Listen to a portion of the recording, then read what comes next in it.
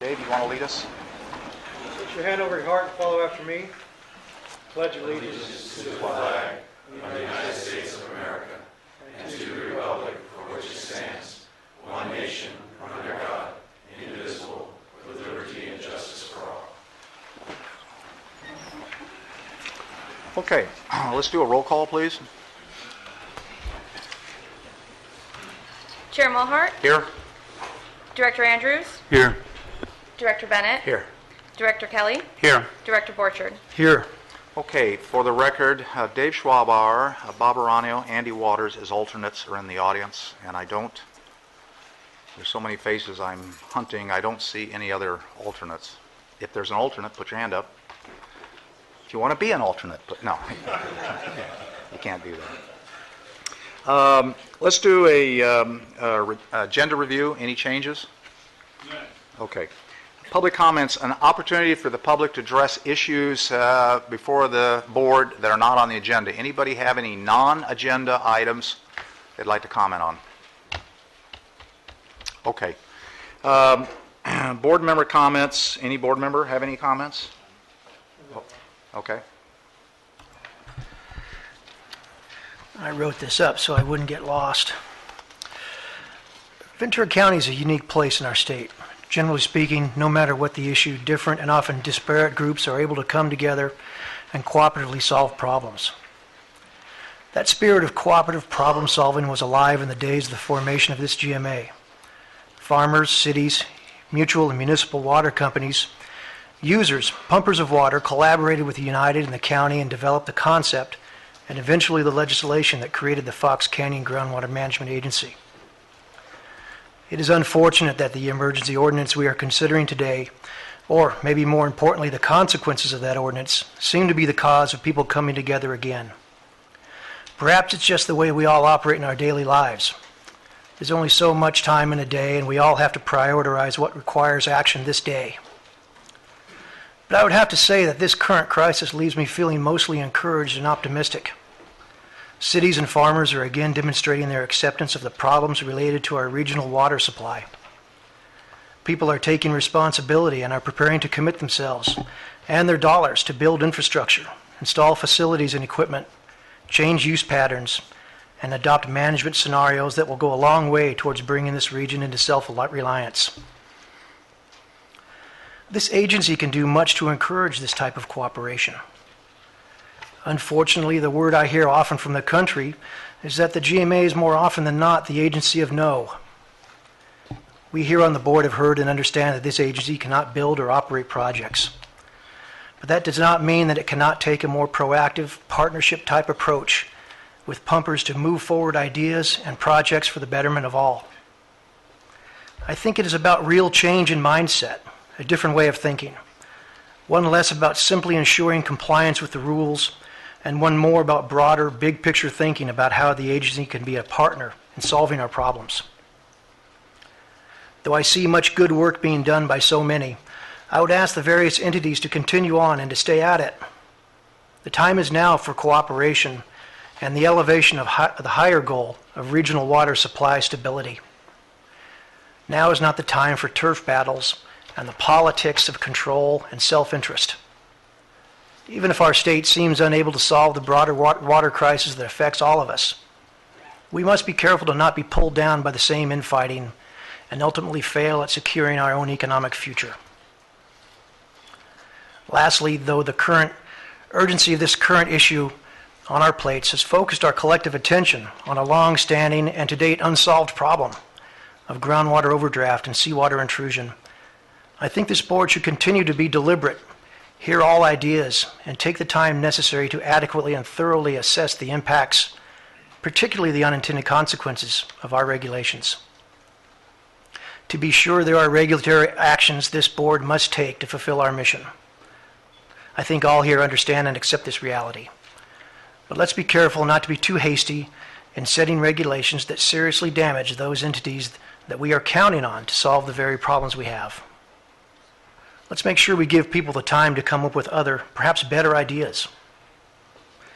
It would be terribly ironic if, after our history of cooperatively regulating ourselves to avoid having a judge divide up the region's water resources, that we rush acceptance of an ordinance with potentially drastic consequences and inadvertently compel some pumpers to initiate litigation that could ultimately dissolve this agency and land us all in that very same process of adjudication.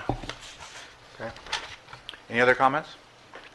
Okay, before I go to the action item, number one, I look around the room and there's a lot of you that have been at the last meeting.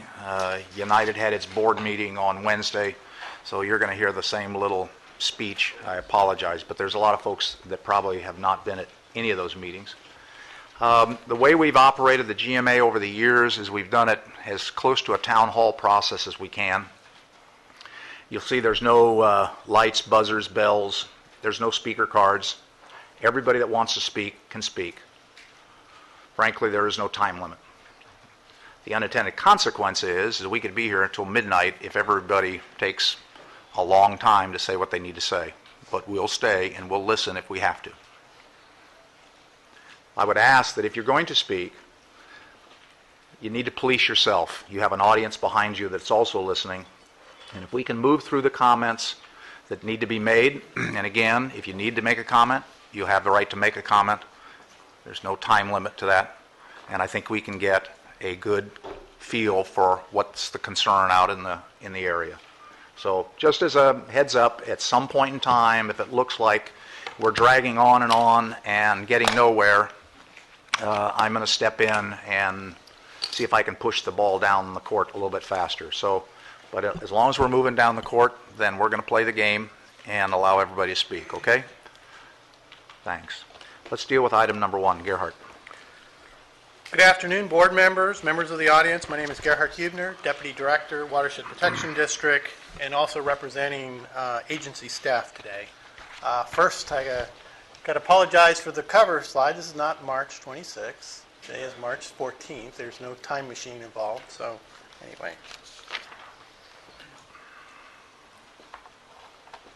So let's jump in. Some may have seen this. This is actually what we call a water witch, practicing his craft, looking for water. So I'm going to be talking about some of the state and local issues first. It's basically going to be a three-part presentation, as you'll see. So bear with me. If it gets a little lengthy, I'll try to pace this. And, of course, if you have any questions. So this is a previous slide that I presented to you before. It's the U.S. Drought Monitor, conditions for California. Note there's very little change since 2 weeks ago. We're still in the exceptional or extreme drought for many areas within California. Just a little before and after. This is a reservoir up in the Sacramento area of Folsom Lake. There has been some improvements to the snowpack with recent rains. The satellite picture is old, but my understanding is there has not been significant. It's still way below the average for this time of year. This graph is from the Western Regional Climate Center. 2013 was the driest calendar year on record. So let's talk about some of the local effects here in Ventura County. So far this wet season, we had 5.36 inches. 12 inches is normal here at the County Government Center. As you know, we did receive rain at the end of February, ranged from 5 to 6 inches throughout the agency. The short-term forecast, time that this board letter was prepared, and looking at the Ventura Star today, minimal rain through the rest of the month of March. And State Department of Water Resources has not changed its zero allocation to the state water contractors. As we noted back in February, this is the first time in its 54 history that the state will not allocate water to the contractors.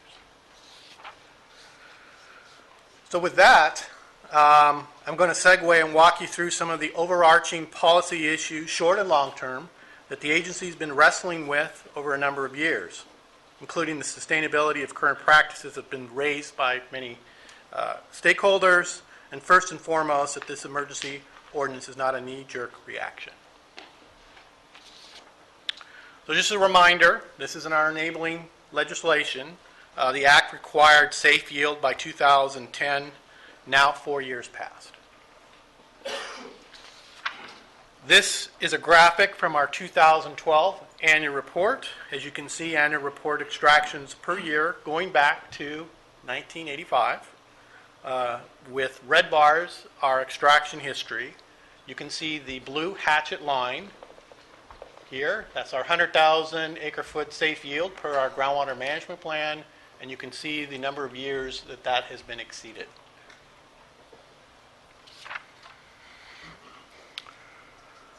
As you know, the agency's 2007 groundwater management plan contained basin management objectives, or BMOs. Those BMOs are not being met.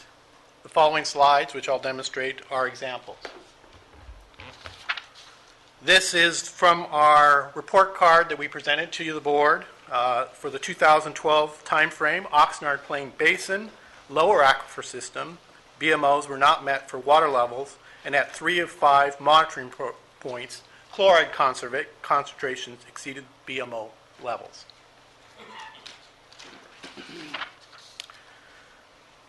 This is water quality data up in the Las Posas Basin, West Las Posas Basin, 2012. Water quality data, TDS. What you see here in this graph is the only BMO objective that is being met for the West Las Posas Basin is in the green shaded area, in this location right here.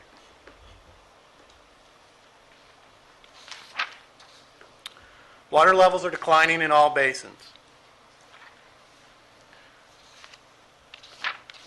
This series of mapped water level maps that I'm going to show you were prepared and presented at your board's December 2013 meeting. This water level map is from 1990, a very, very dry period, as you know, and represents the lower aquifer system. The lower aquifer system, again, is our most difficult aquifer systems in terms of recharge. So this is fall 1990 lower aquifer system water level map. This map is fall 2006. Again, lower aquifer system. This is after a period of the very wet 2005 season, so we're in a recovery period. And this is the fall 2012, same lower aquifer system. You can see the depressed water levels. And if you compare that with 2006 and 2012, you'll see that water levels have declined. United has presented similar results for the Oxnard Plain with some more recent information that I'll present in a moment. Could you please go back and just go 2006, 2012? That's 2006? Okay, Yes. good. All right, now 2012? Thank you. Okay.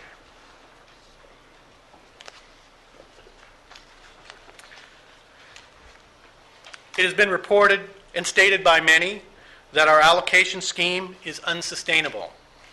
Some of the aggravating factors include historical allocation, our irrigation allowance or irrigation efficiency program, and our credit program, which includes conservation in lieu and storage. And I'll go through each one of you with the next series of slides. This graphic you've seen before. It's all our allocation systems essentially stacked on top of each other from historical allocation, irrigation, efficiency, baseline, our credit programs, and lastly, our surcharges. I'll point out here again the 100,000 acre-foot safe yield target, and you can see our allocation system exceeds that. The bar you see up here is the historical allocation that's occurred over time. Hey, Garrett, it's important to point out that that's the historical reduction. We only show one step there, but the historical allocation reduction occurred over several years.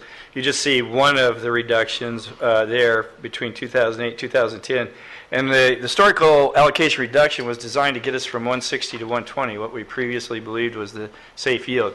It's actually, after being adjusted by various parties coming in, the historical allocation that's out there right now is about 130. And the pumping scheme, the allocation scheme we have, shows the total pumping using different allocation schemes, and it's now gone past that 25% reduction. So in fact, what this shows is that by the combined use of credits, irrigation efficiency, and some of the other allocation schemes combined with historical allocation pumping, you've negated the 25% reduction in this period.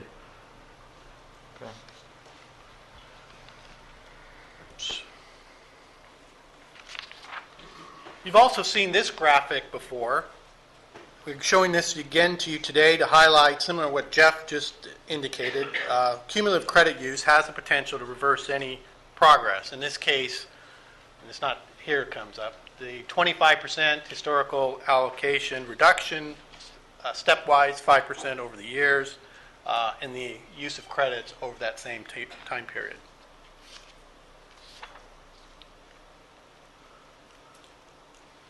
Over time, we've also seen an increase in planted acres with more water-intensive crops.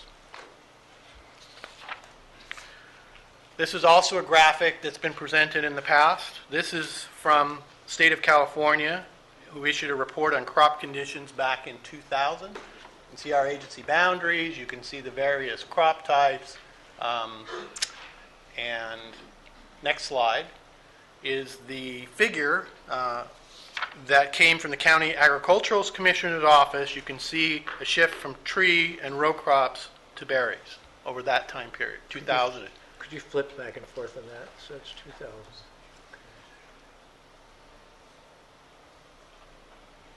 Thank you.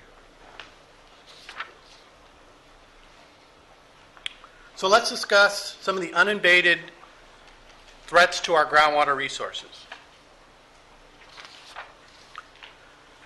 This is a familiar graphic to some. I retrieved it from the United's agenda packets this week. It reaffirms what I stated earlier, continued depressed water levels on the Oxnard Plains, and some of the implications of that. So you can see Forebay and some of the coastal, they've declined slightly. There's been a little bit of recovery in some of the Pleasant Valley basins, but all of them are, in all cases, below sea level.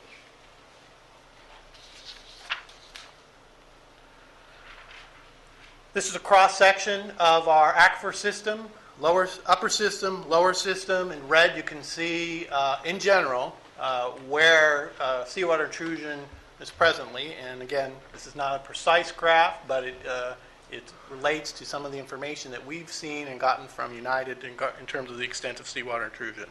So we have chloride concentrations that have increased. We have groundwater levels that are 100 or 200 feet below sea level in some areas. And as a reminder, there's a well-established ratio of 40-to-1 freshwater to seawater to restore a resource after intrusion has occurred.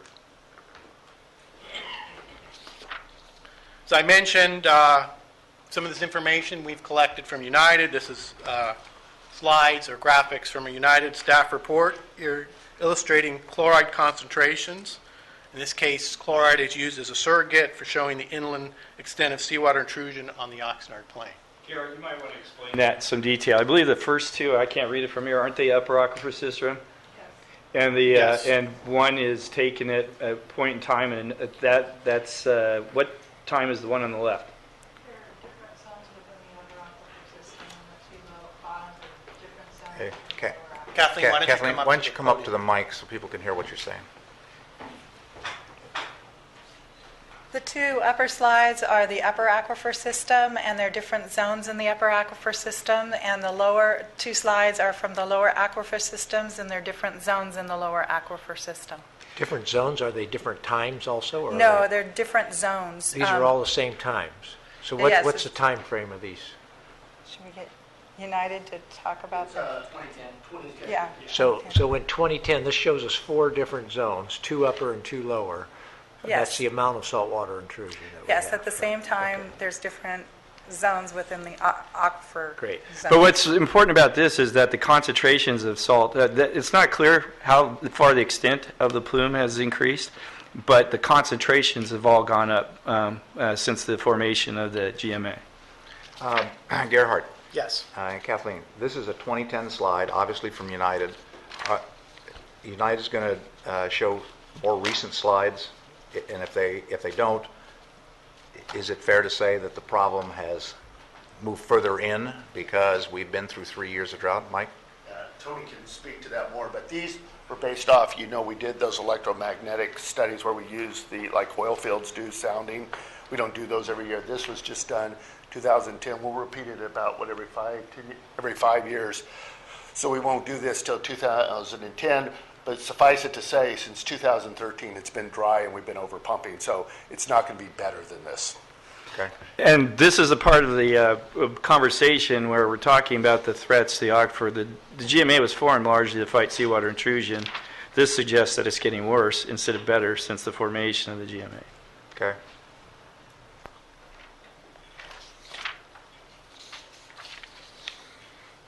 So some site conditions. As I previously stated, they continue to be below sea level in some basins substantially for the Forebay, Oxnard Plain, Pleasant Valley, and the West Las Posas Basin.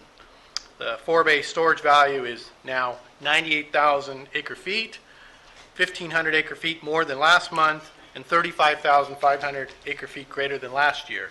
For comparison, a value of 80,000 acre-feet equals groundwater levels at mean sea level. Dry weather flows in Arroyo Las Posas have stopped flowing out of the South Las Posas Basin in mid-2013, an indication that pumping is exceeding recharge rates in the East and South Las Posas Basins. And over the last 6 years, water levels have dropped in the Las Posas Basins. This is a slide to reaffirm the statement I just made.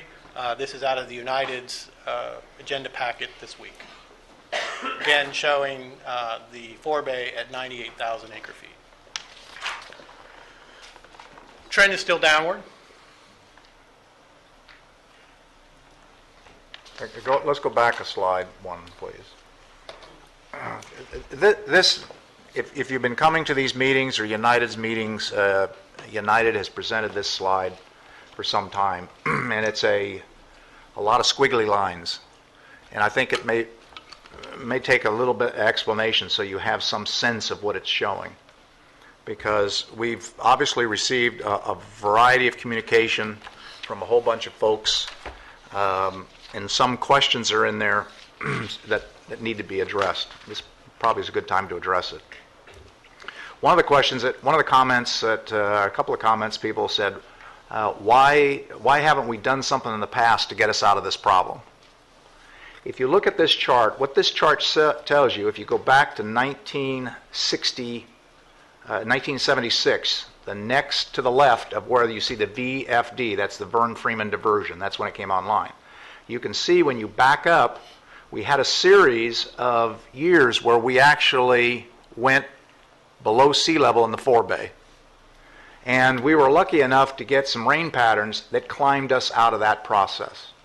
It is in that time frame that the process of building the Freeman diversion began, the process of creating the GMA was organized, the process of creating the PTP. It was in that time frame that we got direction from the state that you will solve your overdraft problem.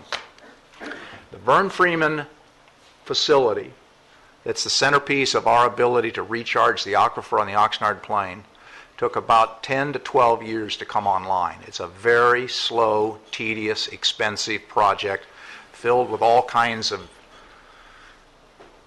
permitting process from the state government, the local government, and the like. It is not a simple fix, and it is expensive.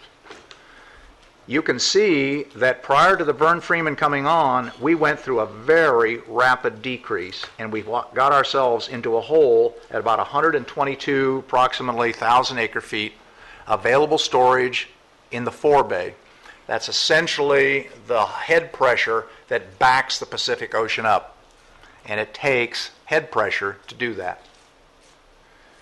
If those of you that remember, we had a dedication ceremony. I was president of the United Board at that time, through that process, and we had a giant dedication in the middle of a drought. You can tell it was one of the worst droughts we had at the time. To do the dedication, we shut all the gates of the new Freeman diversion and spent 3.5 weeks collecting all the little bit of water that happened to come trickling down the riverbed, and we backed it up behind the Freeman. And there's a photograph of the board of directors and supervisors and all the dignitaries standing on that structure, taking the valve, and me saying, "Open the valve." Valve comes open, and a huge flood of water comes out, and everybody applauds. This is fantastic. Oh man, this is unbelievable. 45 minutes later, the water's gone. We were in the biggest drought that we knew of, but we had planned early in the process to build a structure to take care of that. That structure has served us well, and that's one of the things that creates that very steep line as we climbed out of that problem. Then we went through a series of wet years.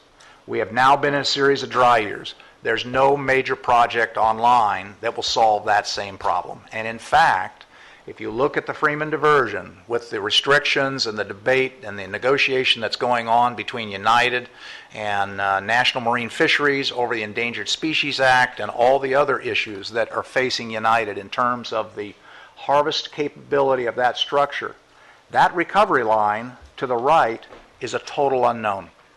That's the rain. That's the unknown. And I would submit to you that if any of us had the ability to predict the rain, we wouldn't be in this room. We'd be sitting on our phone getting answers at $5,000 a pop.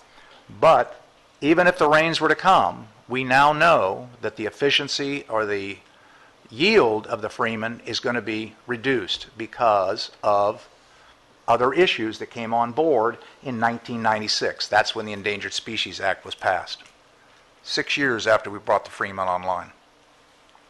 This chart is very telling. It has a huge concern for me because every year that we go by that we don't push the seawater back out, it slowly migrates in. And it can migrate upwards to 500 feet a year on the full frontal line or wherever it migrates. And you get that back out, that means your well may be good, your neighbor's well is bad. Why? Because we don't have head pressure to hold it back. I want you to understand that slide. Dave. Chair, what is the anticipated decrease of harvest for the Vern Freeman? Right now, the answer is we don't know, because we have been in negotiations with National Marine Fisheries for almost 3.5 years now. But it's a moving target, Mike. By the way... Is it half? Is it a third? Well, he's going to I'll talk. give you that. But Mike, hold on a second. Sure. Mike reminded me, some folks in the audience might not know who you are, so I need you to... Mike Solomon, General Manager at United Water Conservation District. First of all, I want to just clarify, the Endangered Species Act was adopted back in the 1972 under Richard Nixon. Sorry. It was the stillhead that was listed as endangered in 1997. I just want to clarify Okay, that. thank you. It isn't a new law. We can divert about 65,000 on average from the Freeman diversion right now. We're going to lose on average, right now, we're pretty guaranteed losing about 8,000 a year on average based on the way we're operating, the way they've told us to modify our operation for now. You saw a couple of graphs that Tony Morgan showed last meeting where that blue took over the yellow part, our diversions versus what they want the fish. It could go from 8 to 20,000 acre feet or more on average per year. It depends on what our final negotiations are with the National Marine Fisheries Service, but you can bet it's going to be roughly about 12 to 15,000 acre feet a year we're going to lose on average out of that 60, 65 that we've been able to divert. Okay. All right. Gerhard. Okay. This is another slide I've borrowed from United, and you see a common theme in how I'm presenting it. The lower aquifer system, again, that is where some of the best quality groundwater is. It also is the most harder to recharge. And what I'm pointing out here in the red dots, of course, you can see the high chloride levels. You have some in pink here. This is basically focusing on the Pleasant Valley Basin, and of course some yellow. So big concern. Another issue that doesn't necessarily always get discussed here, but let's talk about another potential unabated threat, and that's subsidence. Just want to point out this is a famous slide on the left. This is from the famous representation of the consequences of subsidence from overpumping in the Central Valley. So subsidence, it's a downward movement, relatively large amount of land, withdrawal of either surface water or petroleum, and also could be potentially caused by earthquakes. And there are portions of the Oxnard Plain and the city of Oxnard that have subsided at least 1 foot near Piney Road and State Route 1, where we see some up to 12 feet. Gerhard, no, you left the last point off, which is the most important about that. You're right.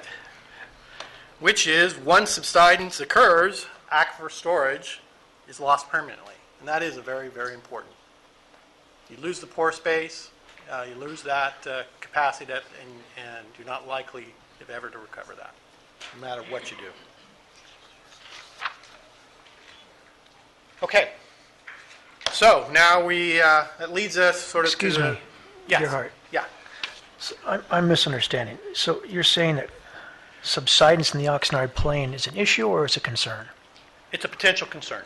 Okay. If you get too much withdrawal, if you allow water levels to decline at such a level, then you have potential of the land essentially to compress. You lose the pore space because the water has been withdrawn, and you have a collapse of that potential future storage. In spite of your efforts to properly recharge it, it's essentially, I'll use the analogy of the sponge. The sponge is not going to come elastic back up. I get that part. Okay, Okay. thank you. Is it possible that you could get a squeeze in one area that doesn't allow the water then to migrate to a still usable area of the aquifer? Certainly. Okay. Okay. So this leads us now to the January 22nd, 2014 agency board meeting, where we presented and discussed a variety of options and tools available to the agency. If you recall, at the conclusion of that meeting, the board directed us to prepare an emergency ordinance, including considering reductions.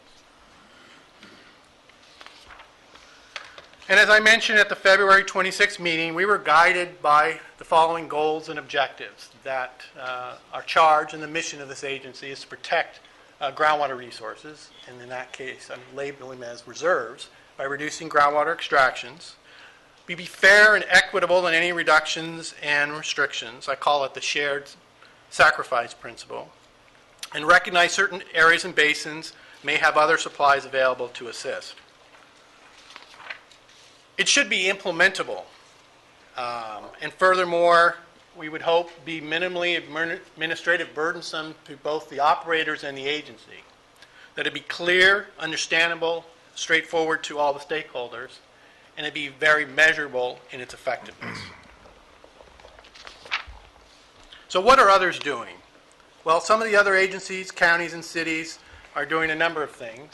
As you recall, the governor issued his executive order for a call for 20% cutback. There have been others that have issued drought and emergency declarations. Many others have requested voluntary or mandatory water conservation. And United's board this week adopted a drought declaration. Can I interrupt for a second? Mike, Yes. Can you explain to the folks in the audience why we called it a drought declaration and not an emergency declaration? Under Water Code 350, a water emergency is when the water is becoming so short that there's not enough for the health and safety and sanitation for domestic use. We're not to that point yet, so what our board has declared is there is a drought, and they gave us actions to take, but for us to say there's an emergency, or declare an emergency from our standpoint, it has to be so dire that hospitals aren't being able to get water, people can't get water, et cetera. So that's why it's not an emergency. But it is possible to migrate from a drought declaration to an emergency declaration. It could happen very quickly, yes. Okay. If the drought continues another year, we may be getting to that point soon, yeah. Okay.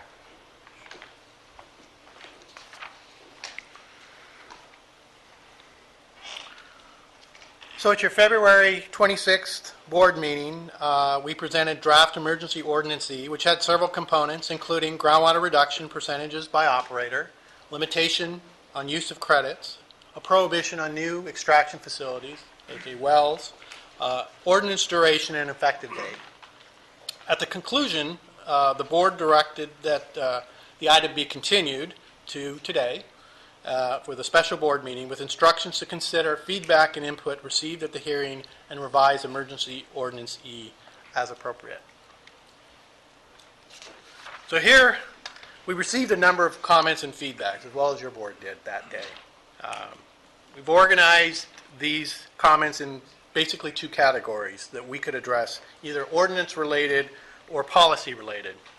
So I'm going to have about 4 slides for you, and I'll go through them. The first relate to specifically that we feel could be addressed in the ordinance, including the request for Las Postas and exemption and basin-specific requirements, comments about the baseline year or years, an implementation date, access to state water, the issue of whether disadvantaged communities should have an exemption or carve-out, the appeal process, and maybe some clarification on that.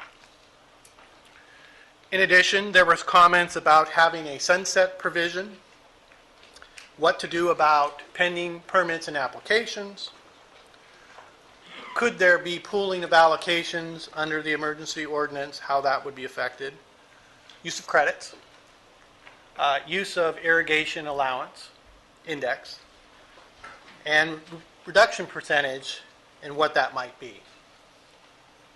So these are related to perhaps what could be changed in the ordinance. There was another set of comments and feedback that related more, what we feel, in the policy arena.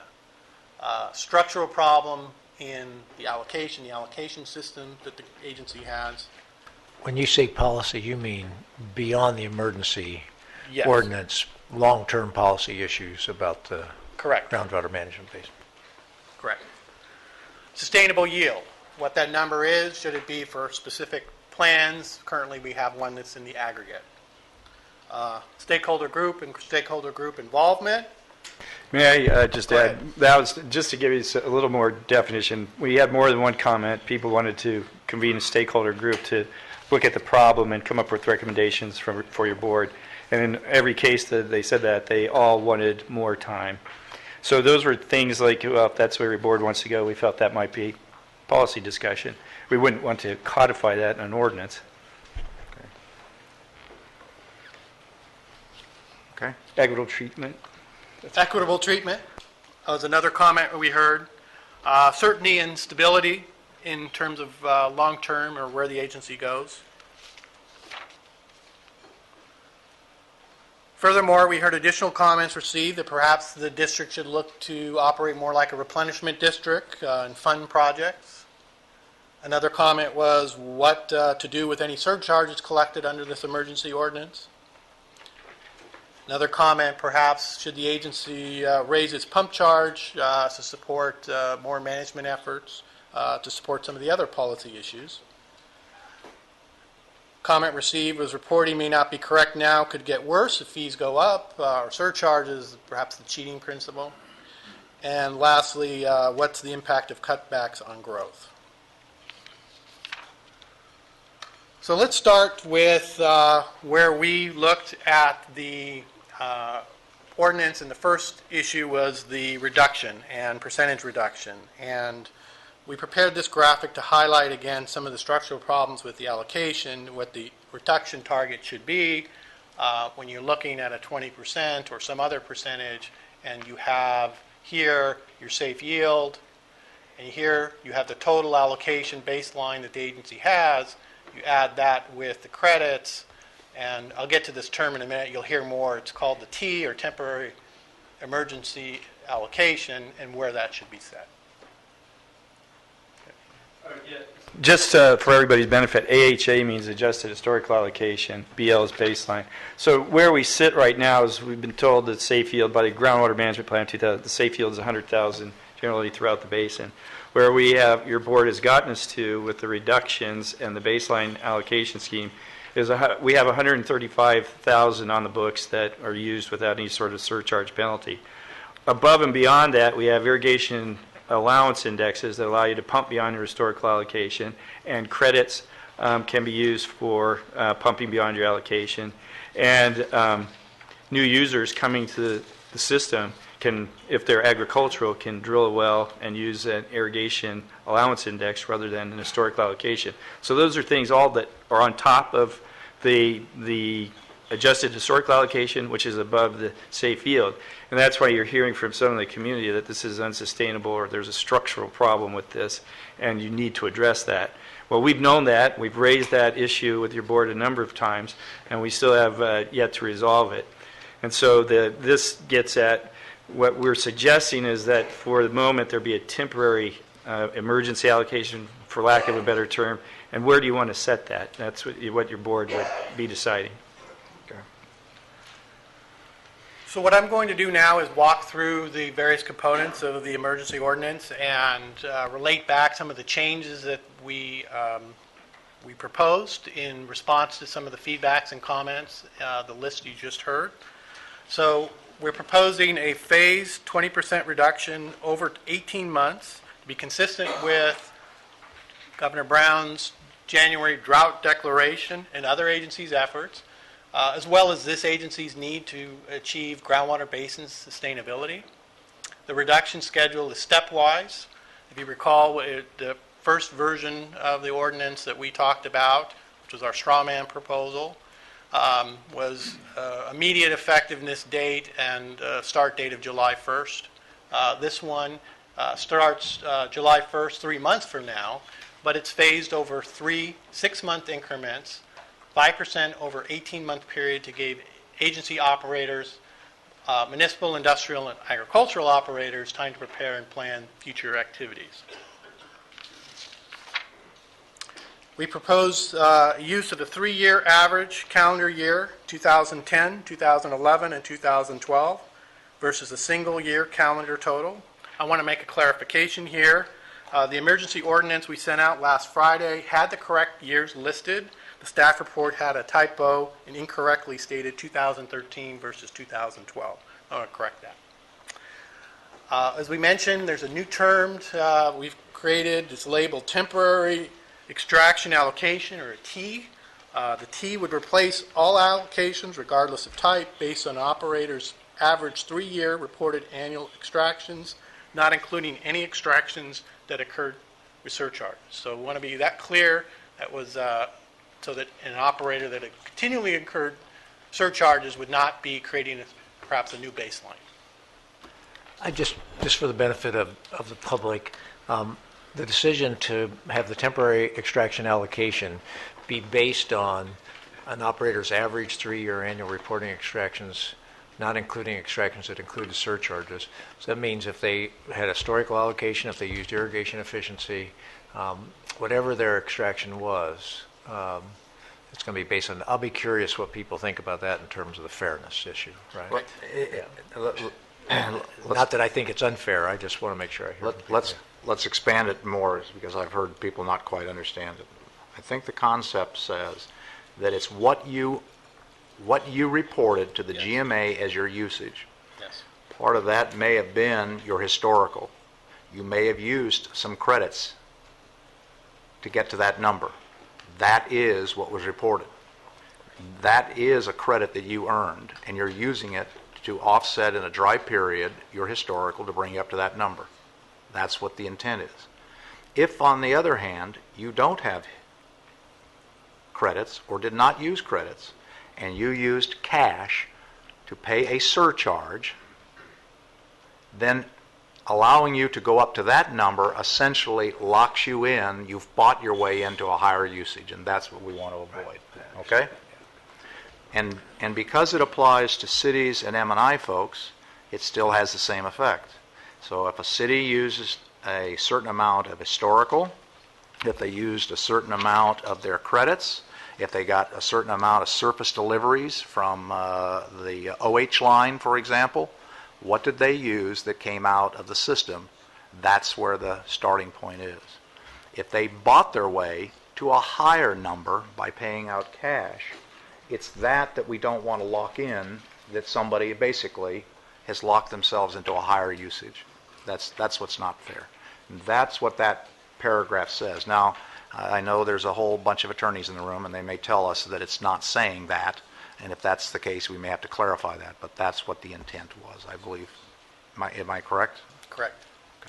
An additional point for your board's consideration, it didn't come in written comment, but I did get a phone call from a grower in the Oxnard Plain who was concerned that they had been operating very responsibly and had been operating below historical allocation using efficient practices and not using credits. And they felt concerned that some people who weren't irrigating as efficiently and were using potentially their full historical allocation and credits might be unfavorably or might be unfairly advantaged in this situation.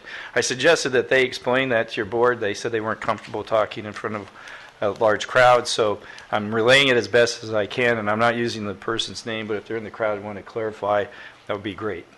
I have seen that comment as well, and since we're on the subject, let's talk about that. I think the intent of staff in lengthy discussions with staff is you could go through and you could begin one by one trying to come up with a matrix that says if you fall into this box, and what will create essentially is the convoluted income tax system we have at the federal government level that everybody pulls their hair out as being an unworkable issue. The logic I think that staff used is that what you used for the crop you grew is in fact what you made a decision that was beneficial for the crop or the city's use that you used. That was your management of your entity that you managed. We're not interrupting that. We're saying that those numbers, those are in the house. They're in fact the last remaining time frame of the worst series of droughts that we've had in a long time. Those numbers are in. No one in this room can game the system. It's in. That's what it is. So coming up with a across-the-board flat tax, if you want, or a flat reduction, it takes the GMA out of the responsibility of trying to negotiate or manage all the different variables. And as you run through this huge list of letters, and a number of you that wrote these letters are in the audience, and I have read them, and they're well thought out letters, and I appreciate all that, but from a management standpoint, one of the pushbacks I've also heard is we don't want to create a bureaucracy at the GMA that's a million miles deep. The manpower it'd take to generate that kind of concept and that kind of management and police it on top of it would be monumental.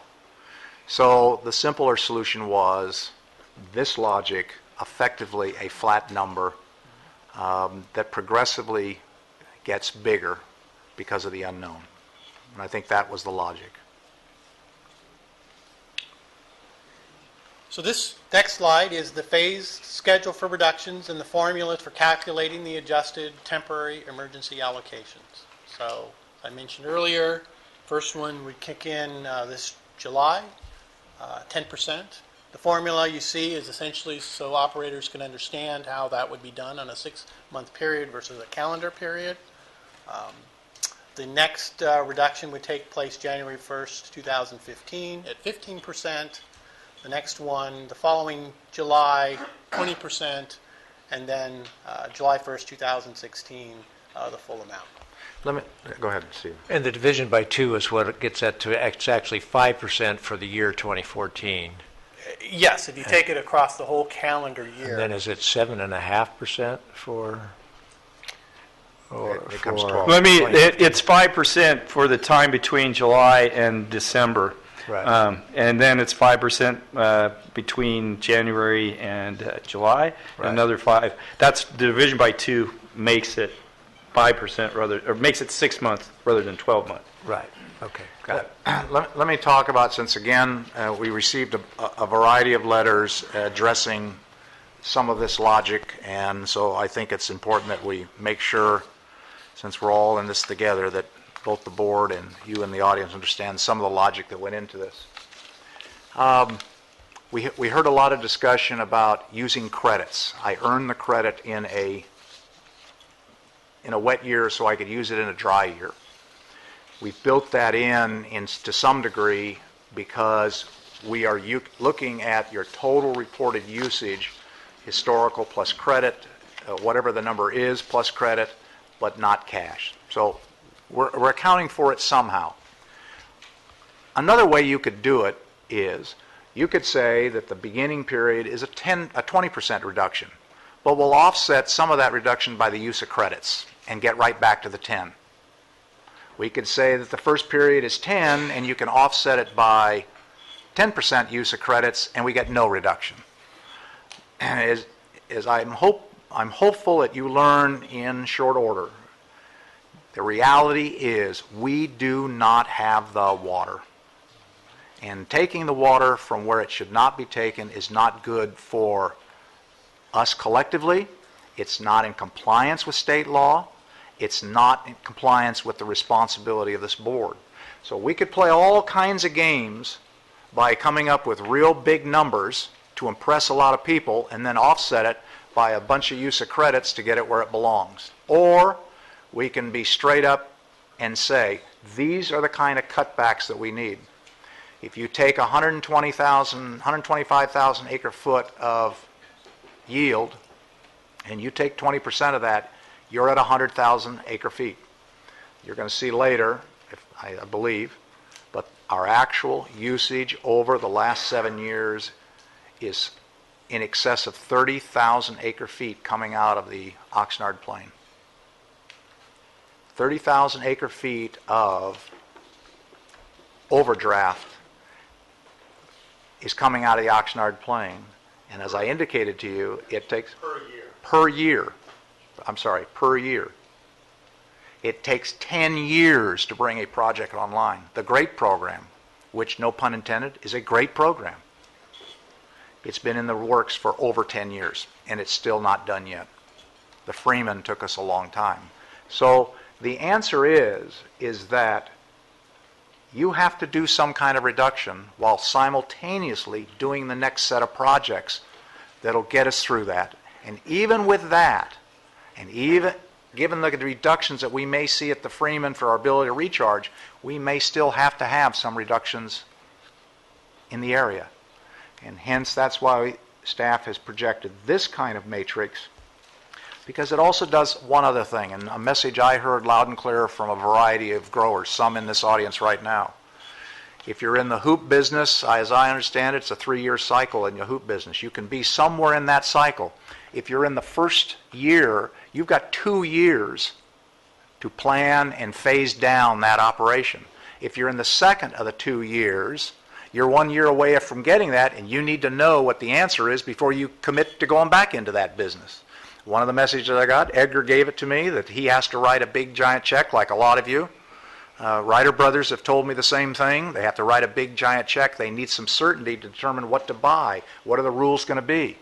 You can't kill our business in the first year. Hence, this matrix here talks about a phased process over time. That's why it's built the way it is, to allow the cropping patterns to cycle through like they should, but to clearly indicate that we have to make changes, to give growers decision matrix they have to make. So there's a lot of thought that went into this very simplistic graph, or a very simplistic matrix. And in staff's analysis, when they looked at all kinds of other things, as some suggested in here, the amount of bureaucracy and oversight and work goes sky high, and we'd have to come up with another funding mechanism to be able to pay for all of that. And one of the messages we got was, we don't want to pay for a lot of bureaucracy. It's kind of a catch-22. Okay? Gerhard. Okay. To address the comment on exceptions and the disadvantaged community, we have created a variance process. In the interest of time, I won't go through all the language. It's in the ordinance if anybody has any specific, but this is the language proposed. Similarly, we clarified the appeal process by restating the existing ordinance code. Hey, Garrett, just for the back to the last one. So the variance process in this ordinance, we'll go to the executive officer, because we know we're not going to capture every situation that's out there. We don't know them, as you just stated. So they would come, and if they didn't like the executive officer's decision, next slide, there's already an appeal process in the GMA ordinance that says, come and see the board. Okay. So that's the way it's built. So moving on to our article on the limitation on use and accrual of credits. No credits are proposed to be used. Similarly, if you look at finding H, we've included this to state that the cumulative use of conservation credits has reduced the benefit of previous reductions in historical allocations and could limit any benefit derived through this emergency ordinance. Other credits, storage in lieu, or authorized pumping allocations, such as the City of Oxnard's GREAT program, are not affected. I stated it last time, stated again, just for the record. However, conservation credits may still be obtained if the annual allocation data shows the operator extracted less groundwater than their temporary extraction allocation. So under that reduction schedule, if they further reduced, they could earn a conservation credit under that scenario. Moving on to the prohibition on new extraction facilities or wells. Again, this hasn't changed. To a certain degree, we have, though, defined it better. There is still allowance for any replacement wells. By definition, any new or increased use is one that did not exist or occur before the effective date of the emergency ordinance. We have clarified that anybody that applied and had a completed application on file with the agency before February 26th, which was the date of your last board meeting, would essentially be grandfathered in. In addition, we've added language to grant exceptions on a case-by-case basis. I put this up here. It gives you a graph, gives everybody in full disclosure what we have essentially in our outstanding well permit applications with the agency. We have 11 applications. We have grouped them so it's very clear. We have the replacement wells. As I mentioned earlier, replacement wells are handled separately. If they're replacement and there's no increased use, those are allowed. As you can see there is, even with the remainder, as much as 1,149 acre-feet per year that would be allowed.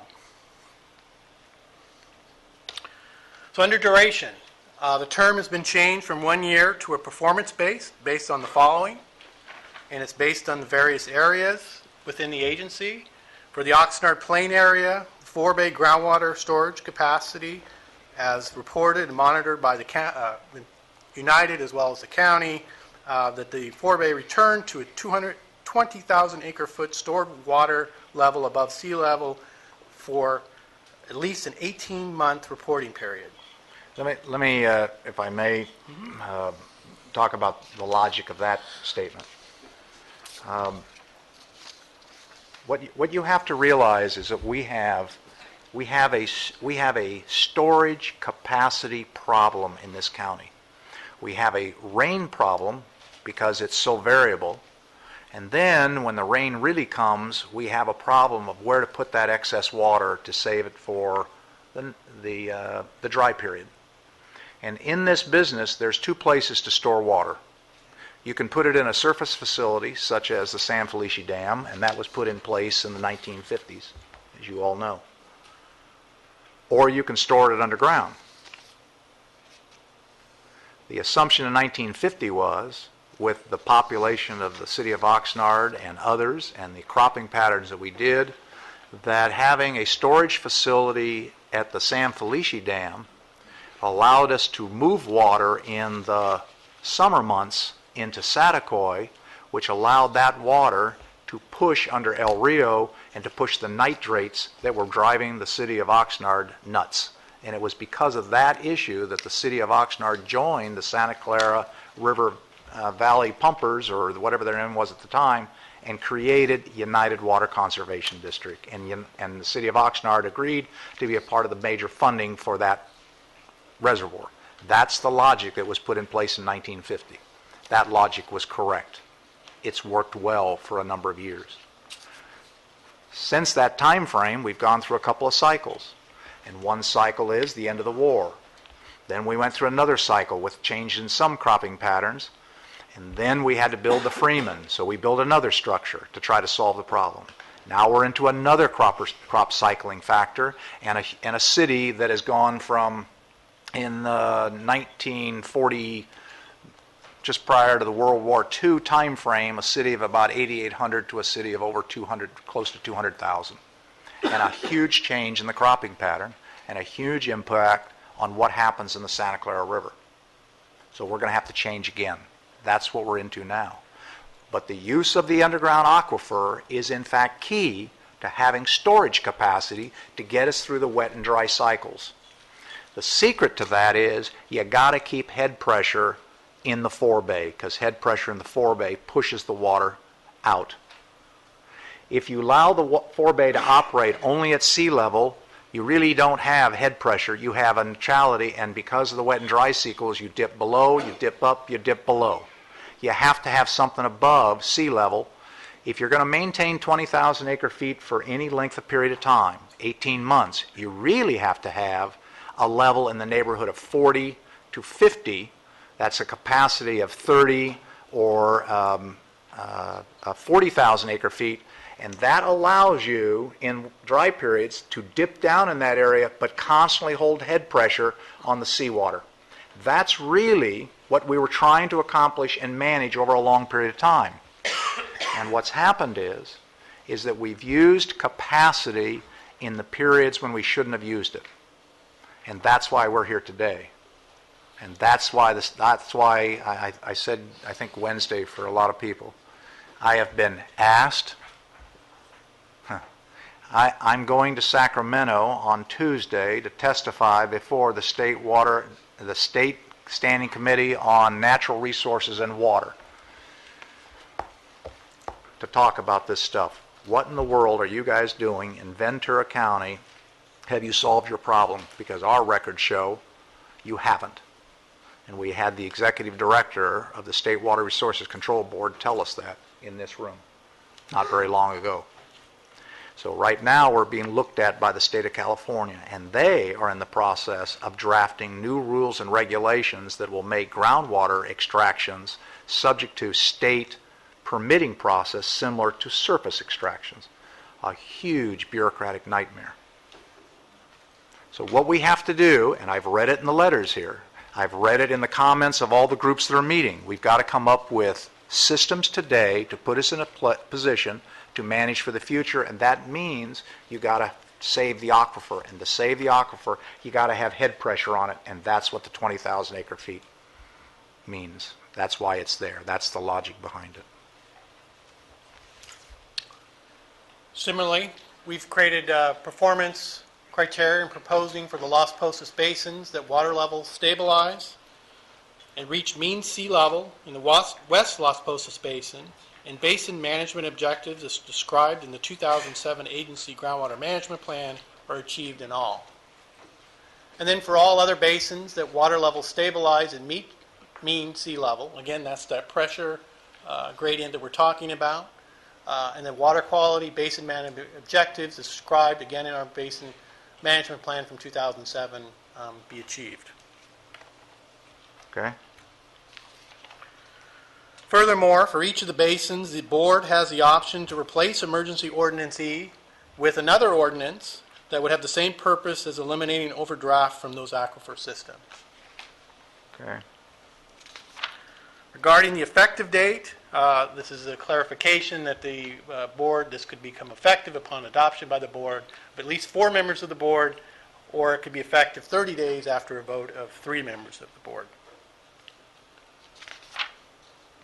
We've updated and revised and included a few new findings and deleted one to reflect some new information about the drought and agency site conditions. New findings D and E describe previous agency ordinances regarding the Las Posas Basin, their water resource problems, threat to groundwater quality and quantity, and a lack of a basin-specific management plan. New finding F describes the 2007 management plan, basin yield amount, and the average annual extractions for 2010, 11, and 12 with the number that's provided. We have a revised finding H, describes the cumulative use of credits and the effect of their use, and previous reductions in historical allocation, the potential for that credit use to limit any future benefit under this emergency ordinance. And then lastly, finding H was deleted, was considered redundant.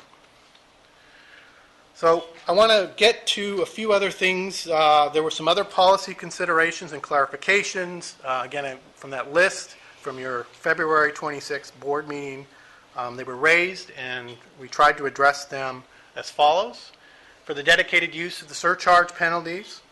Agency staff believes that the board has the discretion through its regular budgeting and priority setting processes to direct surcharges as it sees fit, and that the strict sequestration of those penalty monies might limit the board's ability to direct those funds at our letter date to other priority programs and projects. Regarding the pooling of well allocations, our response is that the board and the agency's rules already allow this. For example, we have a number of operators that operate under comp codes, so we felt it was unnecessary to explicitly put this in the ordinance. And regarding the exception for disadvantaged communities, as I mentioned earlier, and Jeff also included that we've included the variance process. It was added under Article 2. So on outreach, as the board directed us, we sent out a copy of the revised emergency ordinance to interested parties on Friday last week. We've had 5 comments received to date, many of them within the last 48 hours. We received a comment letter from the City of Oxnard this morning, and any hard copies that were given, we gave them to your board today. Some of the responses you can see, I won't go into detail. I think the parties in the letter speak for themselves, and parties may want to address that to your board directly. So in conclusion, Emergency Ordinance E was developed per your board's direction and feedback to address impacts to the agency's groundwater basins due to the drought and the agency's groundwater reserves during the drought. Our recommendation today, after hearing input and feedback from the various stakeholders, in consideration of revisions as appropriate, we recommend adoption of Emergency Ordinance E. And with that, add a little bit of levity to this. We might be in this situation with water at some future means. If you look, they talk about recycled water, desal, sometime into the future. So with that, I'd be happy to answer any questions. Members have any questions for staff? Yes, I do. On the issue of new wells, if someone wants to drill a well that's not a replacement well, but a redundancy well, in other words, a backup system that doesn't end up pumping more water than before, would that be allowed? I believe so, as long as it's clearly stated that they're operating under existing allocation systems. Okay. So you'd I'll be, look to staff if they disagree, but so essentially be treated as a pooled well. right. Okay, thanks. Any other questions? Yes. I don't have questions, but I just have a couple of things I'd like to get out there before all the speakers speak, because if anybody has anything that they want to offer about that, is this the appropriate time, or do you have anything else you want to do before we start calling speakers? No, I'm gonna go to speakers here in a Okay, minute. so good. One is a question for staff, and that is, I just want to be clear that there's nothing in the ordinance. I note, for example, we said, effective February 26th, I believe, whenever we first started to hear the ordinance. I just want to make sure we don't have anything in the ordinance that allows somebody to do something between now and when an ordinance is actually goes into effect that lets them, work the system, right? Right. And we have everything is sort of effective date back in February, right? when we talked Correct. about this. Great. If in fact your board adopts something at sure, some okay. point, and you should And establish a then, date. and then just in reading the letters, one gentleman, John Ferraro, in his letter wrote that he thought that somebody that goes over a little bit should not pay as high a penalty as somebody that just grossly just goes way over, that the surcharge should be much more significant for that. I'd love to hear what people's thoughts are about that. There's some fairness. It seems like if somebody just over a little bit, they may be in a different category than somebody who just says, hang it, we're just going to keep paying. So I would like feedback on that particular thing, and I think that's really the only thing I'm going to get on the radar screen at this point. Supervisor Bennett, I would just offer that your current surcharge of the boards is tiered to Right. partially address that. And of course you can, His reference was for even greater tiering to it, and I just want to know what people's opinion is of that. All right, thank you. Okay. Anybody else have any board members? All right. Here's what we're going to do. Again, no speaker cards.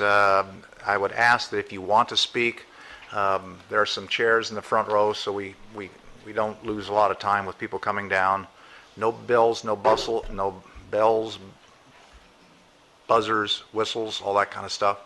So looking in this grand sea of happy, smiling, exciting faces with all the good news that you've heard, who would like to go first? Oh, we knew Rob would be up. You don't come up very excited. You just feel like you're coming up to the gallows. I mean, I have to tell you, it just doesn't look right. So. It's hard to be excited. Rob Saperstein for the City of Oxnard. And I had so many jokes. Jurgen had some issues the other day. I'm just going to resist the opportunity to poke fun and to make light of this. And I appreciate the board indulging me because I may take longer than 3 minutes. 3 areas that I want to talk about. Process, the specific request letter that the city sent dealing with the GRADE program, and then the ordinance itself. On the process side, the city submitted a letter on behalf of a dozen or more folks. We have met, that group has met at least twice since the regular GMA board meeting and has had, I think, very productive conversations. So whatever happens, my hope is we will continue to have that dialogue, focus on those principles that I think are pretty comprehensive and address the issues that need to be addressed to move this agency forward so that you can sit, whether it's next week or 6 months from now, in front of any state regulatory agency and be proud of the things that we're doing here. That's really the intent, and I think there's uniform opinion that we can get there among the group. I separately met with Farm Bureau. They were gracious enough to invite me to talk about some of the thoughts we've had. All very productive, and I think everyone to a person has the appropriate incentive to keep moving forward. I'll put a little footnote there, and I'll talk about my worry about implementing the ordinance too quickly and how that may sabotage the cooperative nature of that move forward opportunity. But City of Oxnard is prepared to set meetings, and call it City of Oxnard. We have a big room at the city that we've had meetings. We can accommodate a lot of folks. We're prepared to meet first and third Wednesday of every month, so we cycle around the GMA board meeting and spend, like we did in the last couple weeks, from noon until 2, and maybe we can continue to rely on Callegas to feed us during the meetings, and we'll start parsing our way through those principles and move as quickly as we humanly possibly can. My belief is we'll be more productive if that group is small, but I don't believe we can start small. I think we need to keep that open to anybody and everybody that wants to participate. So I set that aside. You have a lengthy comment letter, came from the city, but it was really intended to be provided on behalf of the dozen or so agencies that were a part of that effort. So I'll pause there for a moment. Okay. And I don't think it serves any purpose to walk through that in any detail now. The second piece is, again, process request, and I don't want to get into any detail, except that I want to make sure that the GMA board understands there are impacts to the GRADE program by imposition of this emergency ordinance. Even the attempt at the revised ordinance has potential impacts. We need to reopen ordinance 2013-2 for a couple purposes so that we don't have it unintentionally get in the way of moving forward on the GRADE program. So that was the second letter that the city submitted to the board, and I can again try and talk that through. We tried to explain it in more detail in the letter, but the impact is the city's ability to access lower cost groundwater as opposed to buying imported water or paying surcharges to generate cash flow sufficient to be able to partially fund the AWPF and to be able to have access to groundwater on some reliable basis to do that. What I'd ask the GMA board, if prepared to do today or at the regular GMA board meeting at the end of this month, to set whether it's the executive committee or some other process so that we can talk about that in detail based on what happens in part with the emergency ordinance. Okay. And again, I'll pause there, but it's crucial. GRADE program will be stuck in the mud until we deal with that issue. Okay. Chair, would you folks mind if Rob ran through that a little bit to refresh my memory, number one, and maybe also some of the audience who weren't at those meetings? I'm talking about just kind of the core concepts of what he just mentioned Okay. about. All right. Well, we've got two letters. One letter which has a laundry list of the stakeholders after Mike's suggestion last month that the cities and the purveyors get together. They've done that, and then you had a meeting with Farm Bureau, and I've seen the letter from the Farm Bureau group that reference the fact that they are in concert with what you've said here. So I've seen that letter. So do you want him to address alternate to adoption of Ordinance E or request for revisions of the GREAT program operation, which... That letter, the second one, this revisions to Resolution 2013-02. Okay. Chair Mulhart, I'm sorry to interrupt, but just since there's a discussion of these letters that have been provided, some of them came in quite late, and if they're being provided to you and considered by the board, they should be made available to members of the public as well. My comment is I can see some nexus between your question and what the agenda item was today. And my personal druther would be is we have a room full of folks that want to talk. I want to hear what they have to say on the issue of the emergency ordinance per se. With regards to this, since this letter did come in at a late date, like some of the others, I get that, is that I would ask that we put this item in the March 26th regular board meeting so we have a chance to sort our way through where we're headed in possibly the emergency ordinance and then deal with this next week or a week and a half. I'm not trying to get rid of it, but I have a whole bunch of folks in the audience that did not address this issue, but addressed a whole bunch of issues associated with the emergency ordinance. So I would rather do that at that time frame. That's fair enough. If Okay. people haven't seen the letter, that's reasonable. Yeah, and we got that problem as well. Mike. Mr. Chairman, I just would like, though, that we not lose sight of the significance of a potential loss of the production of the RO facility that Oxnard has created. I think that if we endanger that source by any bureaucratic obstructionism, we're just really shooting ourselves. We have to decide to the left foot or the right foot. We're going to shoot ourselves in one of them. And I think that we need to document and have staff abundantly aware of the potential danger of a screw up here. Okay. Again, let's do this next week. This letter has impact for both the GMA and United. They have to sign off on this. So let both of those entities look through the letter and form their thoughts. We'll do it. We'll deal with it at that time. Let's deal with the primary issue, and that is what we do with Ordinance E. I recognize that there's a linkage here. I'm not denying that, and we'll get to it as quick as we can. But I could easily see we could get bogged down on this one very quickly, and I want to hear from the audience on what we continued from last week. So that would be my recommendation. Any objection to that? All right. So that's what we will do, okay? Do you have any other discussion on adoption of Ordinance Yes. E? Okay. Yes, and just to be clear, we broadcast both the letters to as broad a group as emails we had, so, but it no doubt didn't reach some of the audience, so Okay. for what that's worth. The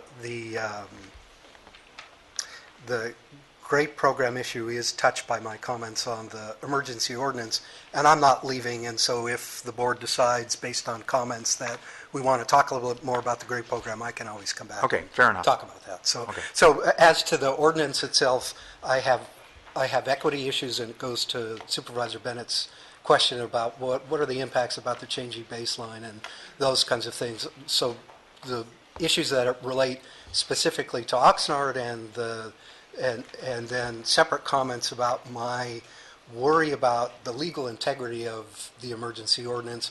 And I say that partly because I feel some protection about the integrity of this organization. And the city has no interest in having its money spent on the agency having to defend itself against lawsuits that are avoidable. So I'll make some comments, and I hope that they're heard in that light, that I'm really attempting to make sure that the board and its legal counsel are careful about the content of that ordinance. But first to the city of Oxnard. The base period years, whether it's 2013 or the 3-year average, have a significant impact on the city of Oxnard and its access to water. So city started with some historical allocation, has that historical allocation on the books. In years 2010 through 2013, the city pumped on average about 50% of its historical allocation. So that's off of its already 25% cutback historical allocation. The city will start under this proposed emergency allocation system at a 50% lower level, taking on into account already the 25% cutback. So in effect, the city will pay surcharges. All right, wait, Rob. Let's stop for a second. It is unfair. Say it this way. The city of Oxnard gets water from their own wells and water that's pumped by United and delivered to water. That's your total water usage. And you get water that comes in from Kiegas, right? That water, that portion of the water that's pumped out of the ground is your pumps and United pumps. That's what the number should be based on. That's correct. Okay. I understand 50% reduction of total groundwater use within the agency services. Including United's deliveries. Including United and city pumped water. Okay? It backstopped that by purchasing an extraordinary amount of imported water, and it will be short a dramatic amount. Terribly unfair to the city of Oxnard. So as to fairness, okay? Don't mean to get bogged down, but just understand the potential impacts. From the city's perspective, tremendously unfair. And I could go on. I'll stop there. There are other inequities about the way the city has tried to be a good citizen in this basin and is receiving slap in the face, effectively. From No, it's that not. could No, be. come on. You asked about fairness. That's the perception of fairness. Okay, well, then I think your perception is wrong. Okay. All right. And that's what perception is about. That's what it's all about. The other piece that is important in terms of the definition of the temporary emergency allocation that feeds back to the GRAPE program that also has impacts, and I don't know whether staff intends this or not. If anything, we just need clarification. The way that the Resolution 2013 is written is the city will get a recycled water pumping allocation for pumping that does not incur a surcharge. Under the new temporary emergency allocation or temporary extraction allocation system, that number has changed now. So if we had planned to deliver to certain agricultural users with the expectation that they had 100% water, whatever that is, and because of their use under the temporary extraction allocation, they have 80% access to that water that they used to have. The city could not expect to get one for one under the current language of the resolution. So again, don't need to get bogged down in it. It may be just a not yet intended, thought out consequence of the emergency ordinance. It has an impact. Well, I'd like to speak to that. I think that there was a slide that specifically exempted those agreements. However, specifically talking about the pump back authorization associated with the GRAPE program, after the last meeting's comments by the city officials, it didn't seem as though that was going forward. So if it is going forward, then maybe we need to, but we did specifically exempt those agreements. And given the fluid nature, I appreciate that, Jeff, given the fluid nature of the circumstances at the GMA, the city would not make the next 20, 30, $40 million investment without Resolution 2013 being very carefully crafted to make clear what expectations are. And my reading of the emergency ordinance is, but for this odd little exemption that we're not intending to impact the GRAPE program, it does. So set that aside. Well, we can, I think, easily come to terms if that's the intent. There are other issues that the city has that are just not worth bothering with my protectiveness of the GMA. I believe that there are CEQA problems, that the categorical exemption that the GMA is relying on is useful in some circumstances. It is not a flat, absolute protection to adopt what is perceived to be environmentally protective action when there are known consequences, reasonably known consequences, such as land fallowing, impacts on prime agricultural land, air quality impacts from that fallowing, and other stream of issues that are brought up in the normal circumstances of reasonable CEQA analysis. So worry. I do not want to see the GMA sued over those types of issues. It's an easy target. Prop 218 is another issue. GMA has to date not complied with Prop 218. I believe it's an easy target. And I just would not want to see the GMA waste its time and effort on those issues. When I'm standing here, it's easy pickings for me. And there are others. A flat ban on wells. It's a taking of water rights. It's worrisome to me. So what I hope is that the GMA board will say, you know what, we can avoid those unintended consequences. Trust the constituents that they can work out a solution that is by and large accepted. Nobody's going to like it. Nobody liked the 25% cutbacks when you came up with that idea 25, 30 years ago. We will come up with a package by September. It be ready for adoption by January 1st, 2015, that will have some combination of demand control and supply augmentation that will achieve the GMA's goals. Okay, thank you. Who's next?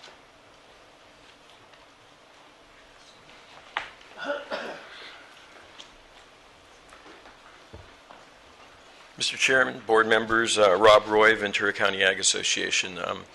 On behalf of John Christ, who is taken sick today, I decided I would come up and make a few comments on his behalf. Many of us within this ag stakeholder... That's probably John's worst nightmare, you saying that. Absolutely. Yeah. He might think retrospectively about that decision, but... Did you give him the flu bug? Did you? No, he came down with what was it? Stomach flu or that food burrito, poisoning? that burrito that you fed him last night is. That must have been it. But we've been working closely, Ventura County Ag and Farm Bureau, for the last 2 weeks. We've probably had 5 or 6 meetings this week of the stakeholders within this process, attending public meetings. We have a number of growers from prominent ag organizations that represent many of the commodity groups across the board, and we've been getting a lot of great suggestions from them, and we submitted late yesterday a letter embodying those comments on the proposed emergency ordinance. We're very encouraged by the movement that we saw from the board from the original ordinance to this one. I think any fair-minded person who looks at the facts understands that something has to be done. We just can't keep going on to a point of no comeback.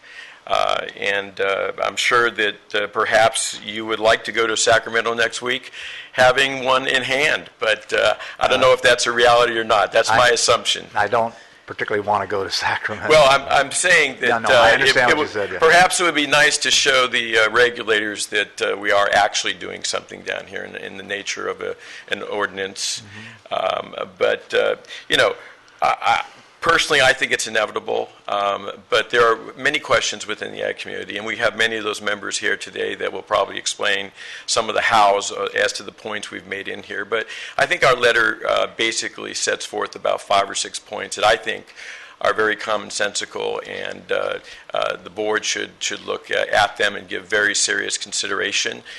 We have requested in our letter, a period of time, 30 days to work with staff and try to consolidate all the provisions of this emergency regulation. At the same time, we are working towards putting this stakeholder group together with the M&I folks, looking at the long term. Many of these growers realize that they may have to start digging in their own pockets and start self-assessing with regard to the great program in other areas. This morning I spoke with the Chief of Staff for Assemblyman Gorell. I know Ernie's here. And informed him about the situation, asked for any help from Assemblyman Gorell that he might lend with regard to that $687 million and how we might divert some of that down here for the long-term issues that we need to address. the big part about this is getting it out into the community. It's tough. It's tough. These guys are working, dawn to dusk every day, and it's hard to really get the sign off of everybody. It's the same people all the time that are involved in all of these water issues or immigration issues or whatever the public issue is. So we would really like to get a document that we feel that people are going to live by and they understand it, and they feel as though it's been vetted. It's been a very short period of time since 26 till now. I've spent 5 days this week mostly out of my office. I've got a lot of stuff built up. Many of the growers feel the same way. If we could have an additional period of time to deal with this issue, it would be much appreciated. Thank you. Okay, thanks. Who's next? Jurgen. Jurgen Gramko, a grower in Oxnard. I've been participating in these stakeholder groups, and I just want to say that it's a very serious effort being made by people that have very large stakes in how this comes out, and are willing to step forward and make the hard choices. And one of the things that I think probably the most important thing that's coming out is that we're willing to step up to a replenishment fee. We're willing to tax ourselves to fund a supply solution. I know it takes time, but there is the great program sitting out there, so we have to get over that hump. There are other equity and policy matters that are part of these discussions. Rob has done a terrific job in outlining the nature of those policies, and Brian Bondi's been involved. I mean, it's a very constructive, productive group, and I would ask that you allow that process to continue. Frankly, we're feeling the pressure, and we just need enough time to put things together. I mean, frankly, I have not done anything in my office this week other than deal with water issues. I mean, I have stacks of, everything I haven't gotten to. But so you have the outline of the principles, and I really endorse those and would like you to give them some serious thought. What I'd also like to do, though, is go through some of the flaws that are in the current ordinance so that you don't rush to perhaps put that ordinance in play while we're still working on a better one. And so, as a matter of comparison, from the first draft of this ordinance to the one we have now, we went from a baseline historical allocation of 2013 use to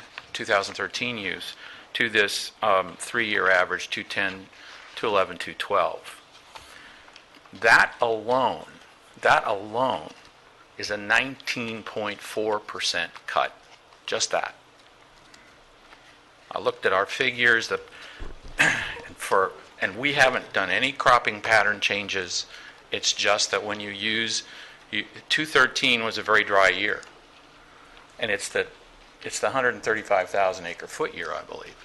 So if you just go to the average of the previous 3, you're knocking off 20%. So and then between draft 1 and draft 3, ag's gone from 10% cut to 20% cut. So we're now doing a 20% cut off a lower baseline. If we have a dry year in 2015, that's a 40% cut against 2013. I mean, that's a nuclear bomb. It's not doable. So you really need to look at that baseline, that cup that you had in one of your slides there. I think you're actually taking the baseline down to even below safe yield or above safe yield, however you want to term it. So that's a very significant item. The other item I brought up last time was pooling. And while there is a mechanism for pooling now, that mechanism only allows you to pool contiguous ranches. So if we decide from a managerial standpoint, we want to say, okay, I'm going to just idle Ranch A. I'm just not going to do anything. I'm going to fallow Ranch A, and it's not part of a contiguous circuit, then I can't take those pumping allocations and move them over to my my contiguous group. You guys call it a COM code? Yeah. So it seems to me that if you're going to require a 20% cut across the board, then you ought to allow pooling across the board. It really doesn't matter. I'd like to, just one clarification with the pooling and the COM codes. Right now, there isn't anything in the ordinance code that requires the lands to be contiguous, but normally when the wells are pooled together, they are closely located. So it's just a clarification. In other words, nothing prevents you from pooling them. Okay, well, that's great. I mean, my understanding, based on how we've done it, is that they had to be contiguous. I think, now I'm less certain, but I think you can only pool basin by basin. That is correct. Okay, so, but since we're going to cut all basins, we ought to be able to just pool all basins.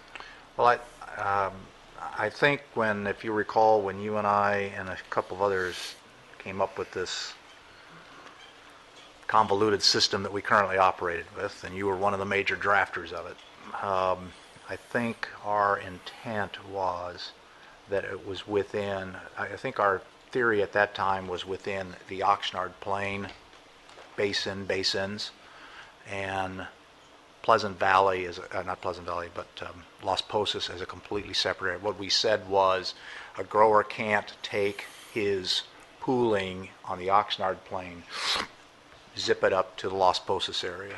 But in your case, you grow at both ends of the county, both sides of the city. I get all that, but I thought the original intent was that it was within the Oxnard Plain. We may have to clarify that, and staff just clarified. Let's get some clarification on that, because my sense was it was basin by basin, so Forebay is a different basin than the Oxnard basin. I don't think that we took that basin. My recollection is, Rob was part of that discussion at one point, I think. I don't think, my recollection was we defined it that tightly within the Oxnard Plain. Fair enough. Let's not get bogged down in that. So staff needs to look at that. The other thing I took a look at was was what the proportion of filings were on efficiency versus historical.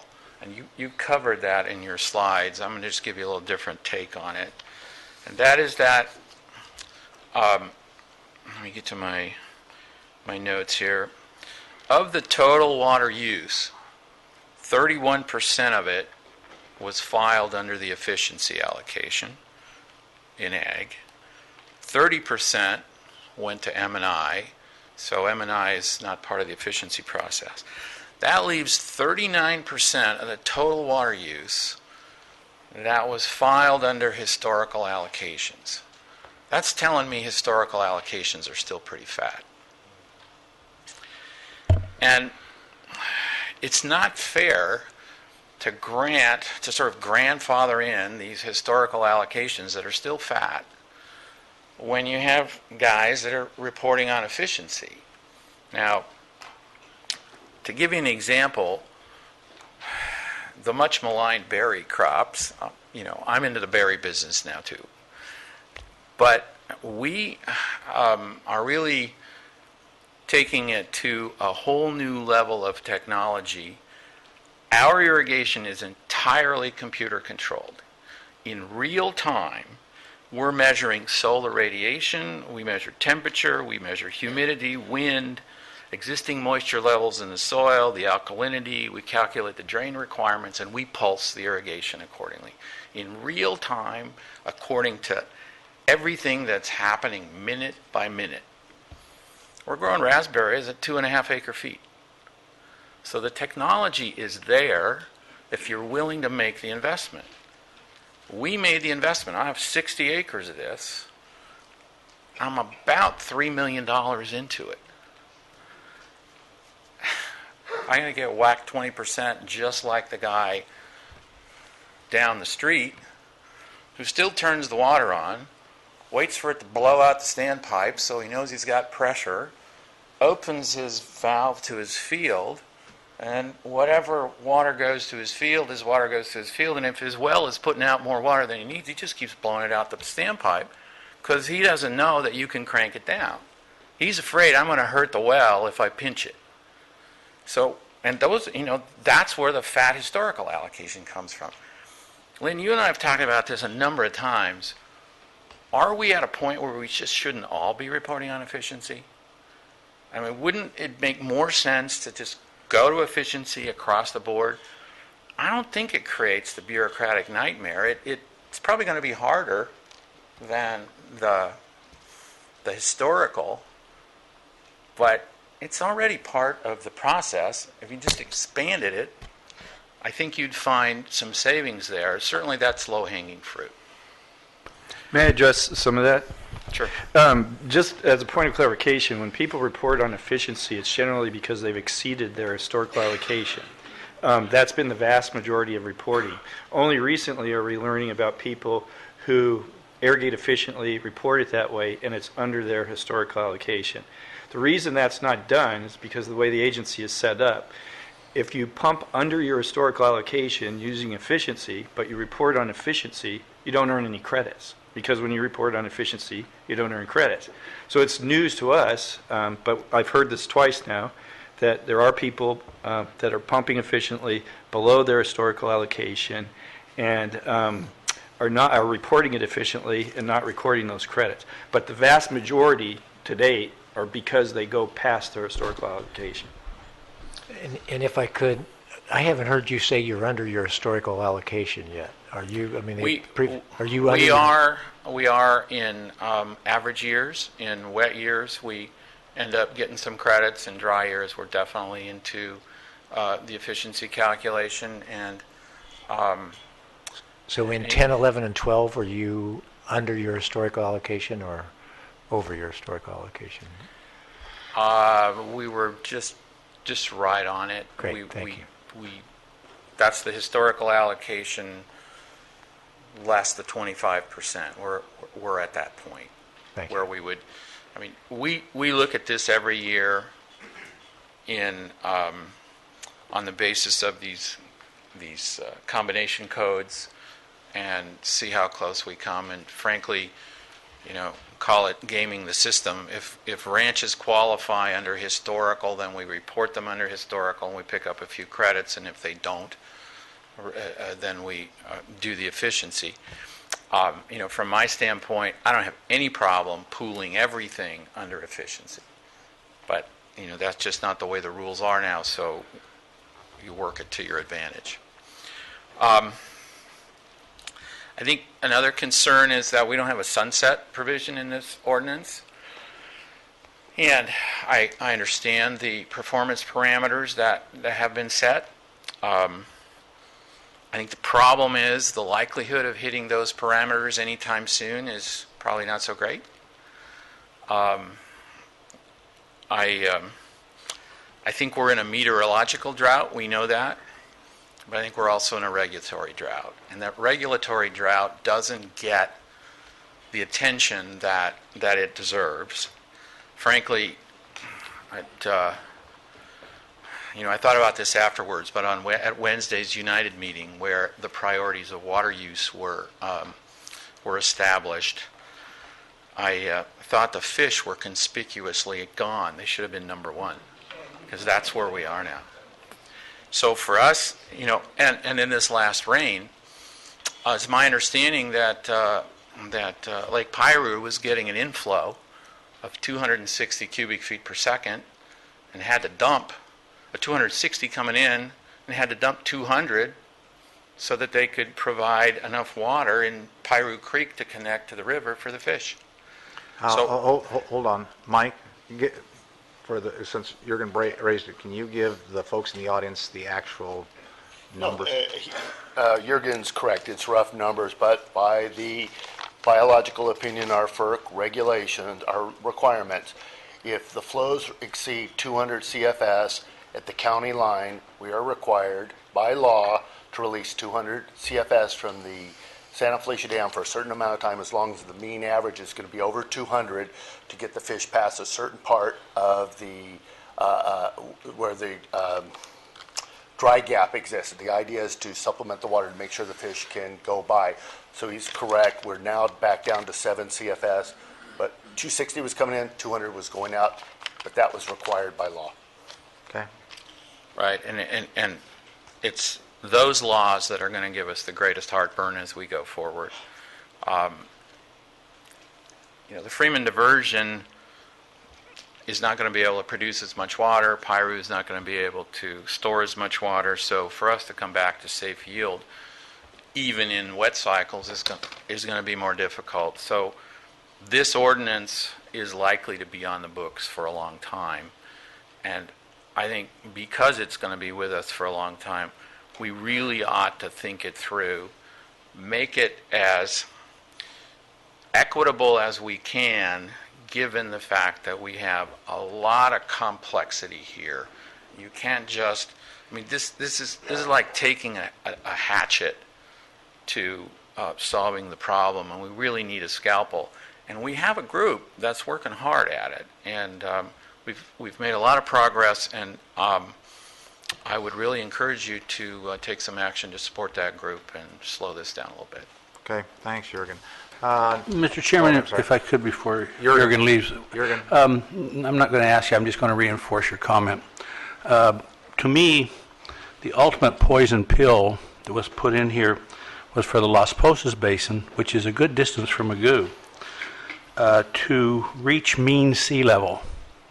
That's never going to happen, which means this ordinance will be in perpetuity. Okay.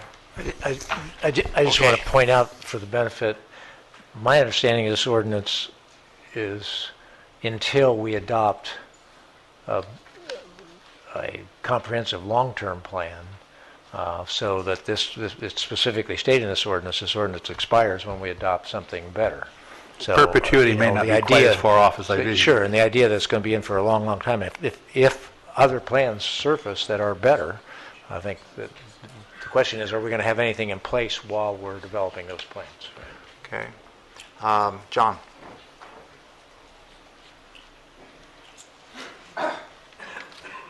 Chairman Mohart and directors of the GMA. My name is John Grether. I am a grower of citrus and avocados primarily in the Somas area, but also in the Oxnard Forebay area. No doubt there's a drought. No doubt there's a problem. And it's certainly, as you can tell from the audience, gotten everyone's attention, and you've done a good job to focus us. What I've heard so far this afternoon is that there is a disposition on the part of staff, and perhaps by yourself, Mr. Mohart, to have a fairly simple solution, and that you've articulated that a 20% cut over an 18-month period would be far simpler than trying to use a more detailed plan. I think there are problems with that. The effect of the drought, the effect of different hydrologies in different areas means that there are different situations and different problems. Later on, I think from other speakers, you're going to hear about the Las Posas Basin. And as a grower in the Las Posas Basin, I've participated in those meetings. And I wanted, at this point, just to add that I support the presentation that's going to be made. The 20% plan that's envisioned, I believe, doesn't meet the test of fairness and equity that was described by Mr. Hubner. It discriminates against permanent crops. Trees are different than hoops, and they're different than vegetables. They're permanent. They take 7 years to come into full production. So I submitted a letter, and you have a chart there which details one ranch in particular. But I'd like to elaborate a bit more for your benefit. We farm a number of different ranches, and I looked at the overall water usage that we have. And like Jürgen with his berries and sod, we too use computer modeling. We have real-time soil probes, humidity, temperature. We do all that. And our water usage on a lot of different ranches, on average, is 1.06 acre feet per acre per year over a 12-year period. It's extremely low. It's far, far lower than the irrigation allowance index. It's only 30% of the index, which is about 4, although it's a little hard to say that because we're in different areas and there's different numbers on that chart. But on average, it's 30% of what we would be allowed to use. It's the reward to the basin, to all of the users, that we use so little water. And I'm not complaining about that. What I'm complaining about is that we don't have alternatives, because when you add the 20% reduction to our usage, that would put us at 0.81 acre feet per acre. We can't go lower than the 1 acre foot that we're using now. If we go to 0.8, that means that we're going to take crops out, take trees out that we took a lot of investment, took 7 years to get to full production. The consequence is that we'd be rewarding growers who are wasteful, rewarding those who have the high use water crops, because their 20% still gives them options. For us, at 0.81 acre feet, there is no crop on that irrigation allowance index that we would be able to irrigate. We would be less than lima beans. We would have no options whatsoever. We would have no beneficial use of the land. May I ask you a clarifying question, Mr. Ruther? Do you report on that efficient pumping or on historical allocation? I am very similar to Jurgen. We do it under both, primarily under the efficiency. We would certainly qualify under efficiency on all of the reporting that we do. Some we do on historical because we're under and we bank a few credits. We can't really ever use the credits, and we've never used credits. So my point is, we don't have the option.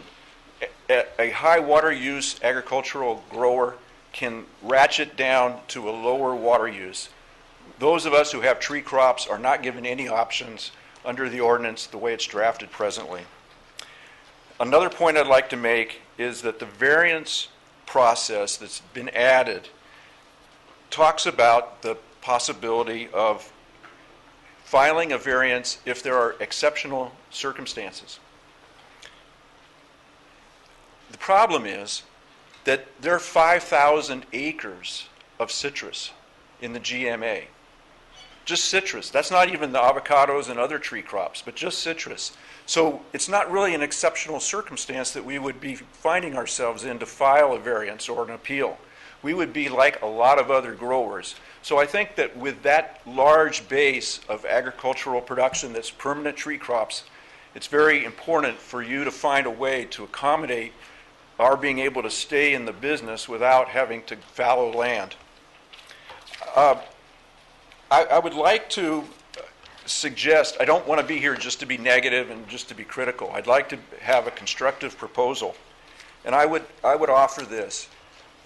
Develop a system where you have a cap, a floor, a base amount that allows some crop to be grown so it can be beneficially used, so that people can continue to work, they can grow something. Find some floor amount, perhaps 1 acre foot, 1.5 acre feet. Also add a cap on water usage, a ceiling, and then allow that between those numbers, the irrigation allowance index, or the efficiency, which most of us are used to calling it, can still function. And let that float in between based on the crop within a cap and a floor. That way you're going to, if you go to the 20% reduction across the board, you're going to lose the advantage of that encouragement toward efficiency that we've been using for the past years. You're just throwing that out and saying, okay, this is what you have, and you're only going to get 80% of that. So the irrigation efficiency encourages smart technology. It encourages using the appropriate amount of water for the particular crop. Find a way to continue to use that system. In conclusion, I would like to say that we need to make this fair and equitable. We need to make it work for all the growers. We have too much at stake to take a chance and throw away a lot of very good productive orchards and a lot of good productive land. Thank you. Mr. Gresser, I have a couple questions for you, if I can, Mr. Chair. I appreciate your comments about the orchards. That's one of the things that's been on my mind is you can't fallow a orchard like you can just say we're not going to plant our strawberry crop this time. 1 acre foot, is that what your particular orchard is, or is that your understanding for orchards across the board in Ventura County are probably at about 1 acre foot in terms of what they need? No, I believe we're and this low. is a question for everybody as other people come up. I think others will answer that. I think we're on the low side. I would hate to, we have very clay-like soils which retain more moisture than a sandy soil where it drains out. So for some other growers, it might need to be 1.3 or 1.5. I think there's a variance there, but somewhere in that 1 to 1.5 would be in the ballpark for a lot of citrus growers. Thank you very much. Appreciate your testimony. Thanks, John. Carl. I just wanted to back up. My name's Carl Gruther. I wanted to back up John, my cousin. Although he grows on the west side of the valley, I grow on the east side, and we have a completely different situation over there. We have citrus, avocados, but we have poor water quality. There is a big difference between the east and the west. I have to irrigate more because of the salt problems. And most of those salt problems were created in the Las Posas River because of the SEMI and the Moore Park discharge. The chlorides have gone up. In fact, all our water levels in our wells have gone up in that side. So to call, I know in your report over there you were talking about that we're going to do this over the whole basins, the Las Posas Basin, but the East Basin is different than the South Basin. In fact, at the Bell Ranch, if you look at geology and it's reported, it's fact. Right there where the Bell Ranch is, it's like a waterfall. That's why water is not going down below into the south part of the Las Posas River. It's stopping there. It's like a dam. I think Carol will tell you from Zone Water. She will tell you that our water levels are up. We need to keep pumping those wells because that's going to be good for everybody. In fact, I know that the zone system covers the east and the west, and we can transfer water from one place to another. Now, I don't think John wants our bad water, right?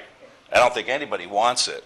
But there are so many different things that we can do, and just to group one big 20% over everything is just a mistake, and I hope you reconsider. Okay, thank you. Thanks, Carl. Robert.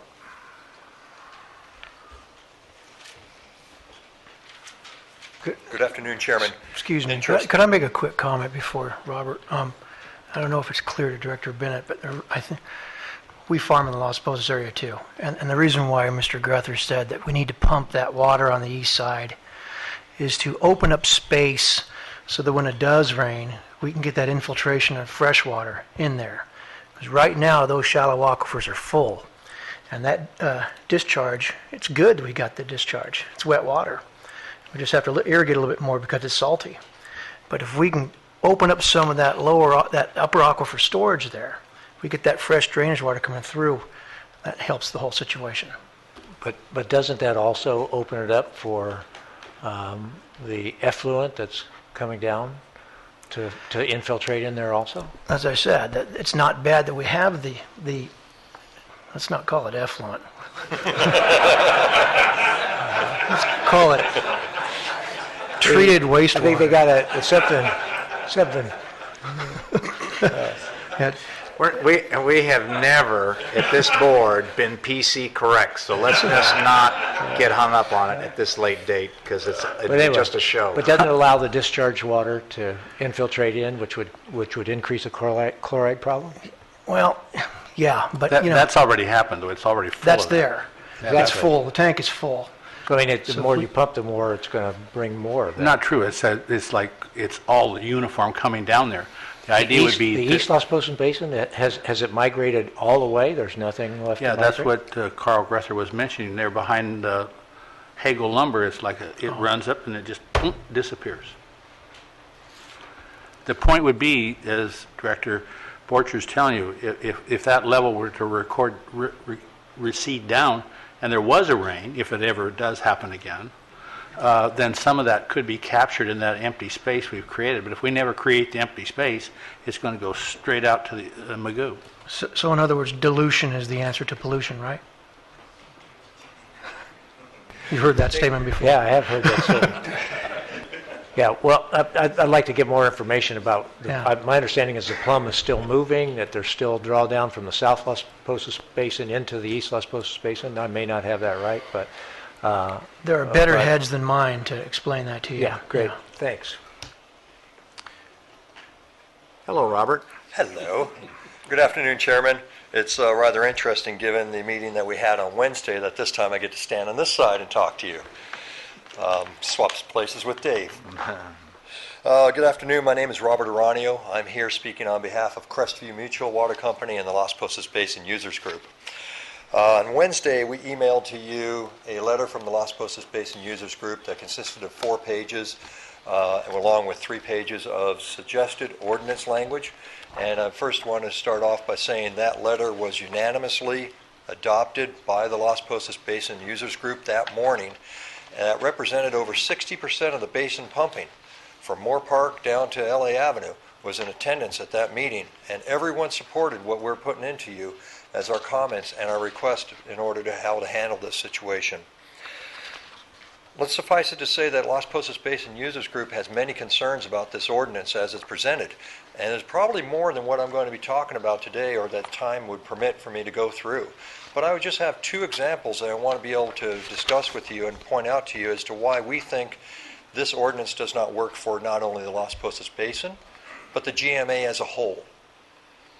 First one is in Article 1, findings of letter E, where it states that threats to groundwater quality and quantity have increased due to drought conditions. And it's specifically talking about the Las Posas Basin there. It simply isn't true. Our water quality is a direct result of influent water coming from the Simi Valley dewatering wells and POTWs. Decreasing pumping by 20% will do nothing to change that water quality. All it's going to do is allow that water to continue moving on down and go on over into the Pleasant Valley. It doesn't change the water quality coming in. In the West Las Posas, a large part of the water coming into the basin is coming from the Freeman Diversion. Crestview Water did water mapping in support of our transfer for water pumping from Solano Verde to Crestview, and we mapped the water quality. Crestview's water wells matched that of the forebay. So actually, the poor water quality in this case is being spread by United at Freeman. So again, reducing my pumping by 20% is not going to do anything to improve the water quality. Because it's so technical, do you mind if I interrupt you to ask specifically about that? So the West Las Posas Basin, you're saying their water is coming from Freedman Diversion. If there's less Freedman Diversion water, will the West Las Posas Basin be starting to draw water in from the forebay? It already does. Okay. So the Freeman Diversion is located in the forebay, and we have evidence, and we put it into our basin plan, that there is water coming around the corner there and coming into the West Las Posas, primarily from Del Norte, not only importing it, but then also because of groundwater levels. So the more the West Las Posas Basin is drawn down, doesn't that put more strain on the forebay? Well, let me in terms answer of that recharge? for you. Well, can I ask for a point of clarification? And what I heard Robert say, and I just want to, is that water is degrading the water quality in the West Las Posas Basin? No, it happens to be a match. Oh, it's just in the Crestview area it's degrading the water. Brian Bondikaitis, I've been working in Las Posas Basin for a number of years. We've done some simple calculations. We think that maybe a couple thousand acre feet of what's pumped in the Las Posas is replenished from the forebay area. So that's something on the order of a little bit less than 20%. With respect to the the Freeman diversion and potential loss of water, that's a real issue for the Las Posas Basin because it is relying on some of that pressure head, as you say, Mr. Chairman, and the inflow. But if you do the numbers, if it's 2,000 flowing in and we think we're going to lose as much as 20% at the Freeman diversion, you're looking at a 400 acre-foot per year loss. That's about 3% of the total pumping in the West Las Posas Basin. So if the goal is to design something that's going to deal with the losses at the Freeman diversion, that's the range of numbers you should be thinking about for the West Las Posas. Okay. As far as water levels in the Las Posas Basin, this past Wednesday, I asked United to come on over and measure the water levels in my wells. And they are within 3 feet of where they've been for the past 30 plus years. In the East Las Posas, we still have water levels that are rising. So we're not seeing the same problem as what's in the Oxnard Plain. Our water levels in the West Las Posas have been stable for 40 years. May I ask a clarification? Sure. Are those water levels below sea level? Yes, and they have been for 40 years. It's also our information, at least the information that we've been able to get from Kaigas that they've been willing to share, that for the last 8 years or so, the water levels have been declining in the East Las Posas Basin. From 2006 to 2012, we showed that in the graphic. So we've seen declines in those water levels, and there's also been a decline in the base flow. Now, we're not sure how to explain that, but that is something that the board needs to know in order to consider this properly. Understood. That Can I ask you decrease about that he's talking South- about has to do with the ASR facility. It was documented. That's when the... Hold on, Steve. You were saying you're seeing water levels going up in the East Las Posas Basin. Yes, as How Carl about Brether the- just spoke, How about the South Las Posas Basin? Do you have information on that, or is that it's been topped out for years. so? South Las Posas Basin is not having decreasing water levels. It's Right. topped Okay, out and thank you. maxed out. And what Mr. Pratt is referring to had to do with the ASR project that was being pumped in and around there when Metropolitan called for the last series of cutbacks. When they turned on those wells, there was a pumping area that is drawn down, but it has stabilized in 2010.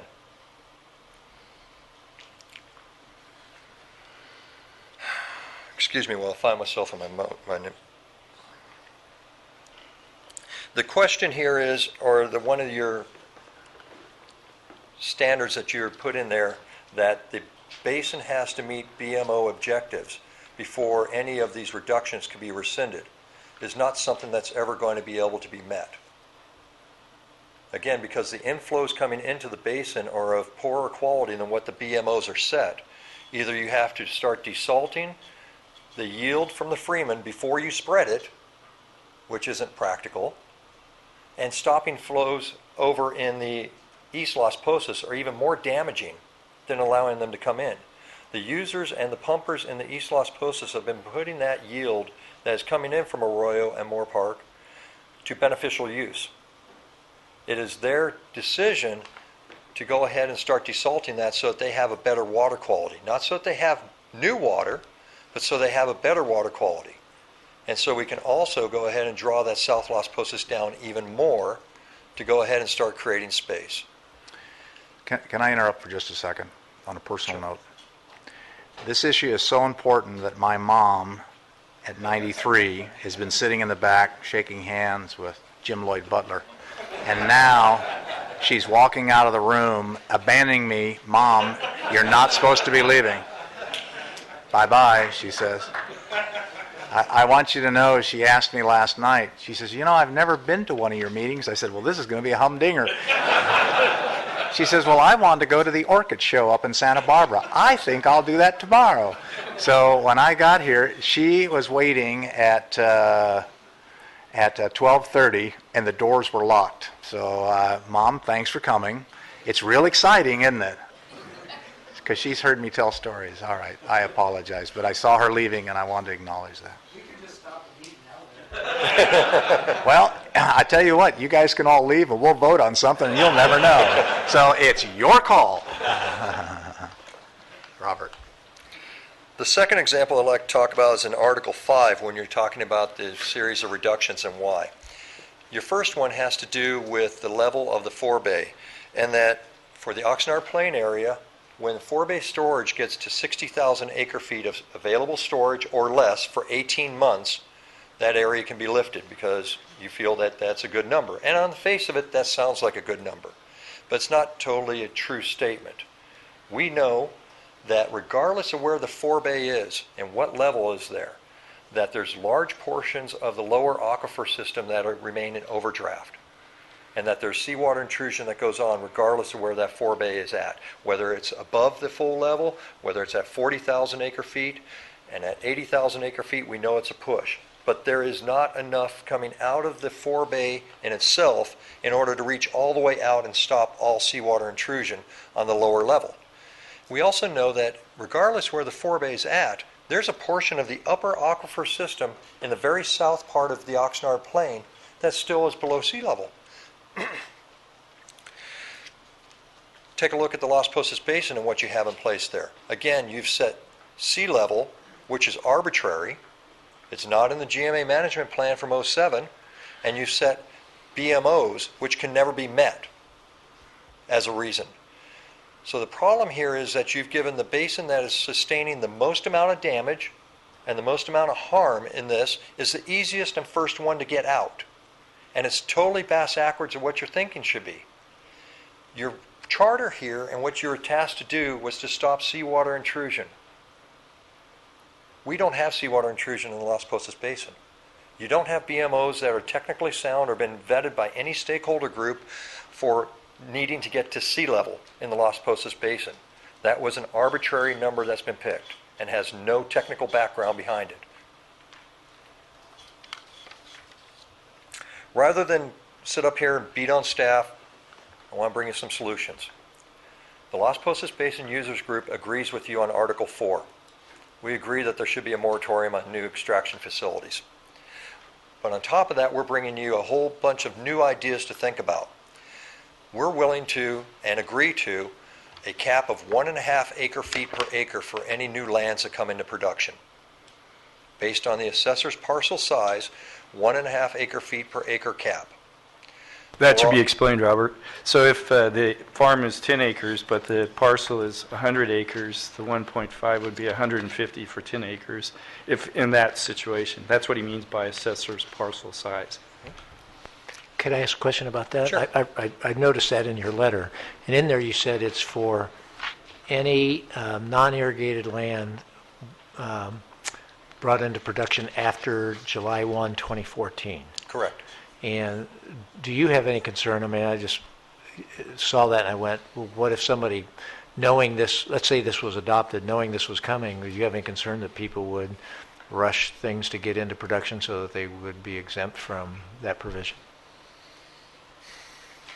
We thought about going back in time in order to set it in place, and we know of several examples where people have approved permits but have not yet drilled their facilities, and they are going through the process of grading the land, and we felt that that was going to trigger a whole bunch of new problems that, frankly, we can't tackle. Sure. And then, I mean, you know, I'm not, you know ag better. I mean, is it possible for somebody to bring something online if this was adopted and rush to try to get something online just to exempt themselves from this ordinance? I think he's equating production with drilling a well, which would have to be done first, so it'd be a well permit. That's why I heard his answer. Not actually tilling the fields, or it's just drilling a well. So somebody could get their well permitted and drilled before I don't know July. if they could get it permitted, but I'm thinking the ones that have already gone through the permit process, that have contracts in place but have not yet started construction. Would an exemption for, you know, people that have permits in the process be sort of what we've done in the past? Is that We're thinking that if accomplish they're same in the thing? place at this point, if you were to adopt this, that they are, so to speak, in the door. Right. Thank you. For our existing lands that are in production, we have a cap currently of 4 acre-feet per acre, and we offer to reduce that to 3.6. And I know the first statement is going to be 3.6 is not sustainable. What the hell good does that do? What that actually does in our basin is that it does touch some berry productions that are out there and gives them a number that they're going to have to tighten up on. but also it puts in place a tool and sends a message out there that we got a tool now that we can turn down as times become and as times needed, if our basin becomes an overdraft. We can go ahead and start tightening that up. And that is truly a fair way that these efficient tree crops that are in place can remain in place doing what they do best. And the ones that are unsustainable in their crops that they're growing now have to change. And if we do that over a set period of time, it gives them the lead time in order to know in 3 years this raspberry crop has to come out and I have to go to something less demanding on the basin. It takes us towards a sustainable place. We have that tool in place and we want to use it.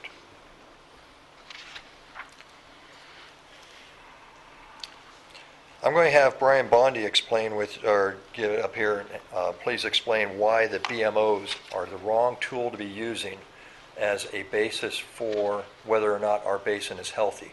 So I'm going to leave that one alone. Mr. Chairman, in wrapping up here, been here a little too long than expected. One of your tenets has always been that whatever goes on with the GMA and yourself there, it has to be fair and equitable and has to have no unintended consequences. This ordinance, as you've heard from people before me and you're going to hear after me, is riddled with a whole bunch of unintended consequences.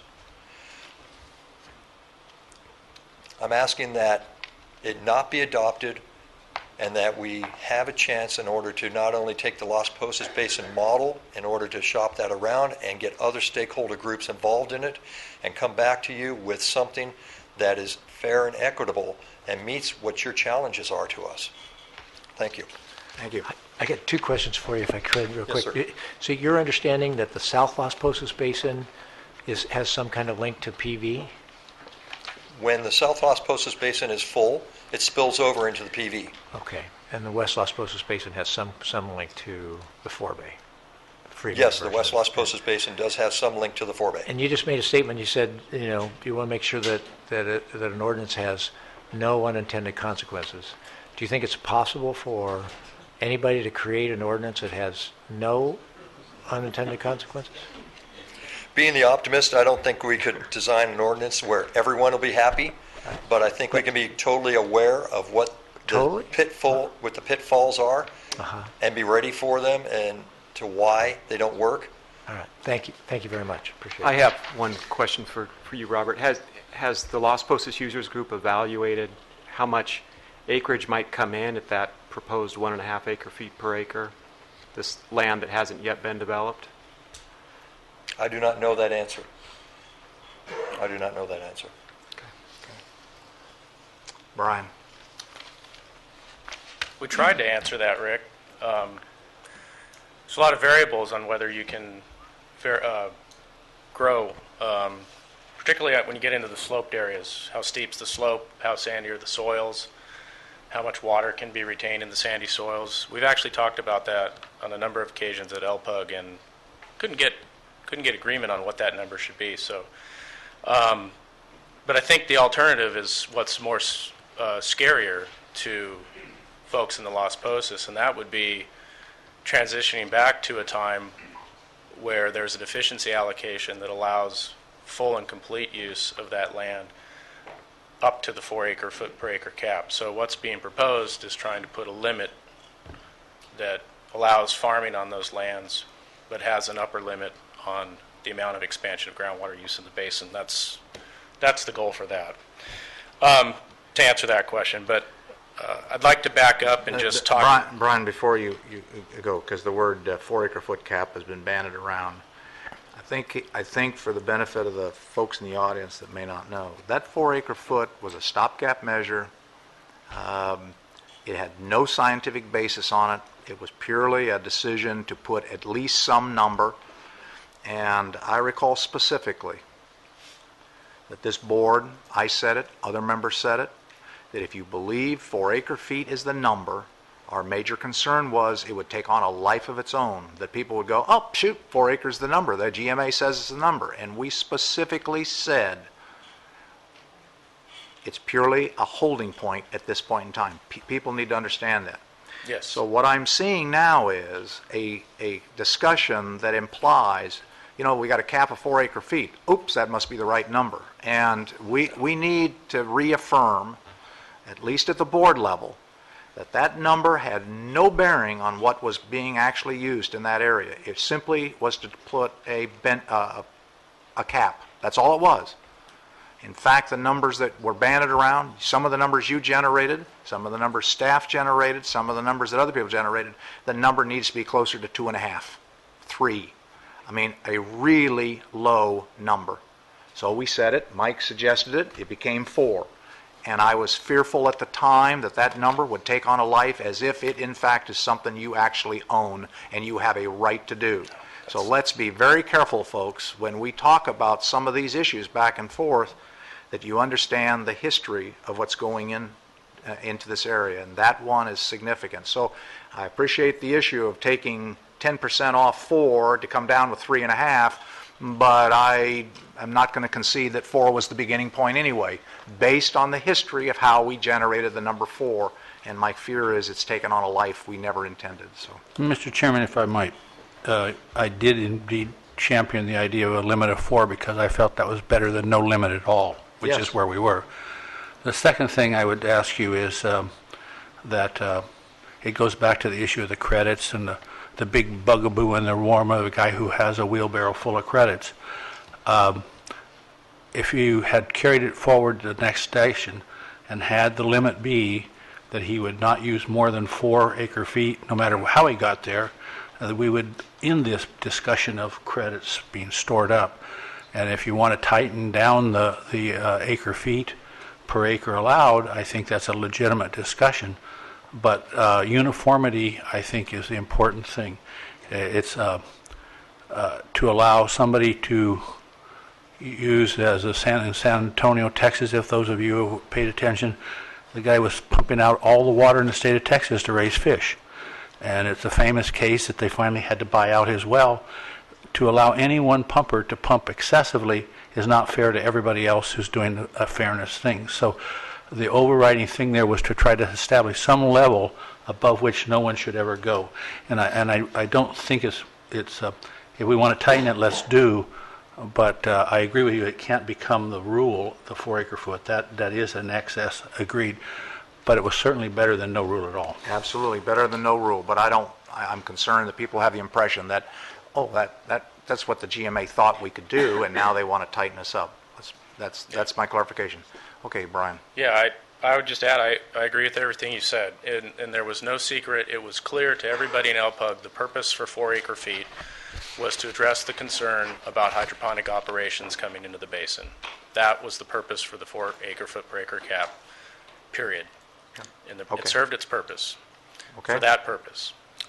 Okay, so I'd like to get back to the comments I was preparing to make. We've talked about safe yield of 100,000 acre feet per year in the GMA, and I've gone back and looked at the work that Dr. Bachman did and talked with Dr. Bachman about this. It's important to understand that 100,000 acre foot per year number is designed to address seawater intrusion. It was a calculation method with the model. What does it take to stop seawater intrusion in terms of reduced pumping? Those are reductions that were modeled out in the Oxnard Plain and Pleasant Valley area. It has nothing to do with the Las Posas Basin. Pumping in the Las Posas Basin, particularly in the east and south Las Posas Basin, has zero bearing on seawater intrusion. Something else we heard during the staff presentation, water levels are declining in all basins. They looked at a couple points in time. I don't remember what the years were, 2006, 2012, something like that. I'll just share with you, it's easy to look at 2 points in time and say the level's going down. And you could look at all different points in time and see that. What's important is what's the long-term record. When you look at the long-term records in a basin, they tell you a story. And the story they tell you in the West Las Posas Basin is that levels have been overall stable for the last 40 years. Up during wet periods, dry during down periods. Back up, down, down. Overall, that's a straight line, not going down. East Las Posas, there was a long history of overdraft that ended starting in the 1970s. when the CME water started coming in. Levels came up. They've stabilized. In some areas, we've seen a dip, but we've stayed above those historical levels by far, by large. They're stable. Will they always be stable? Probably not. There are concerns about the long-term water balance for the Las Posas Basin. We know that CME has plans to reclaim its water. We know they have plans to reclaim the groundwater that they pump and discharge into the creek. There's no secret there. It's a concern.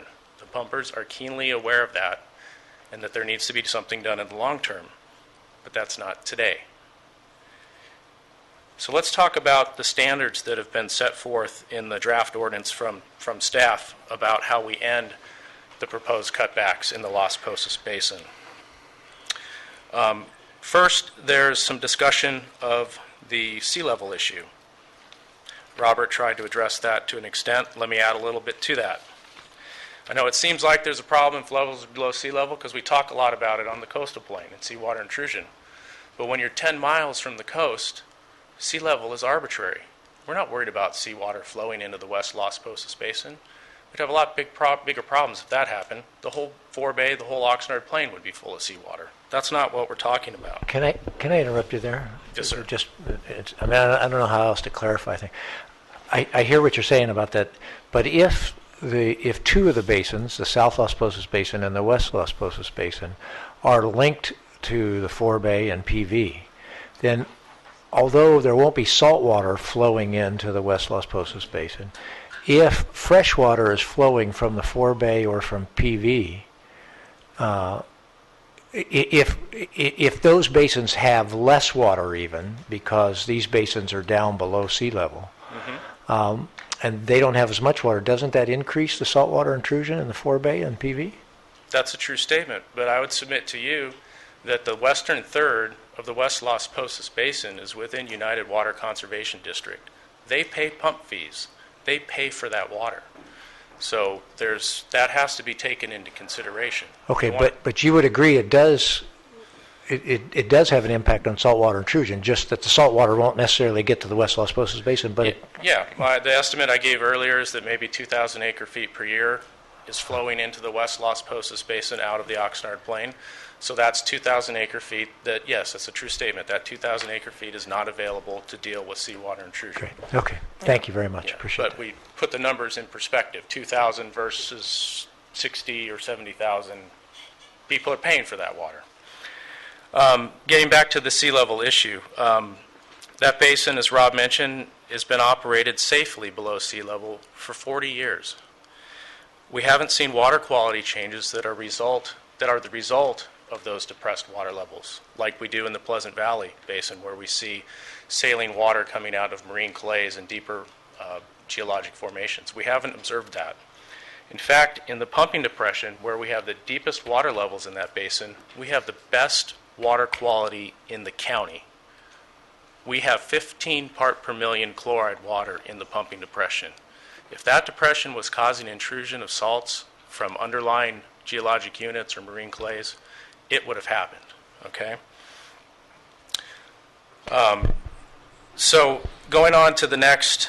So Brian, can I ask this clarification? So you're not worried about a change in the pressure gradient in pumping trough depressions within the agency, inland areas? That's not a concern? West Las Posas Basin? Any inland area of the area? No, that's not a true statement. I'm very concerned about the depressions in the Pleasant Valley Basin. There's concrete evidence that you have saline intrusion from marine clays and deeper formations in those depressions, and that's a big problem. Certainly, you can get movement of water quality fronts, poor quality water with a change in pressure gradient, could you not? You can, but the depression in the West Las Posas Basin has been there for 4 decades, and we still have the best water quality in that depression of anywhere in the county. Okay? So if we keep those levels above the historical depth that they've been at, we wouldn't expect that to change. I don't think the issue is the water quality in the pumping depression. It's just whether or not it impacts the water surface elevations elsewhere. A question about the time period, just because I don't want you to go too far in the The reason we use that 2006 to 2012 is it's roughly, it's the data we have, and it's roughly concurrent with the drought. And we did see levels depressed. Now, we don't have all the information that you have to do that, although we've asked for it and haven't been given it. Do you have everything we have in the Los? We don't collect any data in the West Las Posas Basin. Well, I'm talking about the East Las Posas right now. That was your statement with the East Las Posas, that you should be concerned about only the long-term trend, not the short trend. In the short term, it's trending down, and that trend is consistent with the period of drought. Now, if you got better information than we have on water levels, you need to share that with us. So that's why we made the statement that we did to the board. And that's why we use that period of time. Fair enough. You know, I think this brings up another issue. At the last board meeting, and then again today, we're hearing that staff has been looking at the information and is coming to conclusions. One of the things I wanted to propose is that we get together and look at the data. There seems to be a fundamental difference of opinion on what's happening in the Las Posas basins. And until we can sort through that, we can't make any meaningful long-term planning decisions that will address GMA's concerns and the pumpers' concerns. That needs to happen. We need to have those meetings. We need to sit down and look at the data. You need to say, here's a trend that I see. We think it means this, and I'll say I think it means that, and we need to get to some common understanding. Well, it's my understanding that the issues come up at Las Posas Basin meetings and that there is some concurrence that there's this decline in water levels. At root is what's the cause. And this is the first time I'm hearing that the ASR wells are the cause of the depression. There's no secret that when Callegas operated its ASR program from 2007 to 2011, we caused water levels to go down 80 to 100 feet in that part of the basin. It's documented. It's been reported to the GMA. We send an annual report every year now on groundwater conditions in the whole basin, but focused on the ASR. The information's available to the public. We talk about it at LPUG. We haven't gotten the report in the last 2 years. And a follow-up question from Callegas, although it's supposed to come on an annual basis, a follow-up question is that pumping depression pulling salts from South Las Posas Basin to the East Las Posas Basin? The reason I ask that is we've been getting a number of complaints about water quality degradation in that direction. There seems to be a plume moving towards the ASR. There's a plume moving from the South Las Posas Basin. It's already in the East Las Posas Basin, and it's not moving just towards the ASR. It's moving as a front parallel to the creek into the basin, and it's going to move into the center of the basin because that's the low point in the water pressure surface. Again, no secret there. We talk about it at LPUG all the time. It's happening. The draft basin management plan talks about this issue ad nauseum. This is not new information. No, it's a point of clarification for the board who sometimes doesn't have time to read these technical reports. So Sure. There is a saltwater plume moving from South Las Posas into East Las Posas. That is a water quality concern, and it has yet to.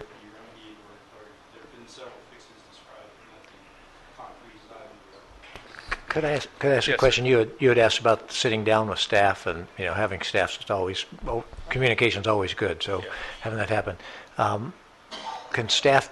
I mean, will the GMA staff have all of the data that Callegas and you have when they sit down and have that meeting?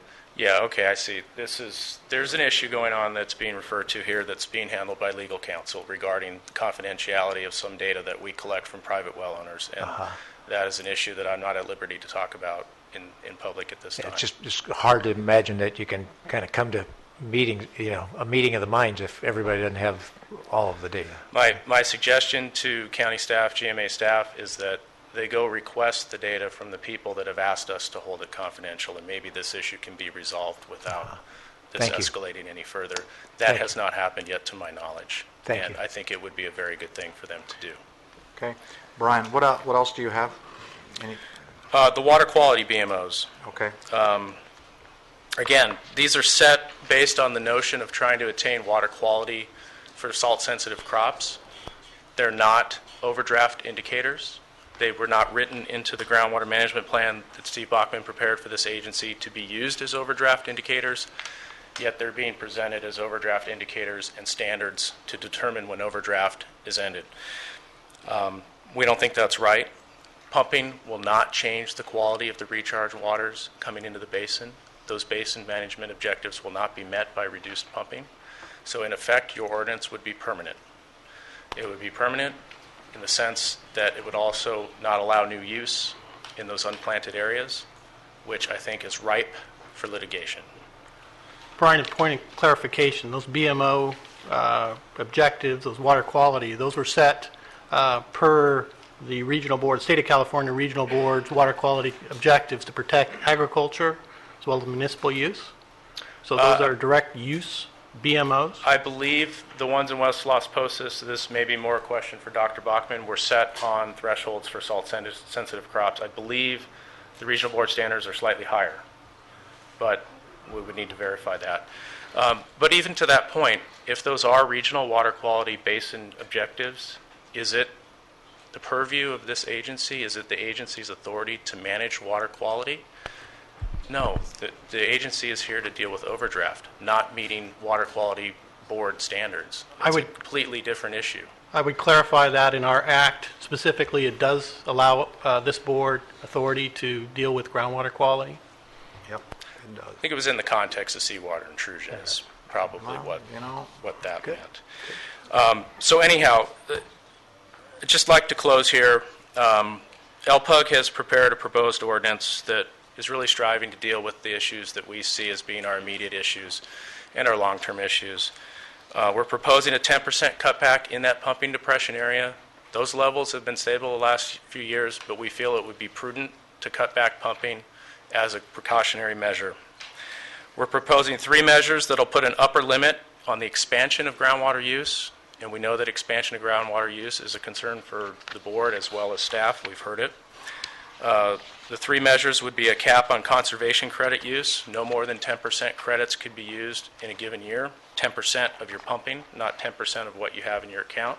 So if you pumped 100 acre feet, no more than 10 acre feet of those credits could be used. You heard about the proposed cap on the unplanted lands. You've also heard about reducing the 4 acre cap down to 3.6. We talked a lot about that cap. We talked about that cap as being a permanent basin management measure that can be dialed down in time as needed based on basin conditions. And that's an important concept. That's what people want to see, is the decisions to be made based on basin conditions. Right now, we don't feel like what's being proposed is based on basin conditions. The pumpers want to put these measures into place, monitor performance, and look at it each year. These things can be updated. They can be dialed down if they need to be. So basically, we're just asking for you to consider working with us to craft a basin-specific ordinance that meets the issues that we need to address. Okay. Thank you. Kathleen. 2 items for clarification. My name is Kathleen Rydell. I'm with staff with Fox Canyon Groundwater Management Agency. Excuse me, if I could ask everyone to speak more into the microphone. I'm having a hard time hearing everybody. Okay. Speak loud. Yell at us. Go ahead. Try swallowing it. Too much time on a tractor. I'm going deaf. My name is Kathleen Rydell. I'm representing Fox Canyon Groundwater Management Agency staff. We did go through hydrographs for the Las Posas basins and pulling that data for recent hydrographs water levels. We did find out of 20 hydrographs throughout the Las Posas basins that 14 of those were going down. So groundwater levels were going down. 6 did have a push or a slight up, but 14 of them were going down as of 2012-2013 water levels. As far as water quality in the West Las Posas Basin, I know it was presented to the board during the Solano Verde Crestview discussion of transfer of historical allocation.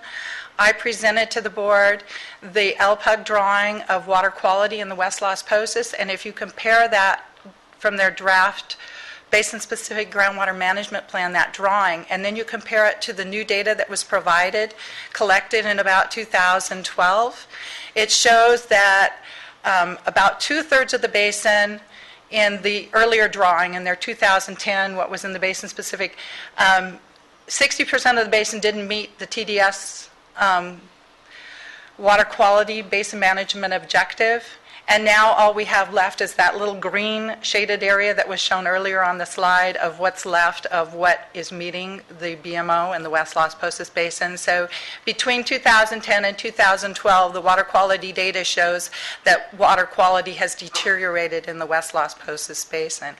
Okay, thank you, Kathleen. Steve, or Reddy, you guys play this game and let's figure this out.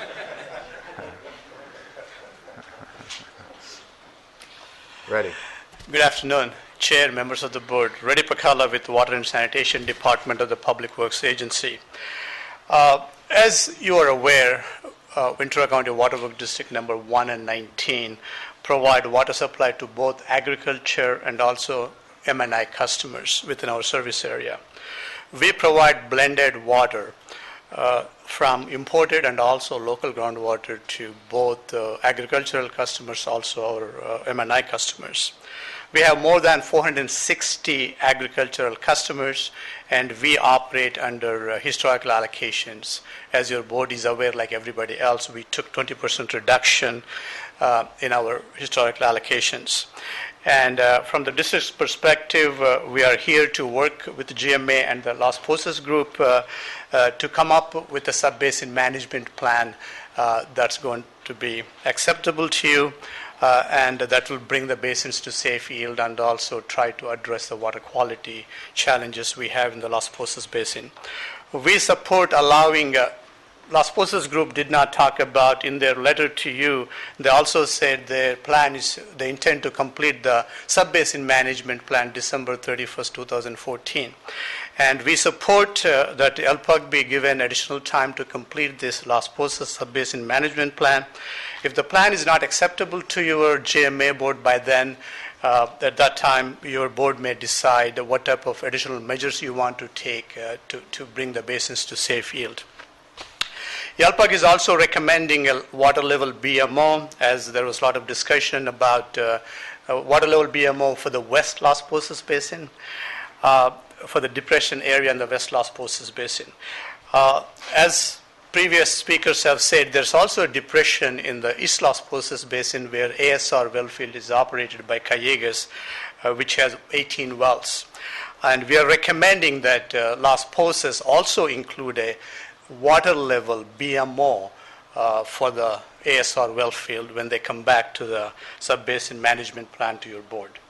We are concerned about the migration of salts into the East Las Posas Basin from the South Las Posas Basin. If nothing is done, as Brian and others have said, this migration of salts will take almost half of the East Las Posas Basin. All of those wells within that area will become salty. To partially mitigate salt migration to the East Las Posas Basin and to facilitate the development of desalters, we are proposing that Las Posas group also come up with a BMOs for water levels in the South Las Posas Basin. As Director Borchert said, if we were to construct desalters, then that will create more storage and we can capture more water for beneficial uses for both municipal and also agricultural purposes.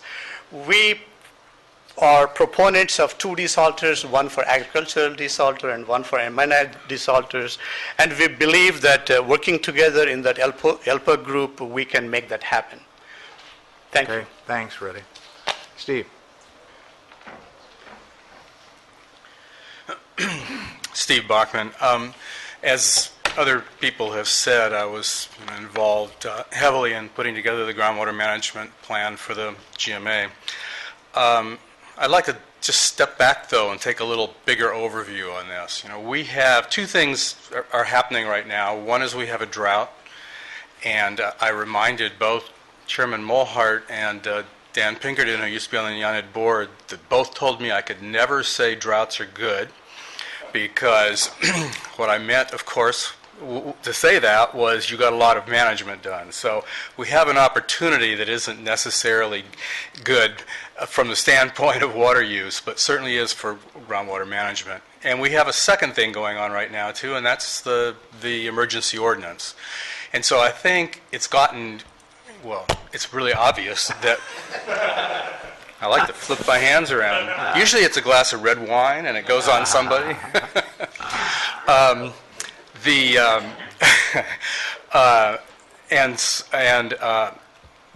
I think this opportunity is one that we have with both these things happening. We have an amazing amount of interest. You've obviously seen all of that. And I don't think we want to squander that. And I just have one concern about that. I think we have at least a couple processes going on right now, one on the Oxnard Plain and another one in Las Posas Basin that I wouldn't want to see get derailed by this. I think that they should be encouraged in some way by this instead. Now, sometimes encouragement requires having a bit of a stick there to make sure the process moves along. But an unintended consequence of all this could be that there's so much controversy about the emergency ordinance that the long term, which we ought to be looking at, gets lost. And I think that would be a real mistake. So I think the real challenge is to make sure that we don't derail things that are going to be a very long-term solution over something that is more related to the drought, but clearly has brought everybody out. So, and I don't have a solution to all of this. I think there's a lot of devil in the details, as you've heard from everybody. But I think our primary purpose here should be the long term and not the short term. Okay, thanks, Steve. Mike? You spilled the glass of wine on me, by the way. I tried to keep I didn't have time to write anything, but I've been keeping notes on the way, so I'll try to keep it short. Number one, from United Water standpoint, we support the ordinance as staff submitted with what Steve just talked about in addition. Let's quit talking about this stuff, beat up. We'll be here forever trying to get something short-term fixed. Let's move on, do this, put it in place, let these groups go off and start working on a long-term plan. If they bring something back that works, it can change. This thing isn't locked into place forever, like everybody says. If things change, we come up with better plans, you guys can get up here and change it in a minute. Just takes a meeting or two. I also support the staff. They take a lot of beating. I'm glad my board doesn't beat on me as you tend to. We're not all perfect, and as Steve Bennett just pointed out, we're never going to come up with anything perfect. Somebody's always going to be unhappy and say it's not fair. We got to do something. Make a decision. Let's go with this. Quit arguing about all this little stuff. Like Steve said, It's not little. It's not little, but as you just saw from all these reports, we're out of water. We got to quit putting our head in the sand. I heard the term, if it doesn't rain next year, I'll have to cut back more. Oh, duh, we're out of water now. If it doesn't rain, the problem's going to get worse. So yes, you have to cut back. And these cutbacks do mean you can't grow full crops. Everybody keeps talking about, well, that'll hurt. It'll hurt if you think you're going to keep growing the same thing all the time. We've got to change the mentality. The world has changed. Lynn, you made that comment several times. Last meeting, you made it our board. I'm going to make it again. The world has changed, and it's different. Today in the paper, you see an appeals court that has overridden the Metropolitan Westland. Basically said the richest water agencies in the world can't beat the ESA. The ESA, they're going to enforce the ESA, cut back the pumping out of the Delta. They're going to, so it's going to limit that, which is going to cause a huge impact on trying to get those tunnels put in. That's going to delay funding now. Things are going to get really different. And that's why we didn't list the fish as first priority. We don't have to. The federal government has already done it. We're going to take care of it by law. So for people to think that we're going to continue on and nothing's changing and I can't do anything because it'll hurt, we're going to have to hurt. And it's easy for me to say because I'm not a farmer. I get it. But there isn't enough water to farm at the levels we're doing. I heard the word, let's all go on efficiency. I'd propose to you that Howling Nursery is one of the most efficient agency functions out there. But he's pumping more water than this basin can afford.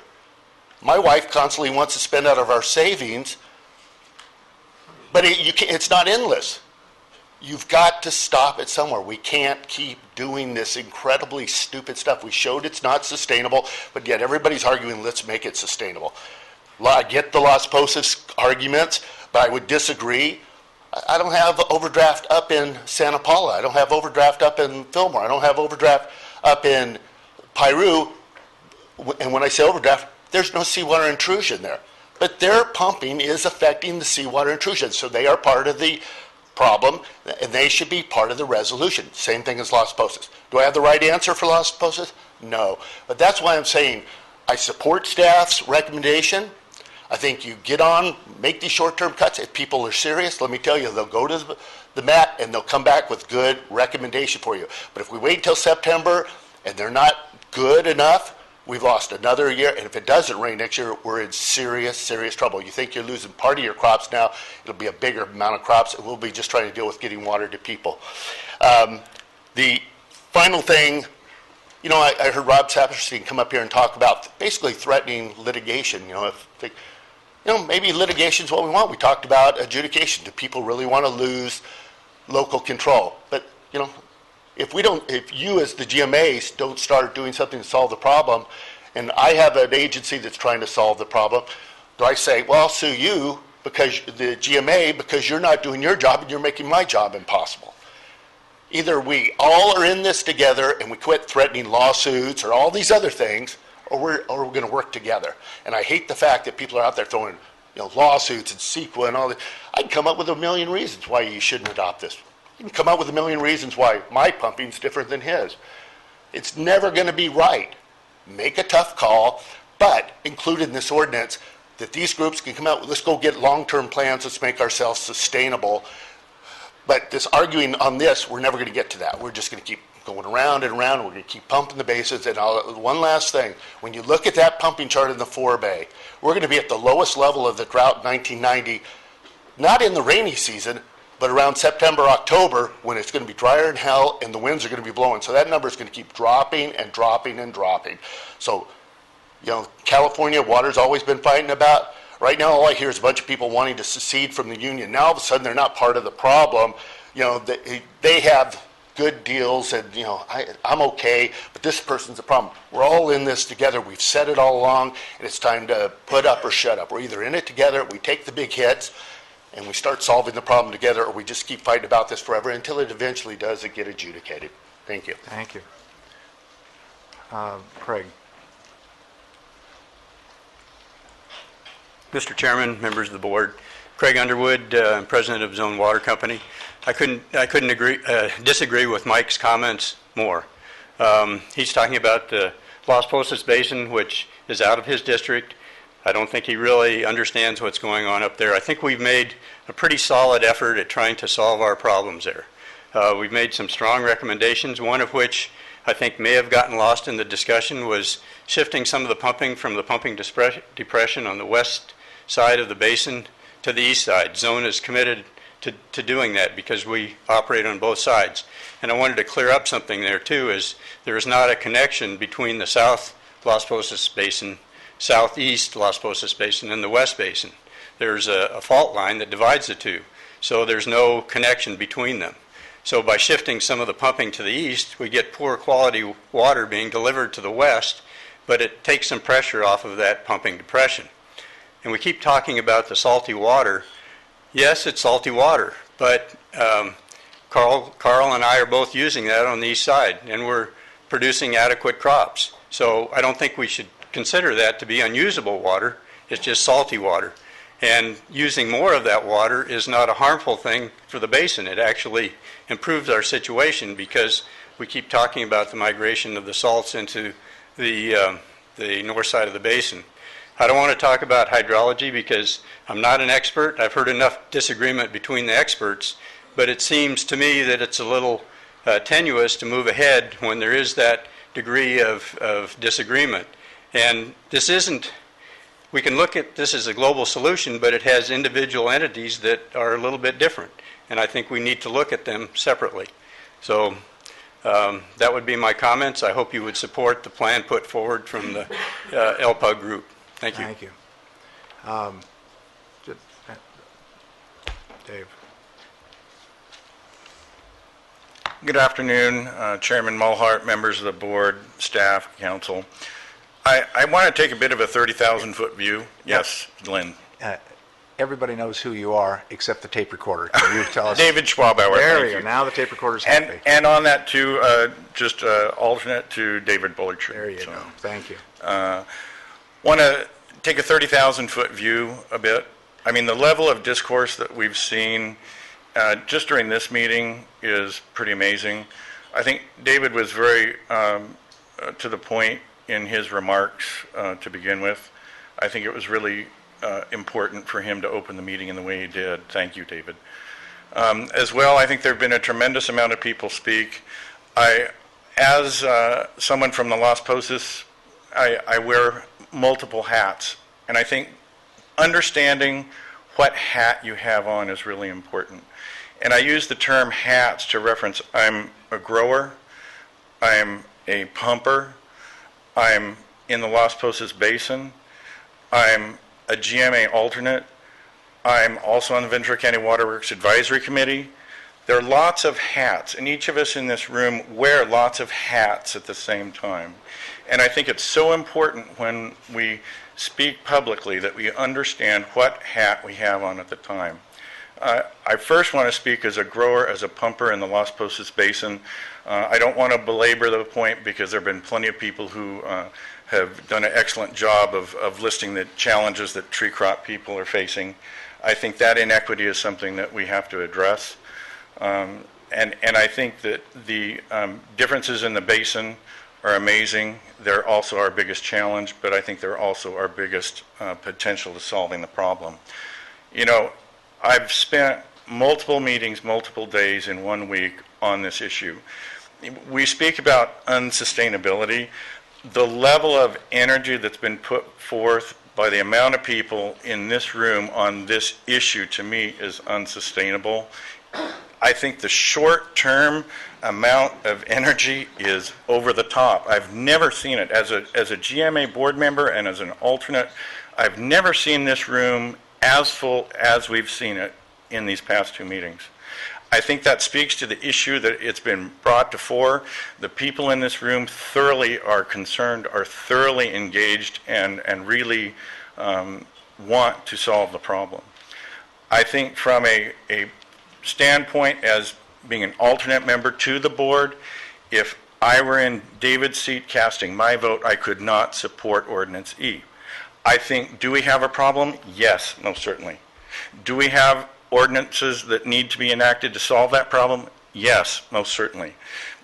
My hat is off to staff.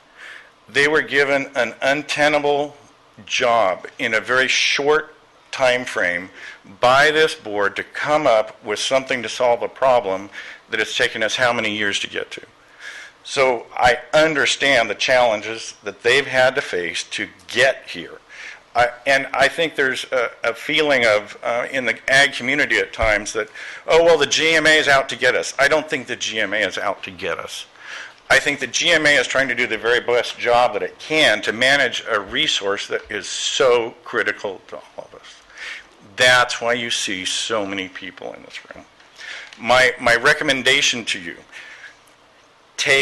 push a reset button. There are too many smart people in this room that need to be engaged in a short period of time. I'm saying by September and an ending date of by December. Get these people together, get this information done. We have to have a buy-in within the community. You know, there's been a comment made about litigation. And Rob brought that up. He was the first speaker. And I understand that there's a tremendous amount of concern with regards to lawsuits. My concern as a pumper in the basin is we're going to have someone who's not in this audience.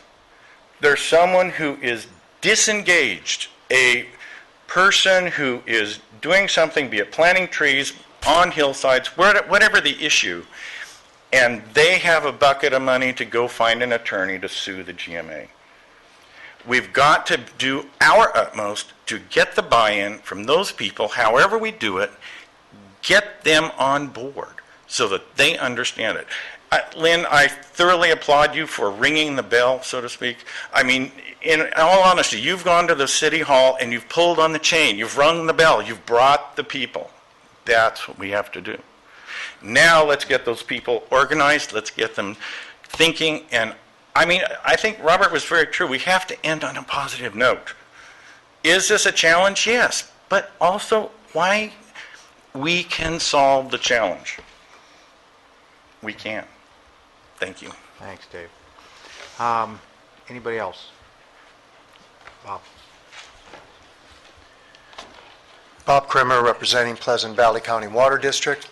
John Matthews, who's been Pleasant Valley's general counsel for 40 years, couldn't be here today because he's abroad with a long-planned family vacation. I want to thank the chairman and the board for allowing me to comment on the proposed emergency ordinance. I too would like to thank the staff for their hard work. It's tough, I understand it. At the outset, I want to say that we participated, that is Pleasant Valley County Water District participated in the stakeholder group that Rob referenced, and we support fully the efforts of that stakeholder group. We agree with the principles that have been set down, and we also agree with the implementation proposal that they have put forth, and that is all outlined in the letter from the City of Oxnard, and I won't belabor the point any further. But we do urge you to allow this group to brainstorm, come up with an alternative proposal, and present it to you for your consideration. I do have to say this, Chairman Mulhart, I remember from the last meeting your comment that the GMA was formed during an emergency, and a lot of really smart, good people came together, but it wasn't good enough by today's standard, and I think there's a lot of really smart, good men and women today who can sit down and wrestle with this issue the way you folks did when you formed the GMA. And I would urge you to allow that to take place. Before I begin my comments regarding the ordinance, and these comments are relevant only if the board does not allow the proposal to develop an alternative. In the event that's not accepted by the board. I do have a question at the outset, though. There's some confusion in my mind. You know, as an attorney, we're told never ask a question unless you know the answer. But I don't know the answer to this question. I'm going to ask it. It had to do with some discussion earlier today. We want to know, in terms of the temporary extraction allocation, and in the case of PV, would that temporary extraction allocation be calculated as an average of not only extractions, but surface water delivered to PV via the Conejo Creek and from United? Would it be a cumulative average? We don't have a quick answer to that, but on the surface, it seems like if you're still getting those deliveries, it wouldn't be. And we're working with Camaros right now to make sure those deliveries are occurring. We're close to a deal, so I'm not sure. So would you add say it's 5,000 acre feet of delivery that you've been getting, you would add that to the allocation? Well, that's my question. When you're calculating the TEA, would you take the actual extractions for 2010 and also the surface water deliveries from Conejo and United, add them together for the total time? And at this point, it doesn't seem like that would make any sense because it's a baseline 5,000 that you got then on average, and it's a baseline 5,000 you'll continue to get. So your temporary extraction allocation would be the water that you pumped, and I think just our extractions. Yeah. And that was our assumption. So thank you for clarifying that. That being the case, I want to note that if the temporary extraction allocation is calculated in that manner, just on the basis of extractions, the cost to PV will be somewhere between $20 and $25 million a year in surcharges. And those surcharges cannot be passed on to our ratepayers easily. You know, we irrigate about 12,000 acres of land, as you all know. And if we have to deal with that kind of economic impact, the only way I can think of to deal with it is to fallow land. And the fallowing of that land leads to loss of jobs, not only in among farm workers, but businesses associated with ag. It leads to requests for lower assessed values. It leads to decreased property tax revenues. I interrupt Bob for a second. How did you calculate that 25 million? Was it based on the 16,000 you pumped in 2013? No, we took 2010. Let me get to that if I may. We would suggest, or we would ask, that the board consider revising the manner in which temporary extraction allocations are calculated to include the delivery of water from Canal Creek, surface water delivery from Canal Creek and from United, in lieu of pumping. We have since its inception, we've brought in about 500,000 acre feet of water that's been used in lieu of pumping groundwater. Pleasant Valley would like to see the investment that it's made in the delivery of surface water, which is in the millions of dollars. We'd like to see that respected. And the way to respect it would be to include in this calculation the surface water delivery from Canal, the surface water delivery from United, plus our extractions. The reason for that is that to calculate it otherwise is unfair to our ratepayers. These ratepayers have invested a tremendous amount of money in the infrastructure for these surface water deliveries. So if you don't include the surface water deliveries in the calculation of the TEA, you are in effect penalizing them for doing activities which are expressly designed to conserve groundwater. I think, Bob, what we need to do is we need to take a look at that concept. And, off the top of my head, the logic of taking pumped, the question is, what was the total amount of water that PV delivered as part of their business? So, just a point of clarification, we're working with Camarosa on this. I think Bob may be off by a factor of 10 on the number. I think what we've been told in the discussions we've had, which have included PV and Camarosa, that on average they get about 5,000 acre feet. And I think they've been getting it for 10 years or so, so I think it's about 50,000, not 500,000 acre feet. No.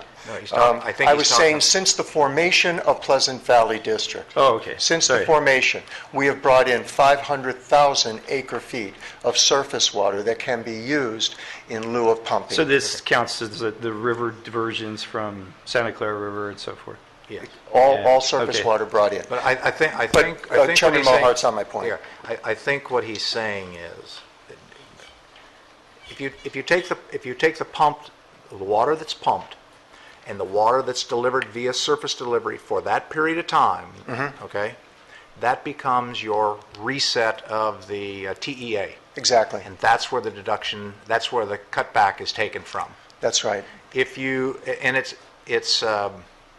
We've built in right now, we said that if you take pumped water, and if you actually used this amount of pumped water, this is what was your historical. You redeemed some credits during that period, but you did not pay cash surcharges. That's what a surcharge is. You get the pumped water plus the credits that gave you the actual reported water usage. And what you're effectively saying is PV is essentially doing the same thing. They pump water. They get a certain amount of surface delivery from two potential sources. Some years it's low, some years it's high. This year it's non-existent. So their TEA number, okay, is set based on how that average went out for that particular year. That's exactly right. And during the proposed 2010, 11, and 12 baseline period, our pumping was very low. And the reason it was very low is because we were accepting surface water in lieu of pumping. Yeah, we don't think our folks should be penalized for doing that. One of the things that I think is important to understand is under PV's contract, they're required to get 12.22% of the surface deliveries. Right. And one of the reasons we set a priority list at the United Board meeting on Wednesday is to reaffirm that right now meeting our contract obligation to PV is a legal requirement, but the excess water will go to the forebay or others that need to have the recharge. So I think there's some more points of clarification for everybody's benefit. I think the board, there's actually, and Mike's going to have to jump in here, and Bob's going to have to, but the way I understand it, and I was off because I thought he was talking about the Caneo Creek diversion, there's two deliveries of waters that go to PV. One is a direct line that's been going there for years, long before the GMA was ever in existence, that delivers, that's the contract you're talking about.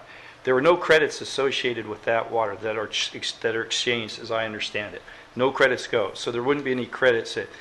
However, on the Caneo Creek side, every acre foot of water that's delivered, PV transfers a credit out to, it ends up at Cayugas, but it's a circuitous route that it follows. So those credits go away too. So you're saying for that portion that is PV, or excuse me, Caneo Creek water, there would be credits there that would be added to the allocation, but not for the portion that...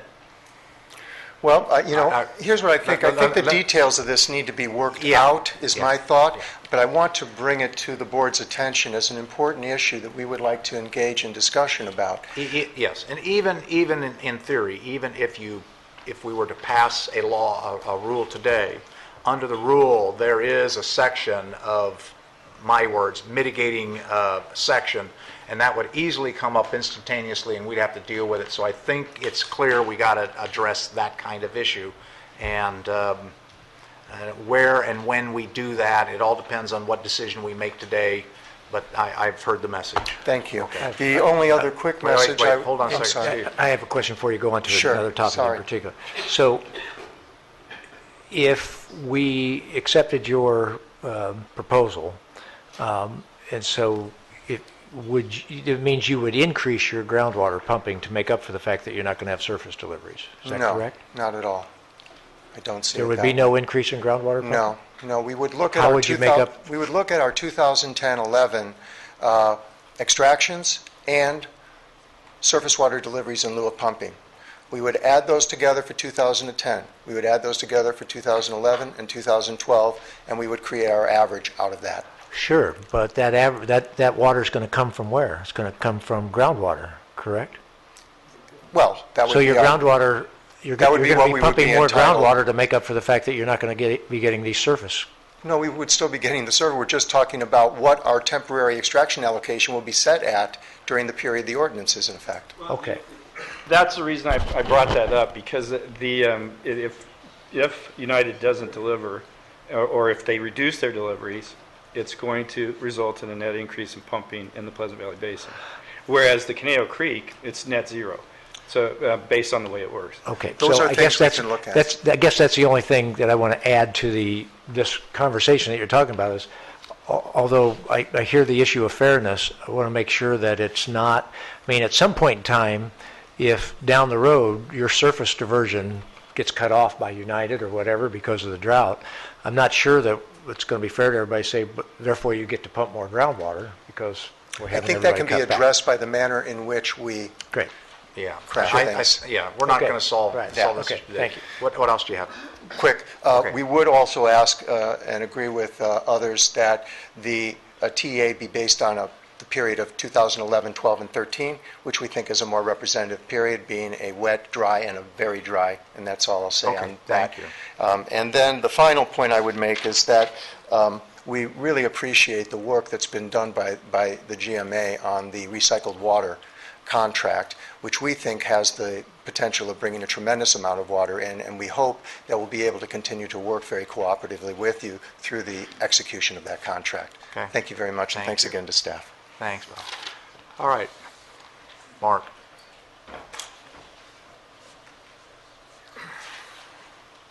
Good afternoon, Mr. Chairman and members of the board. My name is Mark Zerbel. You know my partner, John Matthews, and he should be here, but he's on a 2-week vacation long planned, and who would have thought that a guy could go on a 2-week vacation before an ordinance was put out and it was adopted when he came back? But I'm hoping that that's not the case. It sounds to me like it's not the case, because it sounds to me like even in just the last little bit of dialogue. There are some issues that need to be worked out, and that, I think, is good news for everybody here. One thing that Bob didn't mention is the current budget. PV's current budget is $3.5 million, and now we're talking about $30 million. And as Jurgen said, that's not doable. I got it slightly different from the president of PV, but it's not doable. And we certainly appreciate all the work that both United and this agency have done to bring recognition to the problem. We all admit there's a problem, and we're working together now, obviously. There's a certain process you go through when you're making big public policy like this, and I've just been around 40 years and seen it. I mean, I used to sit in that seat and try to grapple with it from the government point of view, and I've sat at this seat and tried to grapple with it from a permit. Where you're going through a process, you get to a certain point, and it's time to make the permit or make the law or make the conditions. That's a very important step in the process. You have reached out and got input and worked with people and brought their acknowledgement around. But now comes the really important part of the process, where you make the law. You're making the law. And every word is important. And the more what I had to learn the hard way in both positions, and what I know you've done before, and I've seen you grapple with it, is that there is a desire to get something done. But you can improve on the law if you take the time to allow input from people that have something of value to input. And there's a room full of those people here today. And you're making it better. You don't look at it as a delay. You're improving. And the concept, and I've heard the argument that, well, you can just do this now and then we'll come back and change it, in a month or two or whatever. That is not really usually how I've seen big public policy decisions and laws made. We have to set the course right at the beginning of something as significant as this ordinance. And I don't want to beat the horse to death, but I know the staff has been working under direction on a timeline. But this ordinance we're looking at now, and I'm brand new to this. John owes me, dinner. I'm trying to figure out what happened here. I understand. Just for the record. Yes. Just for the record. Yes. John owes all of us dinner. And I will agree to that right now. And I know that he will never fess up to it, but he's not here, so we could pass that resolution right now, Right. and that would shock him. So that, 2 weeks ago, as I understand it, you adopted, you looked at the adoption of an ordinance that had been out not too long, and now we call it the straw man ordinance, and then it was a direction to come back in 2 weeks, which meant your staff had to come out with something that apparently, as I understand it, was put into the email distributed. Let's stop, just All right. so for you, because Right. I'm not trying to shut you down, but for the record, at the end of the last board meeting, we determined to roll this issue to the next board meeting. All We right. announced that All right. we would do it on this date. All right. We directed staff to produce a draft and get it in the email on Friday of last week. They met that objective. We told everybody in this room that's what we're going to do. Staff specifically said, the board specifically said, you're going to get an email on Friday. Everybody knows it's coming. And we'd like to have answers back a couple days prior to the board meeting, because we can play this process that you talk about over and over again, where we get a whole bunch of letters at the 11th hour in front of the board, and it's a tactic. I get it, okay? Not intended, but it works as a tactic. Right. So be careful when you say that people didn't notice. That was what the discussion was last week. We did that in open session, told everybody. Staff did exactly what they were asked to do, and that's what you see. I think I get that. I think I get it. But I also get that the agenda before you today has that ordinance up for approval. I understand that. We said we're continuing the motion. We said that on that Friday. Right. So, that means that now this group has to scramble for something that you have stated an intention and a recommendation to approve, an ordinance that we got after 5 o'clock on Friday. Okay, hold on. You started your comments where you said, I'm sensing something may happen today, and it's probably the right direction. So let's finish out what we're going to say. Okay. Let us make the decision, because I'm looking at 4:20 in the afternoon, and I'm not going to speak for board members, but I think there's been enough input. I'm not stupid. Right. If I want to saw my neck off on the table today, I could do that, Okay. but I'm not totally stupid. All right. I'm going to try to understand what you're saying and drop the whole due process argument about how many hours we had, to look at resolutions. Because so. And I'm just going to say that in addition to and regardless of the discussion you just had about specific issues on PV, there are a lot of other issues. And I think it's kind of neat that you see PV's name on a list of all the cities and of all of these other agencies, municipal, industrial, commercial, and there's a recognition and an involvement that you've probably never seen before, that we've got to all work together. So, and we're not just going to try to carve out our own deal here at the podium. We understand that this whole community has to come together and work on something that's been seen by every eye. You've heard the comments. You've had an opportunity to deliberate and see it. And it's gonna, if we set the course right, it's gonna go better, it's gonna have acceptance going in, it's gonna be successful, and you're gonna be proud and happy with what you did, just like we are gonna be proud and happy with what we did. So I just urge the board to accept the suggestion of the consortium, which, by the way, was joined in a large measure by the Farm Bureau. You've got everybody in this room, essentially, to take a step back, but not take a foot off the pedal of people having to hit a deadline of providing a progress report and move forward on getting this done within a reasonable period of time. And I urge you to take a look at that letter. Give us that opportunity. We will work with you. My board is going to work with people throughout the community, and we're going to bring something back that we can all agree on. It's going to work better. Okay, thank you. Rob. Listen. He's already talked once. Yeah, that's what I was going to say that. Jeanette Lombardo, California Food and Agribusiness Advocates. With my job, I have worked throughout the state on drought ordinances up and down the state of California. I respect the staff and how quickly they put this together. I like to say it's unlike any that I've seen. It started out as a drought ordinance, and it has morphed into something completely different. There is a difference between a drought ordinance that helps manage through a drought situation and an ordinance that is being used because of the drought situation to solve the issues that we have in our basin.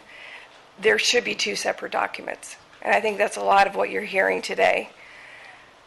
I am concerned with the exit strategy. I brought that up at the United meeting on Wednesday with the priorities that were adopted for technical reasons. I understand that. And given what is in front of us today as far as the duration has been previously pointed out, at least some of my farmers in the PTP area will be stuck in this ordinance for a long time after this drought is over.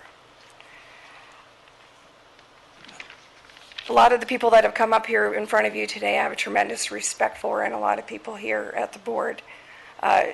Two of them are Mike, Solomon, and John Matthews.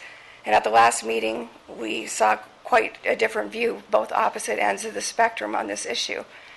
And I think the answer lies, again, somewhere in the middle. Mike, I've recently had the opportunity to work with, and I do, like I said, I have a tremendous respect for him. He is getting set to retire. I would love for this to be his legacy. I truly would. Lynn, as a past regulator on the regional board, I don't envy your position on Tuesday in Sacramento. I will be in Sacramento on Tuesday, but not at your particular meeting, thank goodness.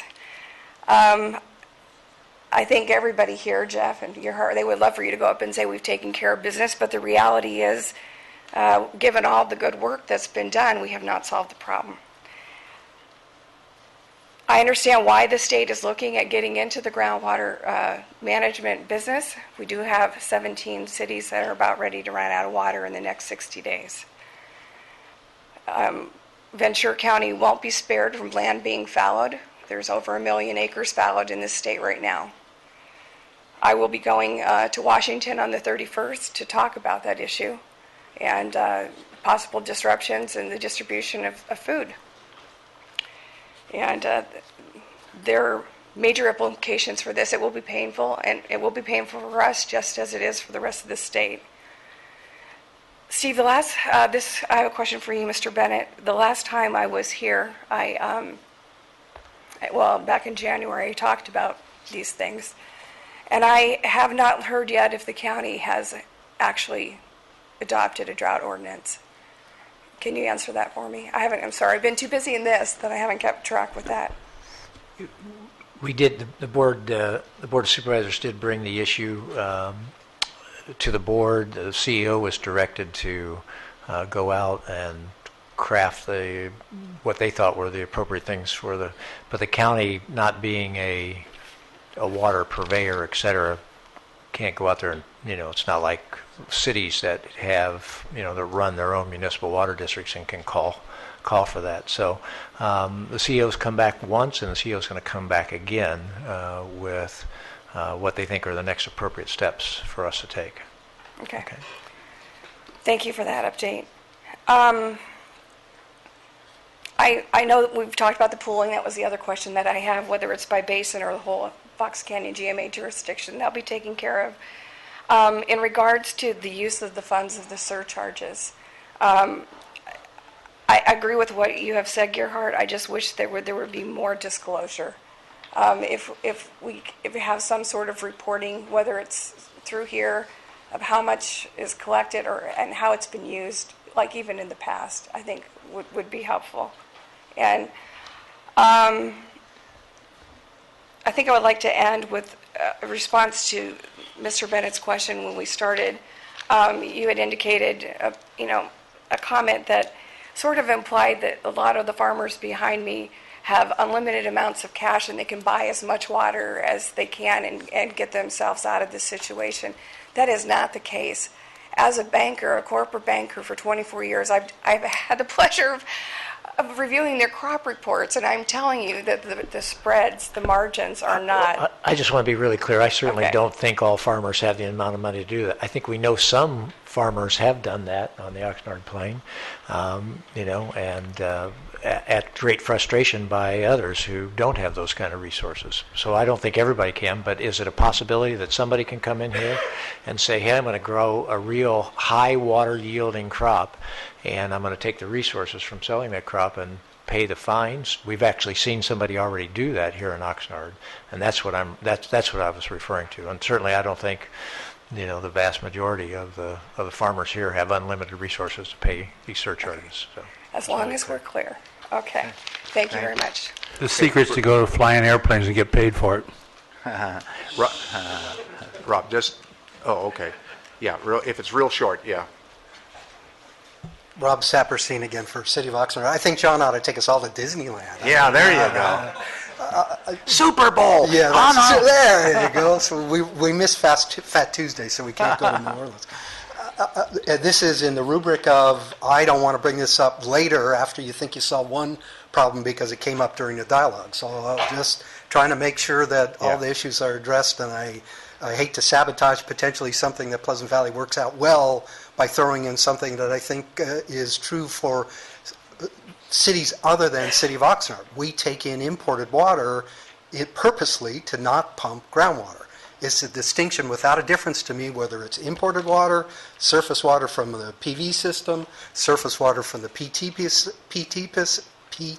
system, or Canal Creek water. It is a dramatic investment. So I just wanted to throw that out there as you're thinking about that problem, how that goes into the temporary extraction allocation calculation. All right, thank you. Yes, ma'am. Susan Rungren, City of Ventura. I just wanted to say a couple of things. We were signature to the letter that Rob talked about and others talked about, and we concur and we want to continue working with others. I commend staff on your ordinance and board to kind of get everyone in place. I think it's a good start. I think with everything I've heard from people here today and in some of our meetings, it's a good start, but I think there's some stuff that needs to be worked out, and I think you're going to have a better product in the end if you delay it and have a couple more meetings on this. Okay, thank you. Thanks. One of the things I get to do as chair is I get to watch the clock because it's right up on the wall. We are 3.5 hours into this exercise. Is there anybody that would like to speak to something that has not been said or wants to speak? As I said when we started, I'll allow you to speak, but I'm also watching time, and I recognize there's a lot of people with other things to do, so I'm trying to move this ball down the court. Is there anybody else that'd like to speak? Okay, go. This is good. Going once. I have a taker. No, you're bidding on the GMA ordinance. Come on. You got it. Tony, you got to get on the mic. That's the way the game is played.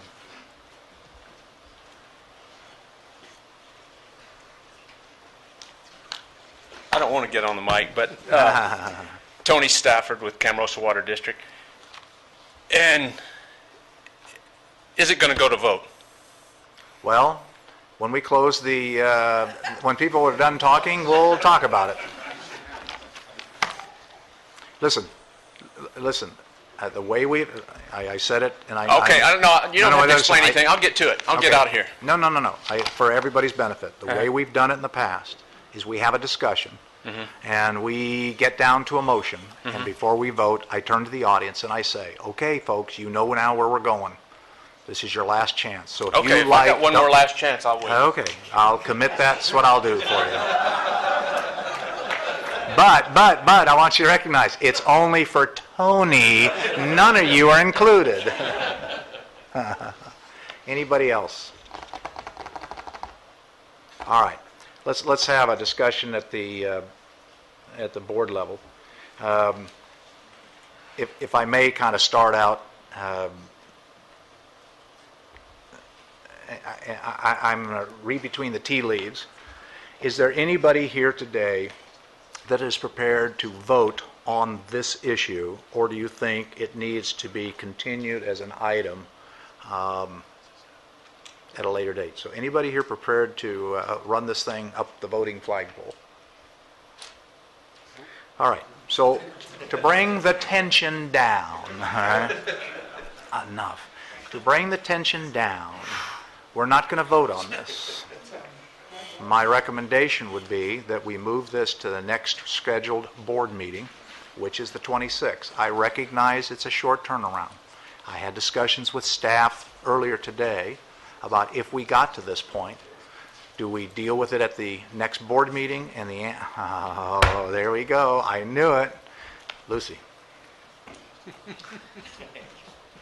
You realize you're going to beat Rob Saperstein at his own game here if you don't stop this. I'm sorry.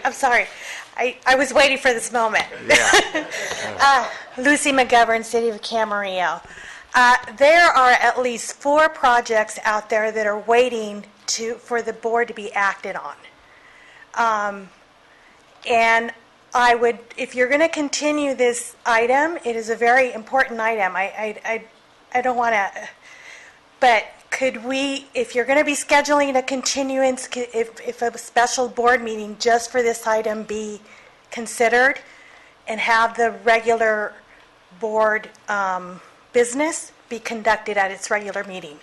Okay, that's a valid question, because that was one of the issues that we raised. So what I'd like to do is a couple things. I'd like to have the board members individually talk about what their thoughts are, so you can hear that.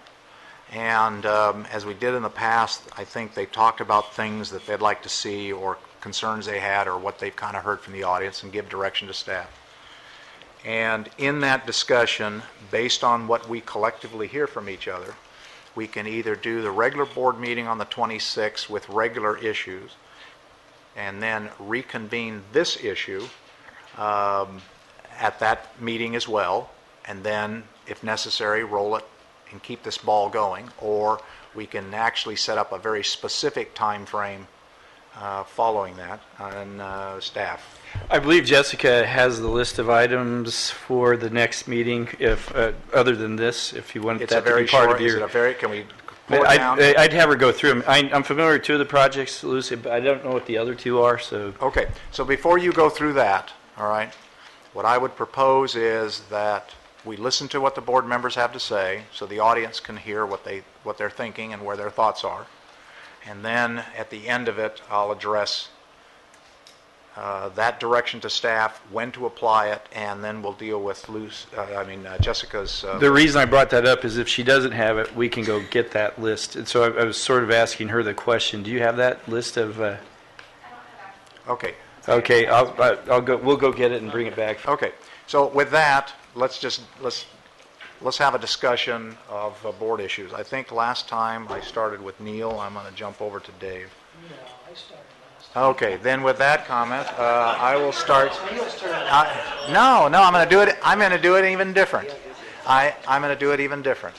I'm going to start with Mike. There.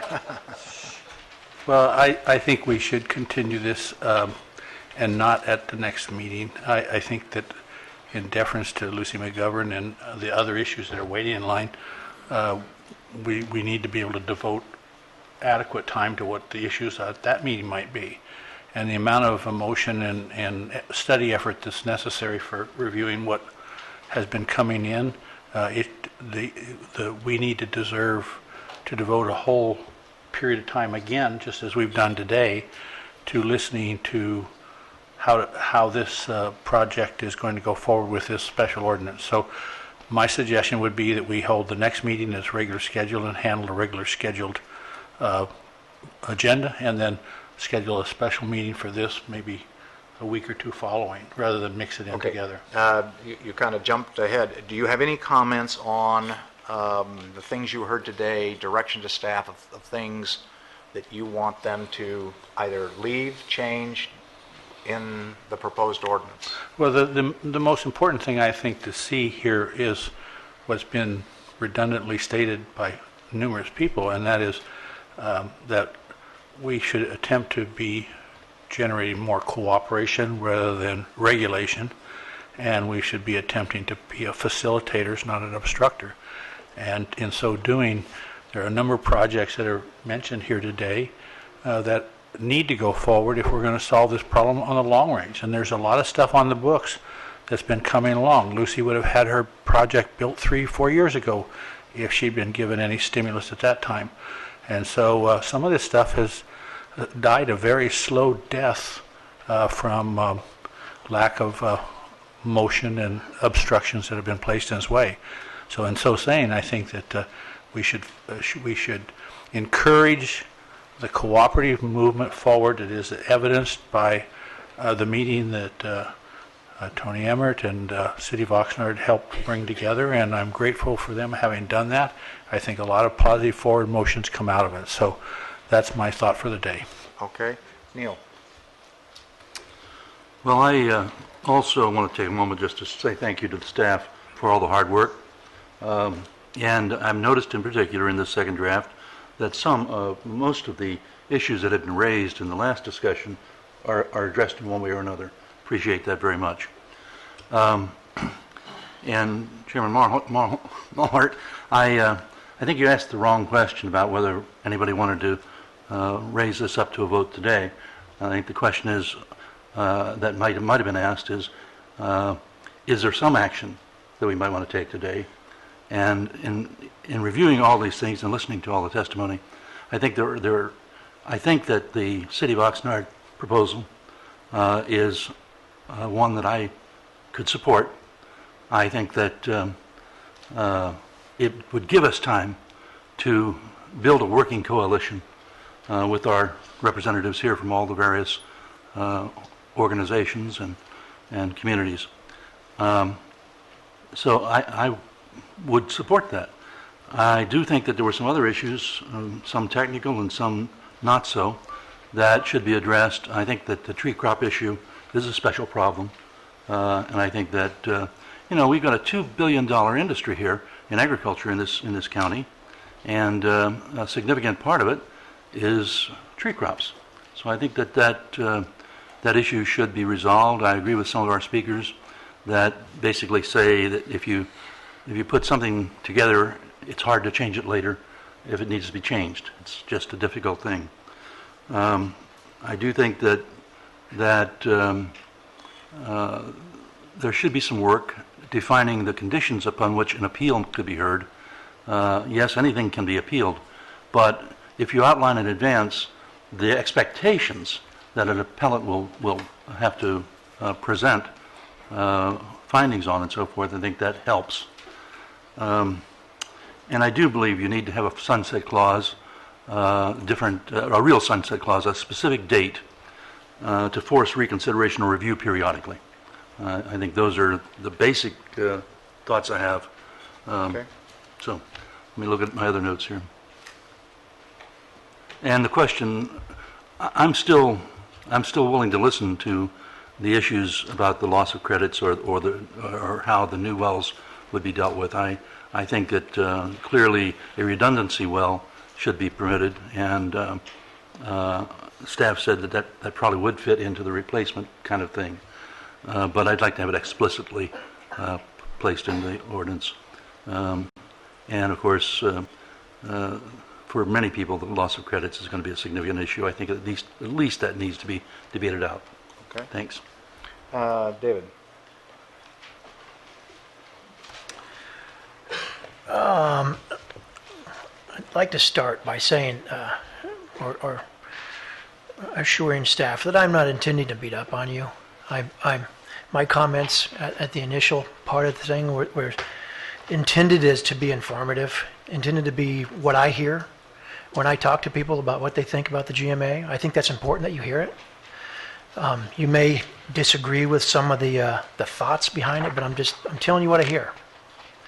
And I think some of that is maybe because many of you kind of do this half-time, and I understand that.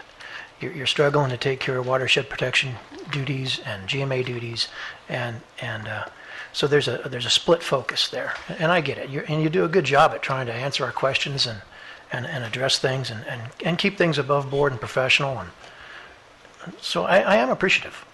I'm not trying to hammer on you.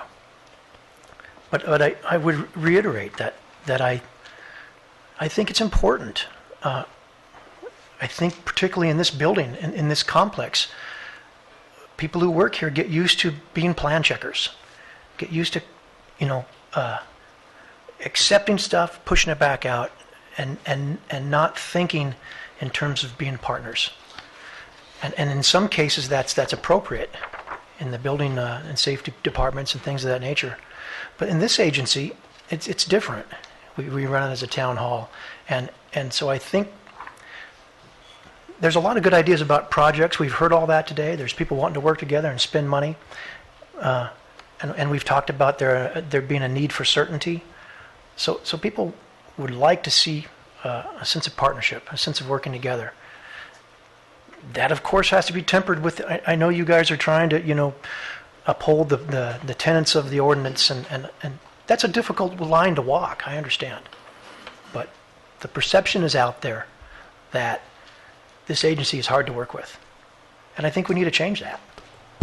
And so the other thing I would add is particularly I heard some real differences of opinion about technical issues of basins, water levels and BMO qualities, and I'm not an expert on that. I've heard quite a bit of it.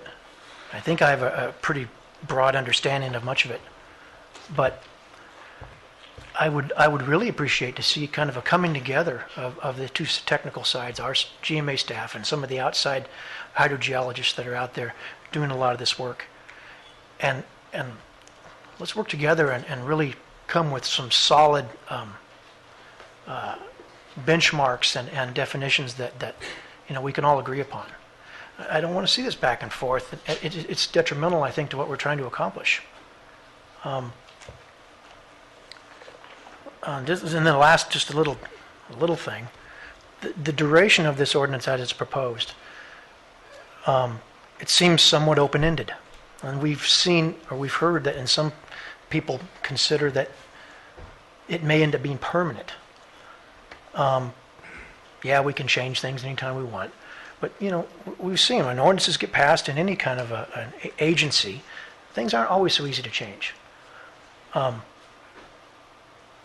And we've also seen that when we had a previous emergency ordinance, we were told by county council that it was problematic just continuing that on and on. We had to set sunset dates and we had to look at it again. And so I would think that applies here as well if we're talking about well drilling moratoriums. I think there probably has to be a sunset date, not a kind of performance benchmarks. So I think I'll end it there. Okay, Steve? Thank you, and I want to thank everybody for the testimony. People have alluded to the fact that if you get input, you make things better. I think things are better now than they were 2 weeks ago as a result of this, and I think we're not taking action today. I think things can continue to get better. So I sincerely thank people that have backgrounds, and that's what we really need. I really think the role of stakeholders here is to provide information, to point out advantages and disadvantages, and those kinds of things, and that's when we get the best public policy to come out of it. So based on that, the issue of the orchards has been in my mind, and having the testimony here today, I think really makes me want to raise the issue. I think with what I view as a temporary ordinance, we don't want to, in a temporary ordinance, lose an orchard that was, took a decade or more to get started.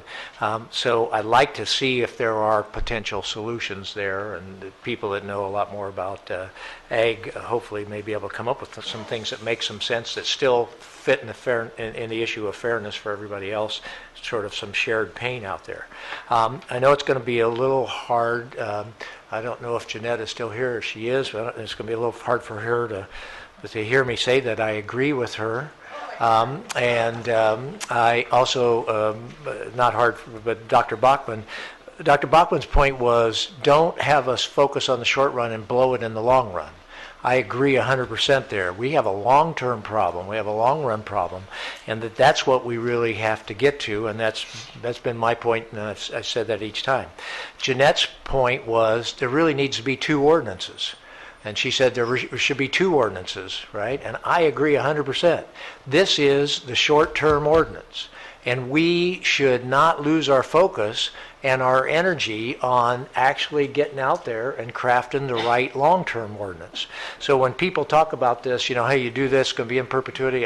Not me. I'm going to be hammering away saying if we do anything, as soon as we do it, we got to go forward and get this long-term ordinance. And we shouldn't take 4 or 5 years. We should take, as people were talking about, the kind of time frames people were talking about of where we should be able to go.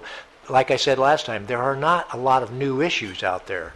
We know virtually all of the issues. It's just making the hard decisions about those. So here's the fundamental question I think that's in front of us as people are saying, don't do anything, kick it to another committee to go and do this.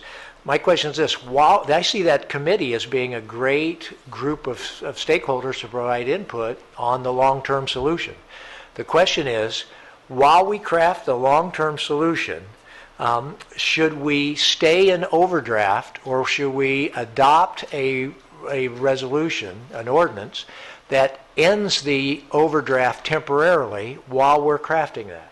In my mind, I don't think there's any question that we shouldn't say, no, we're going to stay in overdraft, we're going to stay in our current practices, and while we craft the long-term thing, because there aren't the guarantees. And the short-term ordinance out there, as we've seen, has actually generated energy for people saying, let's step up and get to the long-term thing. The other couple quick things I'd like to, it's certainly in my mind premature to endorse an approach to the long-term solution, the Oxnard proposal that's out there, and the stakeholder group. And the reason I say that is, we've done that once before. It's taken 4.5 years or so that the Las Posas group has been working on. There are a whole lot more things that I think we'd want to make sure we have covered before we sort of do that. One, and two, I think there's a fundamental issue as I look at the list, et cetera. Should GMA staff, who are the prime representatives of that sort of that public that is not doesn't have an immediate stakeholder interest but has a long-term interest in this resource, should they be actively and part of and for the benefit of the GMA staff ramrodding and heavily involved in any process for the long-term solution? I think they definitely should, and anything that doesn't have that, I think, is going to have some problems. Final thing, there was a comment made about sustainable energy by Dave, and you're right, you can't sustain this energy every 2 weeks for the next 4 months. So I think for a short-term ordinance, we're coming close to saying, hey, and then the energy should get funneled into a better, more sustainable long-term thing to actually get it done. So I'd like to see what staff does with the input. We knew the input was going to come late. I think by keeping us on these tight time frames, we've actually are taking advantage of this energy. Now staff has as good input as I think we can get, and people are invited to give more. They can present, some more suggested changes. We can ask questions. We can deal with this issue of orchards. But I think that we should do exactly what Jeanette said. Come up with 2 ordinances, and one so we can say to the public, and I don't know how you can do it any other way. Everybody's been saying the GMA did not do their job in terms of getting us out of overdraft. I don't know how you can say, while we're in the worst drought we've had in a long time, well, we're just going to stay in overdraft. We have to say we're going to do something about that, but we should recognize it should be short, and we should come up with the next plan. But by not having a deadline, I think you don't let people kind of kick that long-term plan down the road and then get past the deadline and say, we got out of jail. I think that's the advantage of not having the deadline. It's like, hey, get it done. And I don't think there's any question this board would be happy to adopt a better plan if we can craft that better plan in the long run. So my final comment, and thank you for giving me your ear for that longer than I wanted to be talking, but the last time I suggested a fair number of changes based on comments.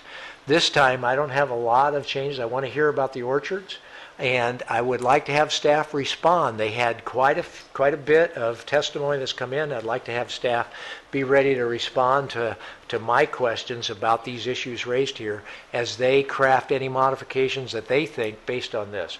But I think you do have staff. I want to address one thing David said, about staff. There is always going to be tension between the regulated community and the regulators. It goes with the game. And this is, it's not abnormal for people to say they're hard to work with, for them to say, well, the regulated community is hiding the ball or kicking the can. That's just the normal tension that is out there. To the extent that it can stay professional and that we can run these kind of town hall meetings, this is really, a very good process. But to the extent that maybe in the past staff didn't step up and call some things out and we stayed in a situation, overdraft longer than we should have, that's probably time for that to end. And hopefully we get that balance that you're talking about. It shouldn't be adversarial, but it also has to be people being willing to step up and, as David said, play their roles. If you're the regulator, they've got a role to play. Their role is to try to, as objectively as possible, just say what they think is in the best interest of the public. Other people have a role of protecting their investment, protecting their stockholders, and everybody has a role to play, and I think we can get there at this point in time. Thank you very much. I appreciate it. Yeah, Mike. I just wanted to support Supervisor Bennett and what he just said. I think the first draft had what was commonly called earmarks tied in there. Everybody's pet pig got tied to it. And so I think separating it out into immediate and later is logical, and that way we'll simplify what the request is. I think this, certainly the issue on these credits has been there a long time, and I don't think this is an appropriate forum to get it solved. Okay. Mr. Chairman, if I may? Yeah. One thing I didn't mention, I had in my mind, didn't actually get the words out, is an issue of the issue of equity.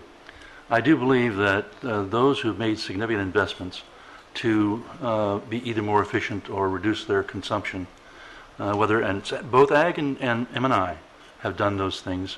The city of Ventura is delivering water at about the level that it delivered in the early 1990s. And so both sides have some issue there in investments that they've made, and I think that that is an equity issue and needs to be addressed. Okay. Thank you. As I kind of go through the history of the GMA and the history of United,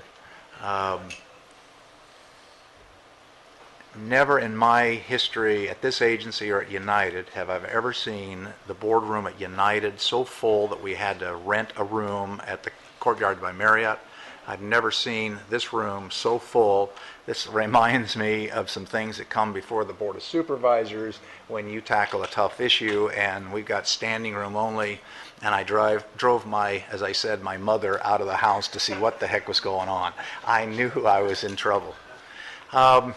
I think it's a wonderful thing. If you look at what's really happened, the biggest change that's happened over the last 2 weeks from where we were at the last meeting to where we are today is the coming together of a whole broad section of individuals who are racing to try to solve a problem, and it is in fact a wonderful thing that you're doing that. And I want to figure out a way for us to do our job and for you to do your job at the same time. I believe we get to the end game truly by a partnership.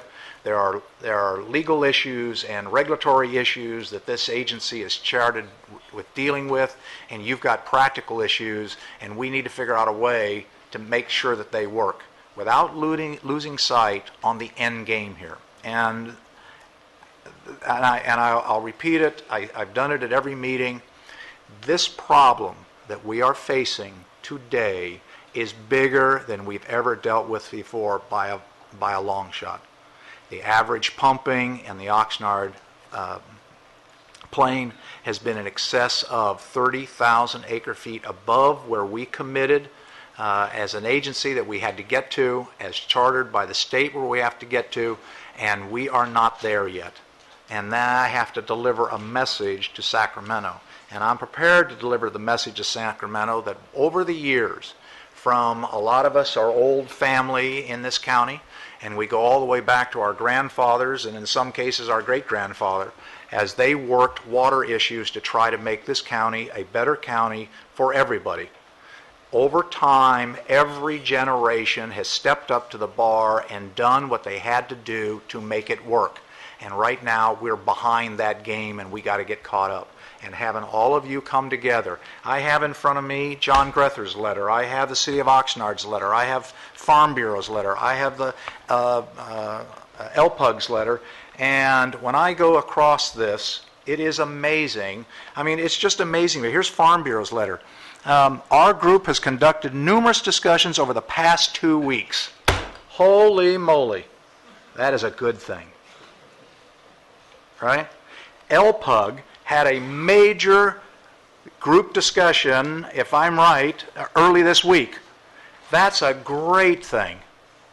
I have a laundry list right here. Kiegas, Camarosa, Channel Islands, City of Camarillo, Oxnard, Port Hueneme, Ventura, Crestview, Guadalaska Naval Base, Pleasant Valley County Water District, Port Hueneme Water Agency, and Southland Sod are all on this document.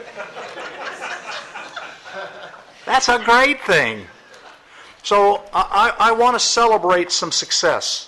And the biggest success in my mind is that you folks have taken time to come out and understand this is a real issue, a real problem. It's going to cost real money. And for the first time in my 28 years at United, my 26 years at the GMA, I'm hearing of a broad base of people in 2 different basins saying our members are committed to spending real dollars. Holy moly, I never thought that that would happen. But I'm not naive. It's happening because there's an emergency ordinance in front of you and you don't like it. I get it. I don't like passing it. But you know, sometimes we did homework as kids when Dad told us we can't go use the car, right? And I'm not trying to play a mom and pop game with everybody, and I didn't intend this to happen. I don't think we're that clever, but clearly we hit a nerve. We must keep this momentum going. I believe that the solution to this problem is a short-term ordinance. We can figure out a sunset clause to it, but the sunset truly has to be to the sustaining of the work that you're currently doing. If you don't do what you've pledged to do and come up with a better solution, we have to, as an agency, continue to make very tough decisions that you don't like, and I get that. The state of California now, today, because of the drought, is dealing with the issue. That's how we deal. That's how we work as human beings. We don't deal with the problem. I believe this is a natural disaster. If you actually look at the weather patterns, there's a reason why northern Chicago, New York, and everything got floods, and they're having flash floods, major floods in England because the jet stream moved north. That's what's killed us. When the jet stream moves south, we'll be back into a rain pattern. The problem with that is we've been there. We've done that. And during that rain pattern, we assumed pumping is on. Game on. Pump what you want. It is not sustainable. We cannot do that behavior again, or we will be back. You will be back in this room because I'll be gone, thank goodness. That's a good thing. And you'll be debating this exact same issue again. The efficiency that growers have talked about, the efficiency that cities have talked about, the ability to dial down the pumping and to leave water in the aquifer, we allowed other individuals to pump it out, and now the day we need the rainy day pool, it's not there. That's a fundamental mistake. My message to Sacramento is we've done great work over the years. We have challenges, but I have seen in the last 2 weeks a movement to solve these problems. The GMA staff is good. We have throttled this agency by our pump charges. We're a small agency. Basically, you don't realize that. We do have some funds that could be invested for grants and those things, and we have done that. I think collectively we've given out $500,000, if not more, in grant funds to all the major agencies. Many of the major agencies in this room have benefited from that money. So it's not building a staff. We have two and a half time full-time people. That's all we have to run this agency, and a lot of high-powered part-time people. It will not be, the GMA staff is not able to conduct enough meetings and to get enough people at the table to do the work you have to do, so I encourage you, you've got to keep the work going. And if you keep that work going, this ordinance will last a very short time. But from my standpoint, the work you do has to be substantial. It has to be quantifiable.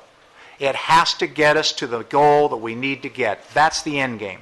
If it's nothing more than a stall tactic or a repeat of what we've done in the past, it will not fly, and I will not approve it in my capacity as a member of this board, and I will fight to turn it down. You need to know that right now. I'm not telling you something that you shouldn't figure out on your own. And as I go through some of the letters, just to give you an understanding of where I'm thinking, I'm reading from the LPUG letter.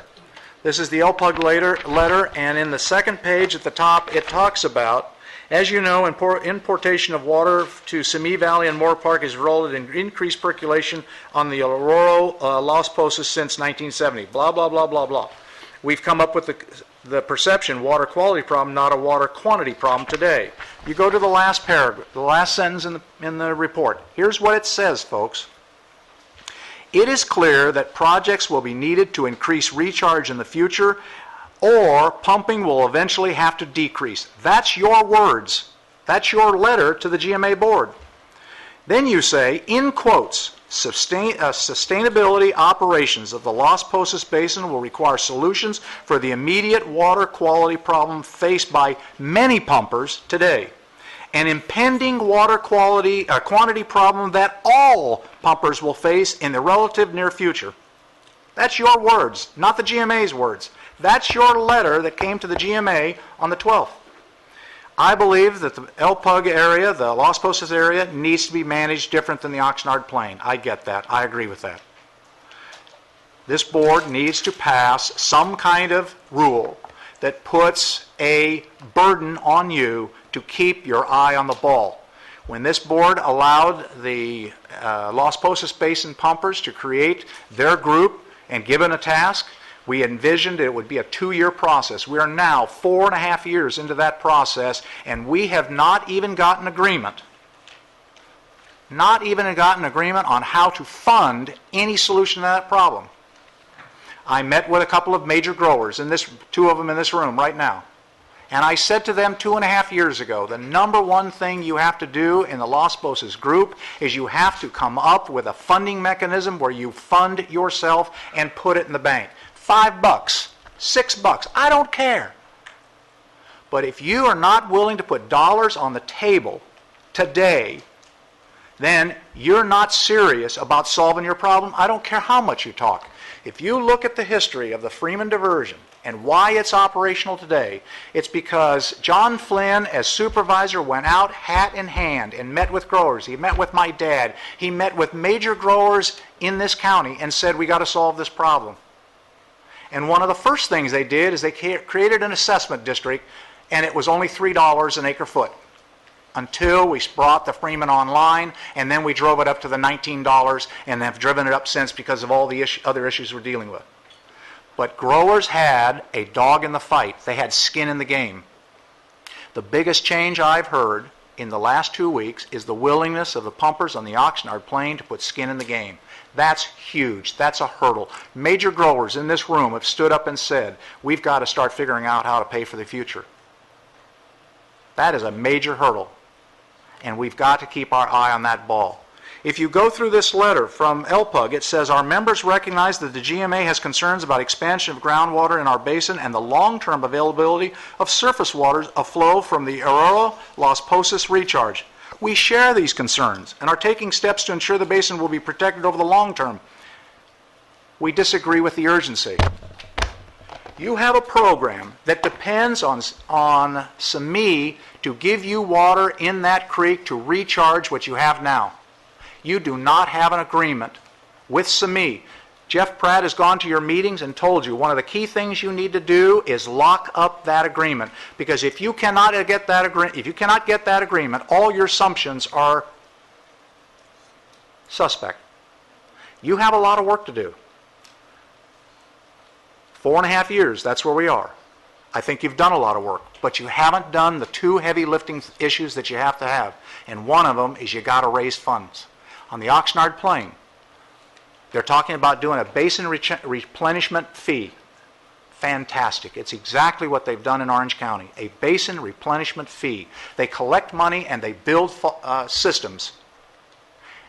You need to build a basin replenishment fee in the Las Posas area to build systems and get contracts in place that protect that flow of water from SME, because cities today are under major pressure to put that water to beneficial use, because the first time in history Med is not delivering water.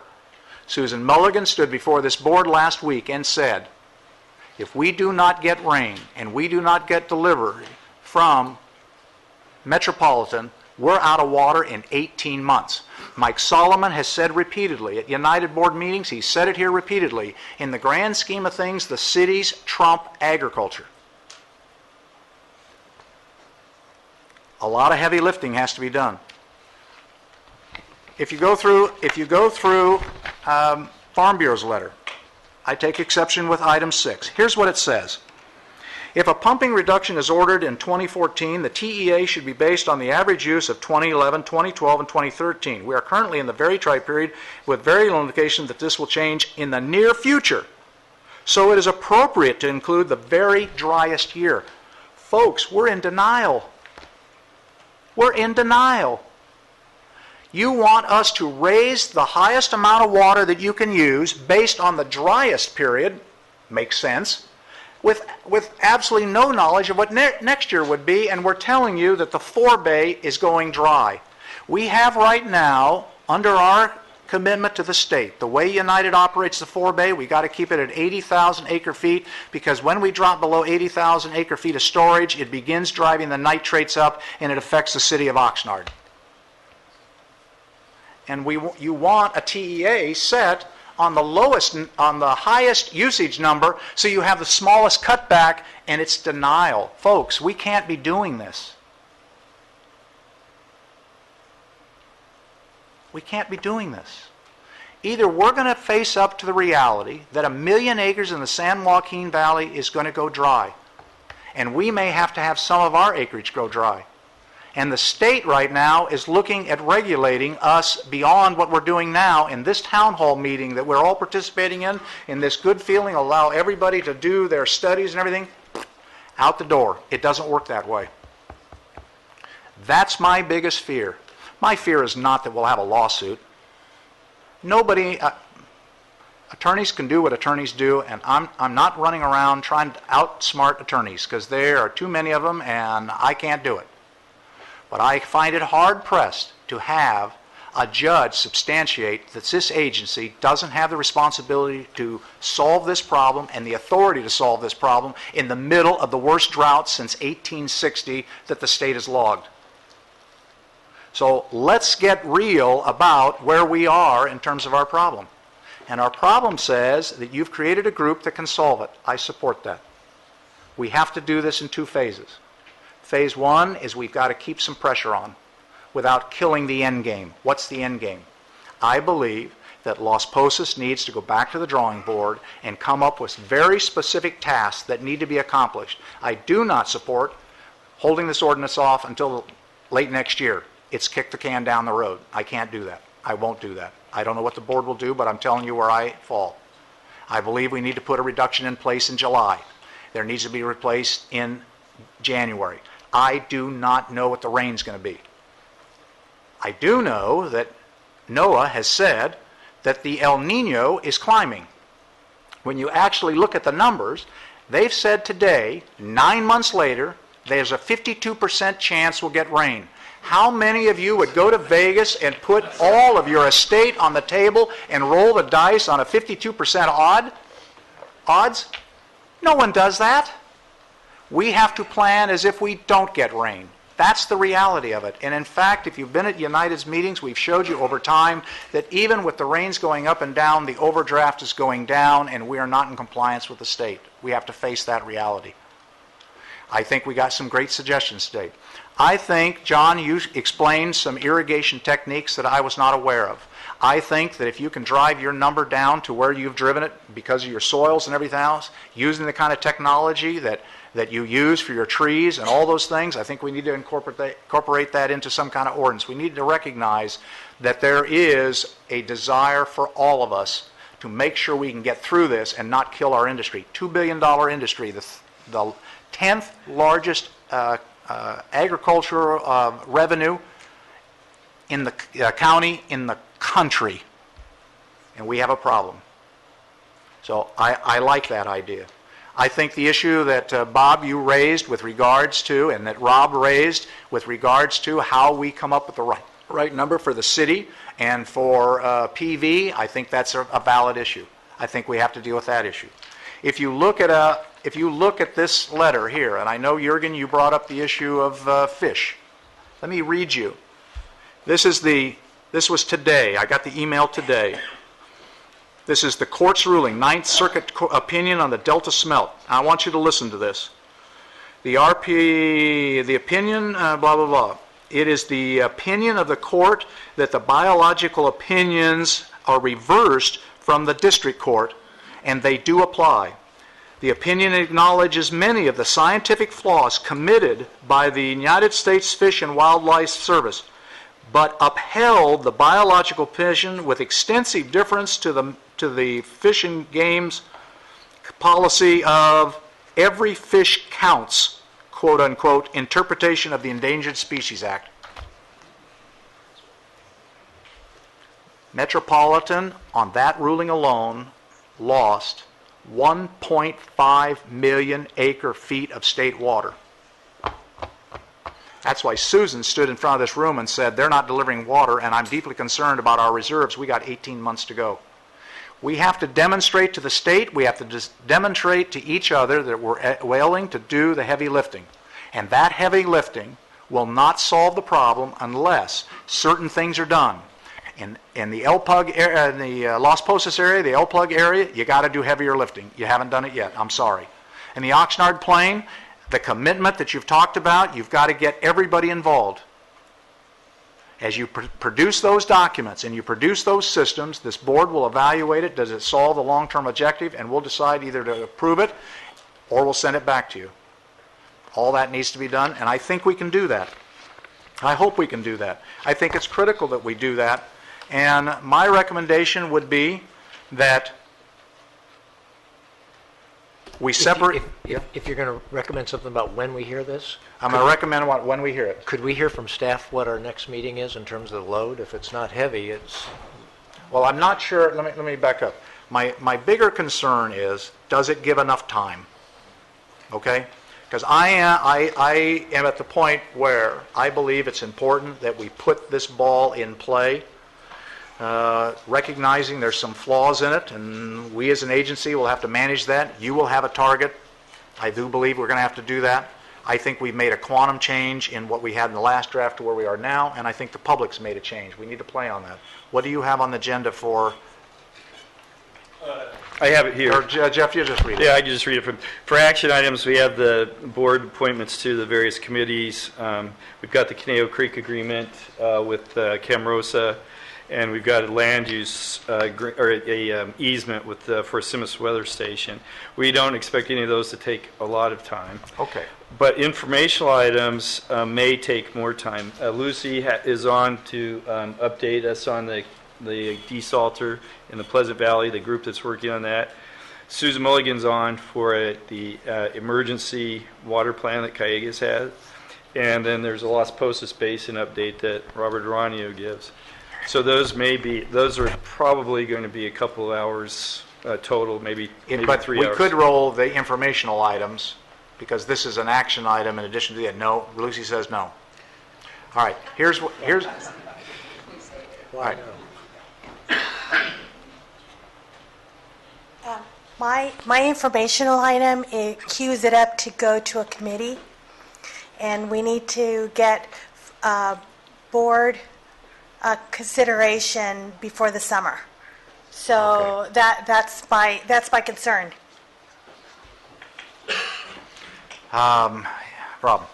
Rob Saperstein again, City of Oxnard. Just because I want to keep it in the queue, more important, if we can get the great program issue, and it can be an informational issue with just direction to staff of how to manage the Resolution 2013-02, if we can have that in the queue somewhere as quickly as possible. Okay. All right, let me make a recommendation. You guys chime in. My recommendation would be that we have the regular scheduled meeting as scheduled. We add this letter dealing with the GREAT program added to that if we can do that, so we can at least hear it and spend a little bit of time on it. And that the following Wednesday, the 2nd of April, we have a special board meeting on this item. The great problem may be problematic. We'll try and get it done. It won't be ready by the time we go to printing with the board packet for sure. Okay. Can we, if you can't get it on that agenda, can we have it on the 2nd?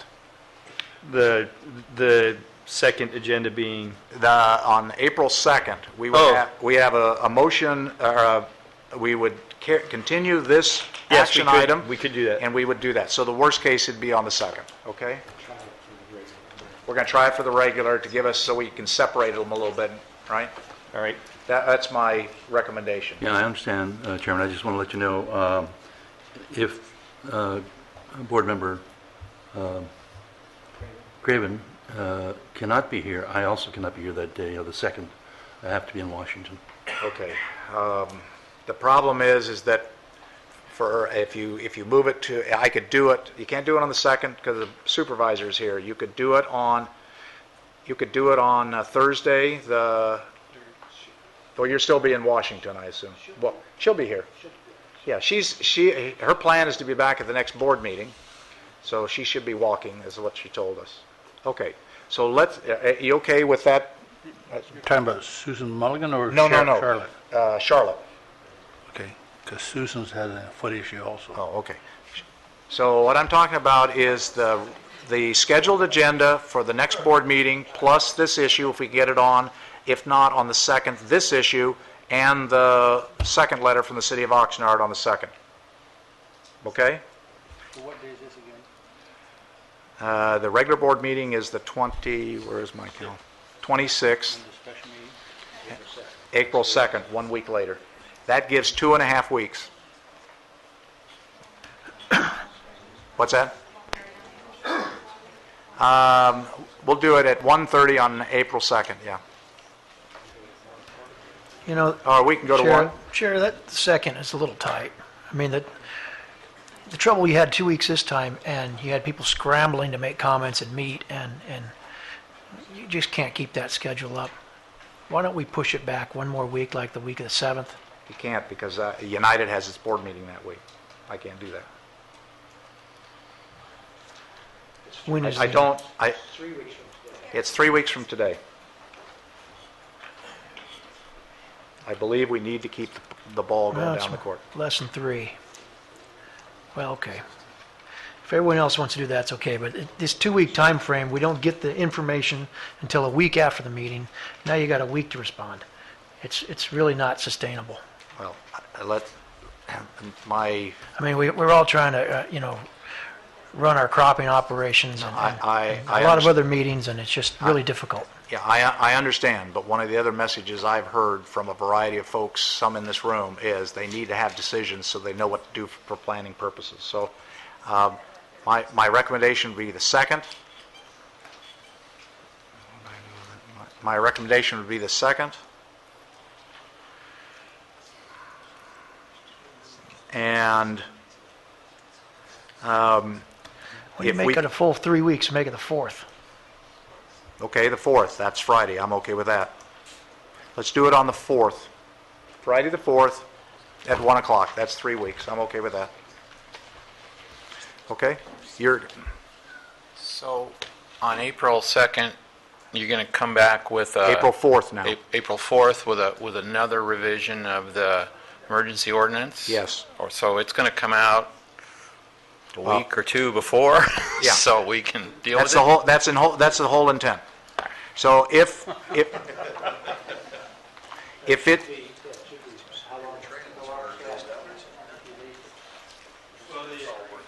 From my perspective, probably the most time-consuming part of this is going to be the Las Posas Basin stuff. The Oxnard Plain may be less time-intensive. So I would say on the outside, probably 2 weeks to get our letter, which would only give them a week. And that would include Las Posas. okay. If I push on staff a little bit to have your report out by the 26th, that's Wednesday. Okay? Okay. Here comes Robert. We meet the morning of the 26th.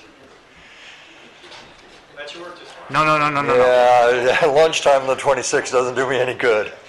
We meet the morning of the 26th. Can you do that?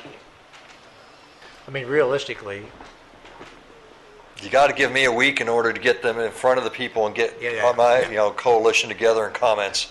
All right. I mean, we're in this fire drill. We can respond, but Yeah, I understand. The morning of the 26th. Can you shoot it out by the morning of the 26th? Okay, that's your answer. Okay. Thank you. Jeff, would it be possible, I think very important on this will be the minutes. I think there were a lot of comments made today that I would like to reread. Well, the minutes are what your board has directed. We don't do a transcript, but there is a taped version of this for anybody to check. So my recommendation to you would be not to get too worked up. I mean, we can always go back to the tape. Okay. This is a motion item. I need a motion to continue this item to So moved. April 4th. Second. Motion? Second. I'm sorry, we heard a second? Okay, second. Any discussion? 1 o'clock on the 4th, here. What do you guys got?